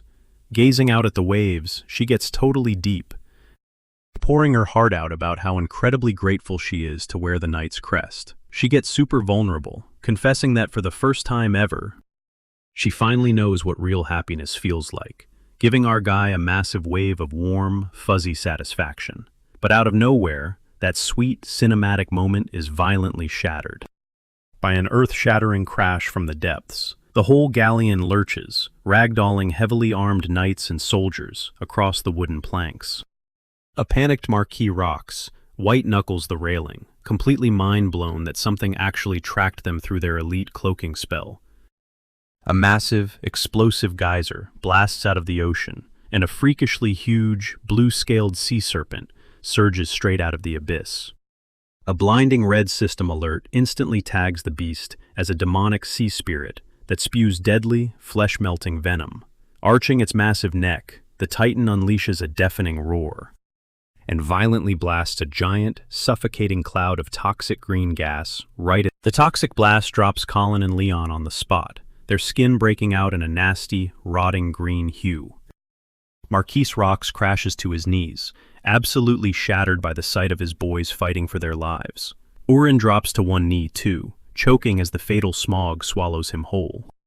But then, a clutch system prompt pops up, confirming his innate immunity is completely nullifying the agony and scrubbing away every single symptom, because his body straight up devours it on contact. This massive surge of raw energy forces a major breakthrough. The alert lets our boy know his 10,000 poison absorption art just hit that legendary 5-star rank. Even better, the system confirms he just unlocked an insane new perk, giving him the power to siphon venom straight out of anyone's veins. Our guy is totally stunned by this crazy sudden buff. But scanning the deck full of dying crewmates, a wicked idea strikes him on exactly how to flex this new trick. He zeroes in on his attendant, Erin, who is writhing and moaning on the floorboards. Reaching out, he literally yanks the glowing green mist right out of her chest, swirling it straight into his bare hand. Talk about being a walking cheat code. While Wulin goes to work, that massive serpent keeps tearing into them. It smashes against the hull, sending the galleon pitching wildly. Marquis Willington Rocks is laid out on the deck, absolutely wrecked. As the fatal sludge runs through his veins, the old man is choking on pure, suffocating dread. Terrified that the legendary Rock's bloodline is getting wiped out today, since all his heirs are stuck on this doomed ride. A single, heartbreaking tear rolls down his cheek, convinced his one bad call just murdered his family. But his tragic meltdown gets cut short when a pair of heavy boots steps up. The Marquis blinks, looking up to see Uren towering over him, rocking a smug grin while casually roasting the old man for crying in front of everyone. Before his shell-shocked dad can even ask how he's still breathing, our MC presses a hand to his chest, draining out that foul sludge. The agonizing burn vanishes in a heartbeat, leaving the Marquis. Uren doesn't stick around for hugs, barking at his dad to rally the front line while he swoops in to bail out the rest of the squad. Striding through the carnage, a rapid-fire string of notifications pops up, proving that every single soul he cures is quietly feeding him an absolutely busted amount of XP. By drinking down that serpent's top-tier death scar venom, his main martial arts mastery is literally blasting through the roof, which hits the young lord with a brilliantly selfish lightbulb moment. This entire dying crew is just a massive, free XP farm. He quickly slides up to an ashen, hooded sorcerer. The guy is seriously doubting that some non-specialist kid could cure a venom this hardcore, but Uren ignores the shade and flushes the lethal junk out of the guy's system in seconds flat. He orders the totally shook mage to get up and cast a barrier, before locking his sights on Wulin. Yep, the same knight who used to seriously hate his guts. Rekka is currently slumped over the guardrail, spiraling over the thought of dying here and abandoning his widowed mom, his siblings, and his future wife. So when Uren shadows over him and barks at him to step up, Rekka is practically shaking in his boots, but the young master just casually rips the poison right out of his veins and drops a cold reminder that as the head sniper of the squad, he's way too crucial to just tap out and die. That heavy flex of pure leadership hits Rekka right in the feels, forcing the stunned knight to instantly lock back in. Next on the hit list, his annoying younger brothers. He instantly patches up Leon, who is practically crying tears of joy at not being dead. But seeing that miracle cure forces a desperate, completely humbled Colin to actually beg for a save, even dropping the ultra-embarrassing great older brother title just to get Uren to look at him. Our boy eats this up, flashing a savage smirk and teasingly calling Colin his precious baby bro, before finally cleansing his venom, too. Now with the entire squad buffed and ready, they are locked and loaded when the beast breaches the waves again. The giant snake actually looks dumbfounded, cocking its massive head when it realizes all the puny snacks it just gassed are looking fresh, fully healed, and aiming straight at its skull. When the monster unhinges its jaws to spit another tsunami of acid, it slams right into a glowing, neon blue force field the mages just threw up around the deck. With their defenses holding strong, the Marquis gets his swagger back, roaring for the archers to unleash an absolute rain of arrows into the beast's throat. The monster screeches in agony and plunges back beneath the waves, but our guy knows this boss fight is far from finished. Perched way up in the ship's rigging like a hawk, he yells down to his dad that the Leviathan is just circling for round 2. Hunting for a weak spot to drag the beast out, Uren unleashes a swarm of glowing yellow butterflies into the sky. He reveals the catch. Wherever these glowing bugs land, the monster pops up. The swarm dances over the crashing waves until one tiny butterfly suddenly flashes smack on the sea serpent's neck. Boom! The instant it touches down, a colossal, fiery explosion erupts, totally wrecking the massive beast and painting the crashing waves pitch black with its toxic blood. As the nightmare creature finally sinks into the abyss, the Marquis and his entire squad just stand there, jaws on the floor, absolutely stunned by the young lord's insane flex. Perched way up on the ship's mast, Uren watches his stats casually level up, but his eyes lock onto something seriously familiar. A crystal-clear, glowing yellow orb slowly bubbles up from the exact spot where the sea serpent just bit the dust.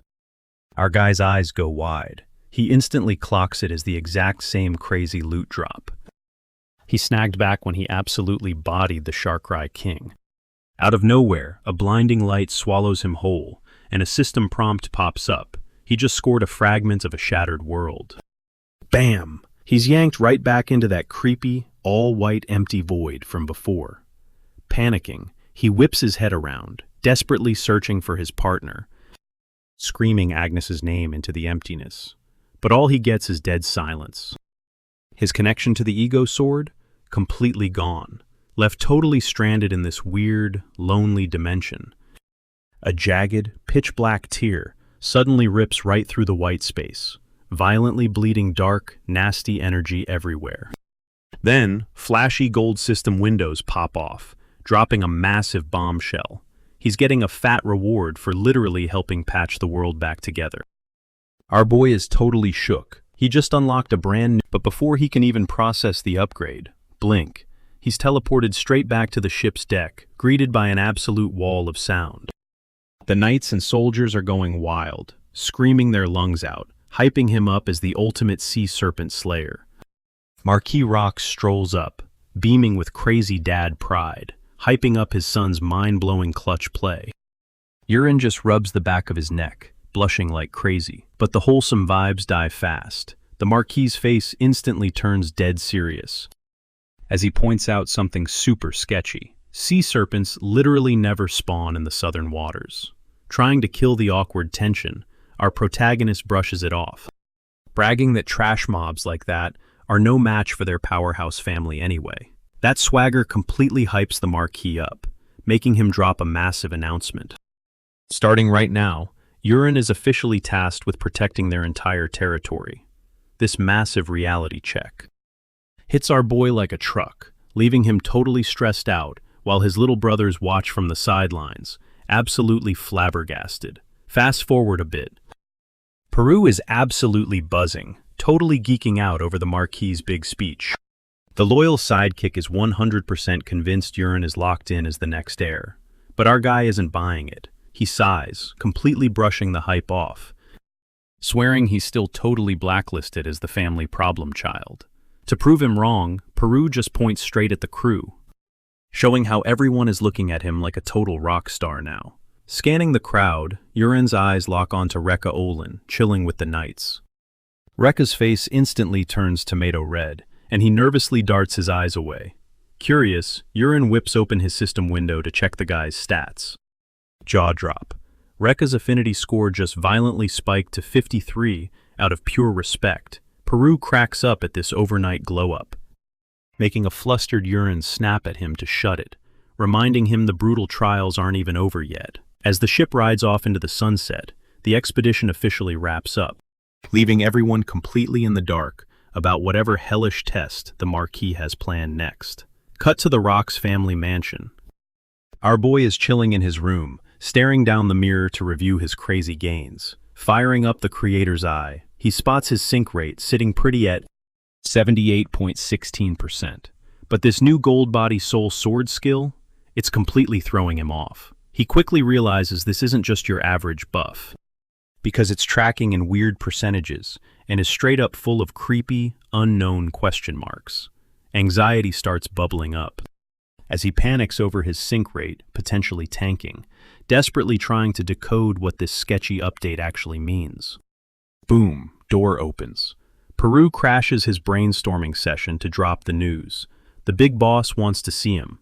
Wulin drags himself over to his dad's office, where the Marquis casually slides a sleek, black-covered Crisis Kingdom swordsmanship manual across the desk. The old man lays it out straight. In a brutal world of magic and steel, our guy at least needs to master the absolute basics, so he doesn't get speed blitzed by random knights.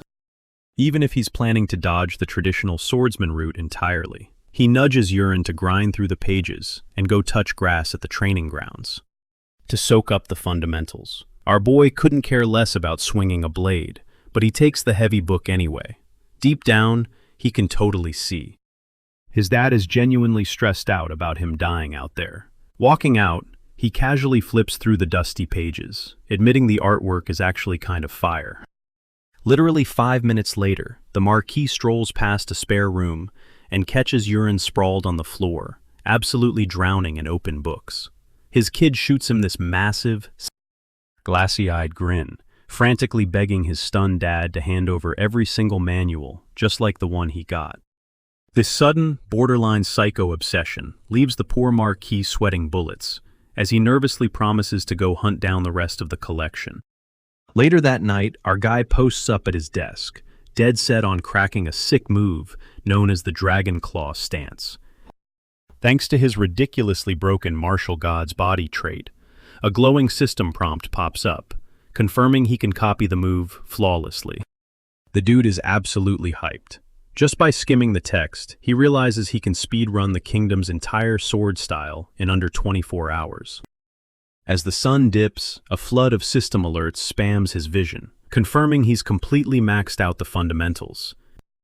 All that lethal combat data gets hardwired straight into his soul sword. Farming this insane amount of EXP instantly levels up the soul sword, leaving our boy itching to take it for a test drive. He summons Agnes, demanding a blade.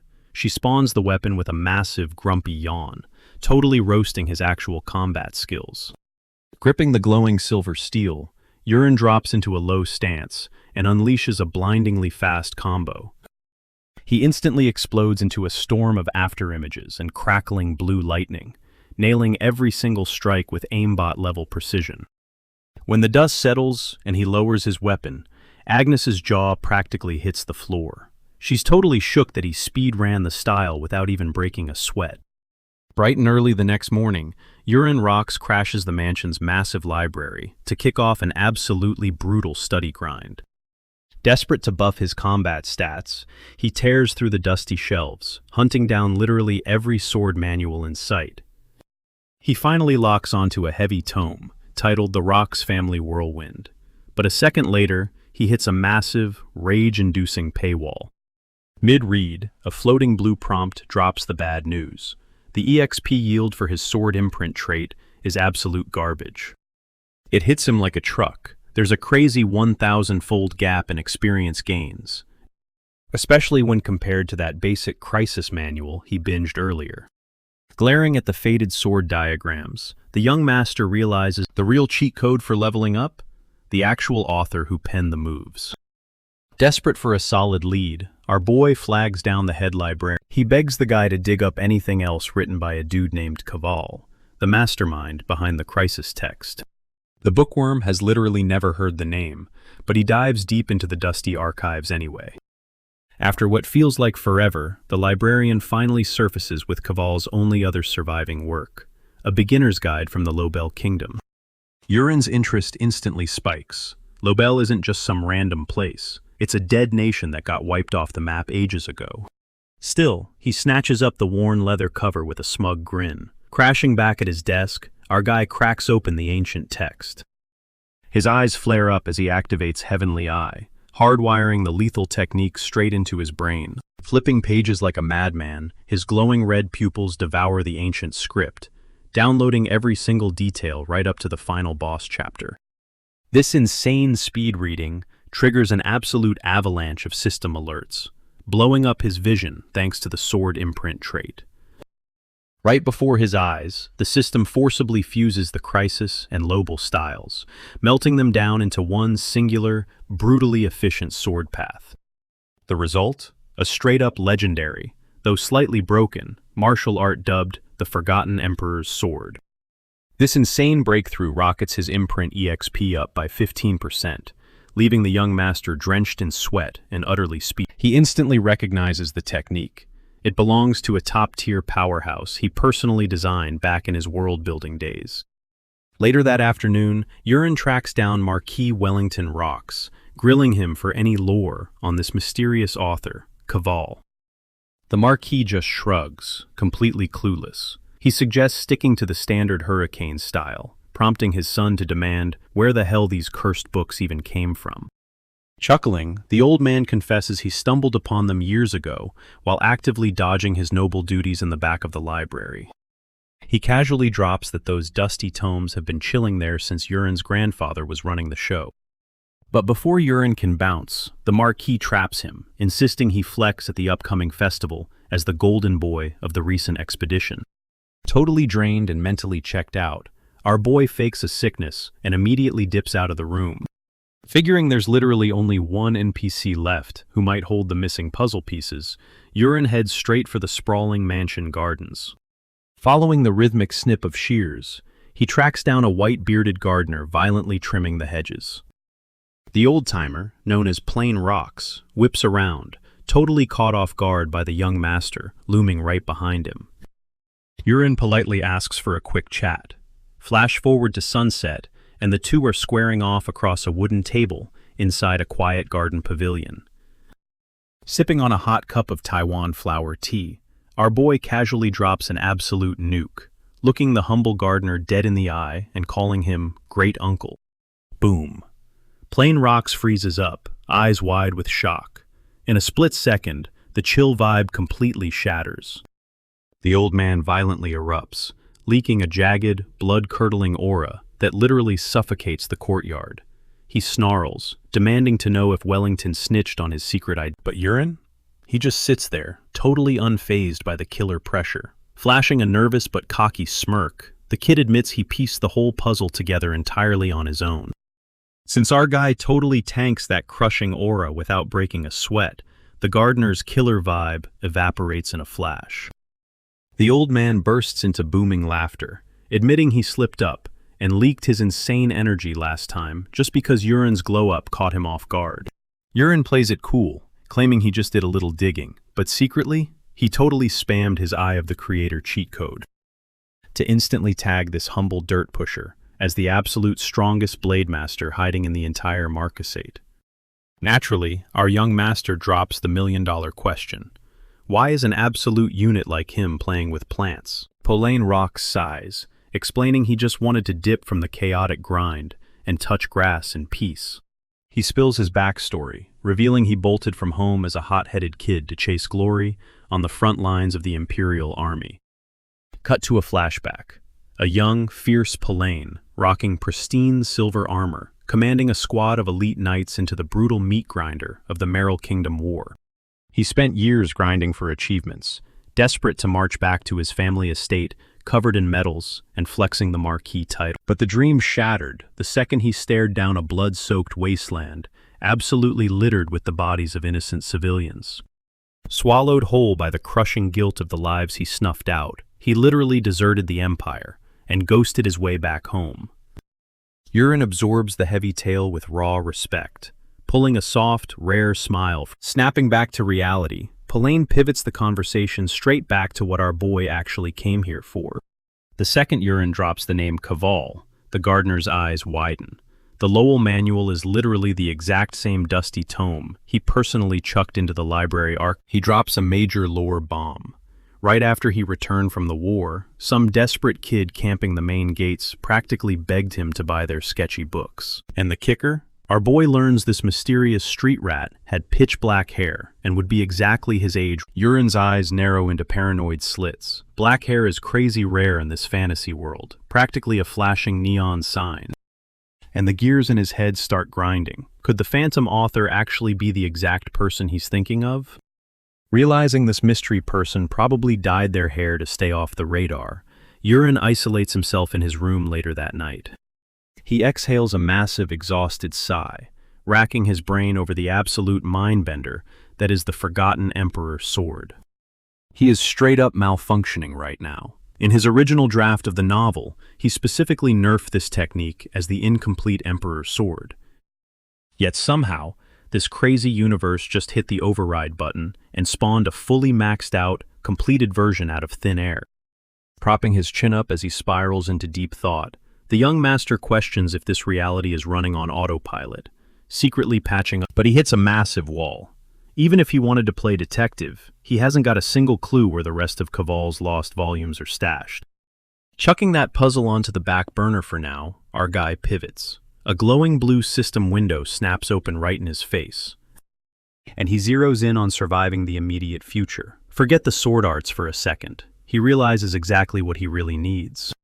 He desperately needs to unlock the absolute most broken hidden weapon skill, 10,000 flowers raining down. Swiping through his endless system pings, his eyes lock onto a toxic brew he hasn't even glanced at since he hit the 4th star of his drain skill. The glowing interface flexes an absurdly lethal drop called bone-melting powder. And the stat card is horrifying, a toxin so overpowered it literally liquidates your physical corpse and deletes your soul from. A grim cinematic flashes in his mind, showcasing some shadow assassin turning a target into a bubbling puddle of nothingness to wipe away the evidence. Straight out of a hardcore Muram webtoon. Snapping back to reality, our boy awkwardly scratches his head, looking completely unconvinced. He mutters to himself that since he isn't exactly running a stealth assassination guild in his free time, he genuinely has no clue when a gnarly, overkill weapon like this would ever come in handy. Flash forward to the next morning. Our resident blade master is out in the dirt yard, grinding his precision stats. Channeling a burst of pure energy, he rips a dagger through the air like a laser beam, pinning it dead center into a wooden dummy miles away. The Zen training montage shatters when Peru comes sprinting across the lawn like a totally panicked maniac. Startled by the servant's Olympic dash, Wulin pauses as the breathless guy gasps out that the Marquis just summoned him for a code-red emergency. Power walking down the sprawling, fancy corridors, Wulin's mind races. What could be breaking down now? He seriously thought he had a few children. They hit the massive study doors, which swing wide to reveal his father standing there, flanked by a frosty, silver-haired dude. Boom. Instant recognition. Our guy immediately tags the VIP guest as Carrick's Livingteen, the hardcore captain and Lady Kina's older brother. He makes a quick mental note that this is the exact same guy who accidentally blessed him with an endless loot drop of toxic venom. But Marquis Willington rocks, drops the vibe check, looking grim as death itself, as the old man delivers a massive bomb. A desperate SOS flare just lit up their network. The terrifying reality hits. The unbreakable northern wall, held by the legendary Ilian Dutch. Absorbing this heavy update, Wulin mentally replayed. In the original plot, the real main character was meant to hold down the northern barricade against beasts just to grind up his reputation. Our guy practically grinds his teeth to dust, fuming over where the so-called hero went, and why he is totally ghosting his main quest. This massive plot twist backs the Marquis into a corner, pushing him to drop a completely different order. He commands Wulin to drag a squad of heavy hitters straight to the frozen north, dropping a chilling warning that these are not your basic, run-of-the-mill beasts. Right as the Marquis whispers about rotting husks that refuse to stay dead, a pitch-black shadow of glowing crimson-eyed ghouls flashes onto the screen. Weirdly enough, this nightmare scenario triggers a glowing system alert for his bone-melting dust. Our guy's eyes light up, realizing the timing is absolutely flawless. Because a toxic brew that liquefies rotting flesh is literally the ultimate cheat code against a zombie horde. Hyped by this massive brain play, he flashes a cocky grin and throws up a solid thumbs up. He swears to his jaw-dropped dad that he is about to skyrocket the Rock's family name to absolute legend status. Fast forward 2 days, and Wulin strides into the training grounds, greeted by he instantly double takes, catching his brother Colin posted right up in the vanguard.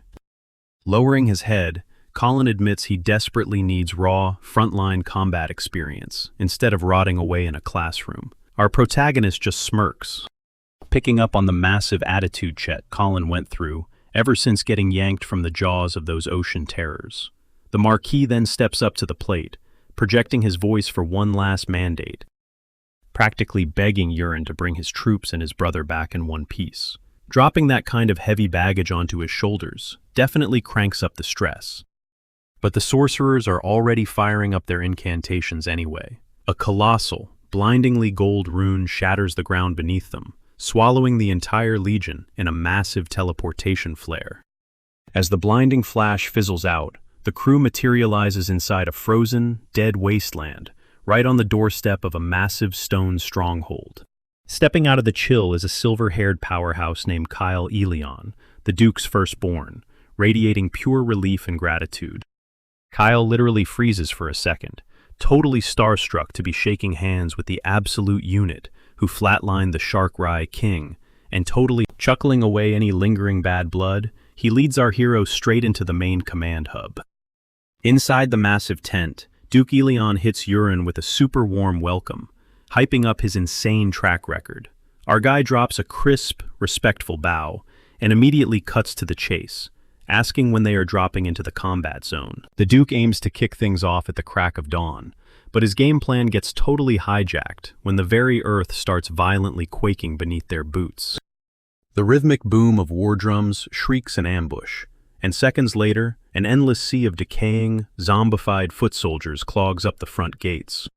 Bathed in pale moonlight, Duke Elion's face drains of all color, absolutely terrified by the sheer, suffocating wave of monsters, and the nightmare-fuel reality of a towering Dullahan, a headless. As the rotting horde crashes against the barricades like a tsunami, a totally shaken guard screams to fall back, but the Duke violently refuses to give up a single inch of ground.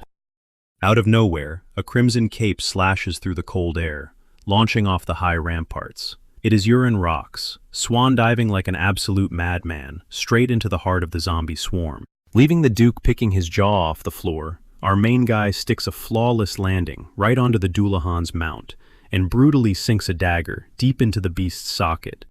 Even though the Duke is completely convinced a tiny blade cannot even scratch a boss monster, the terrifying Dullahan literally bubbles and dissolves into absolute sludge in seconds, proving his secret weapon is completely broken. Meanwhile, this insane flex is broadcasting live inside a pitch-black, hidden vault. A bone-chilling, skeletal hand creeps out of the shadows, brushing against an orb glowing with the reflection. The shadowy mastermind is left totally glitching out, paralyzed by sheer confusion and dread.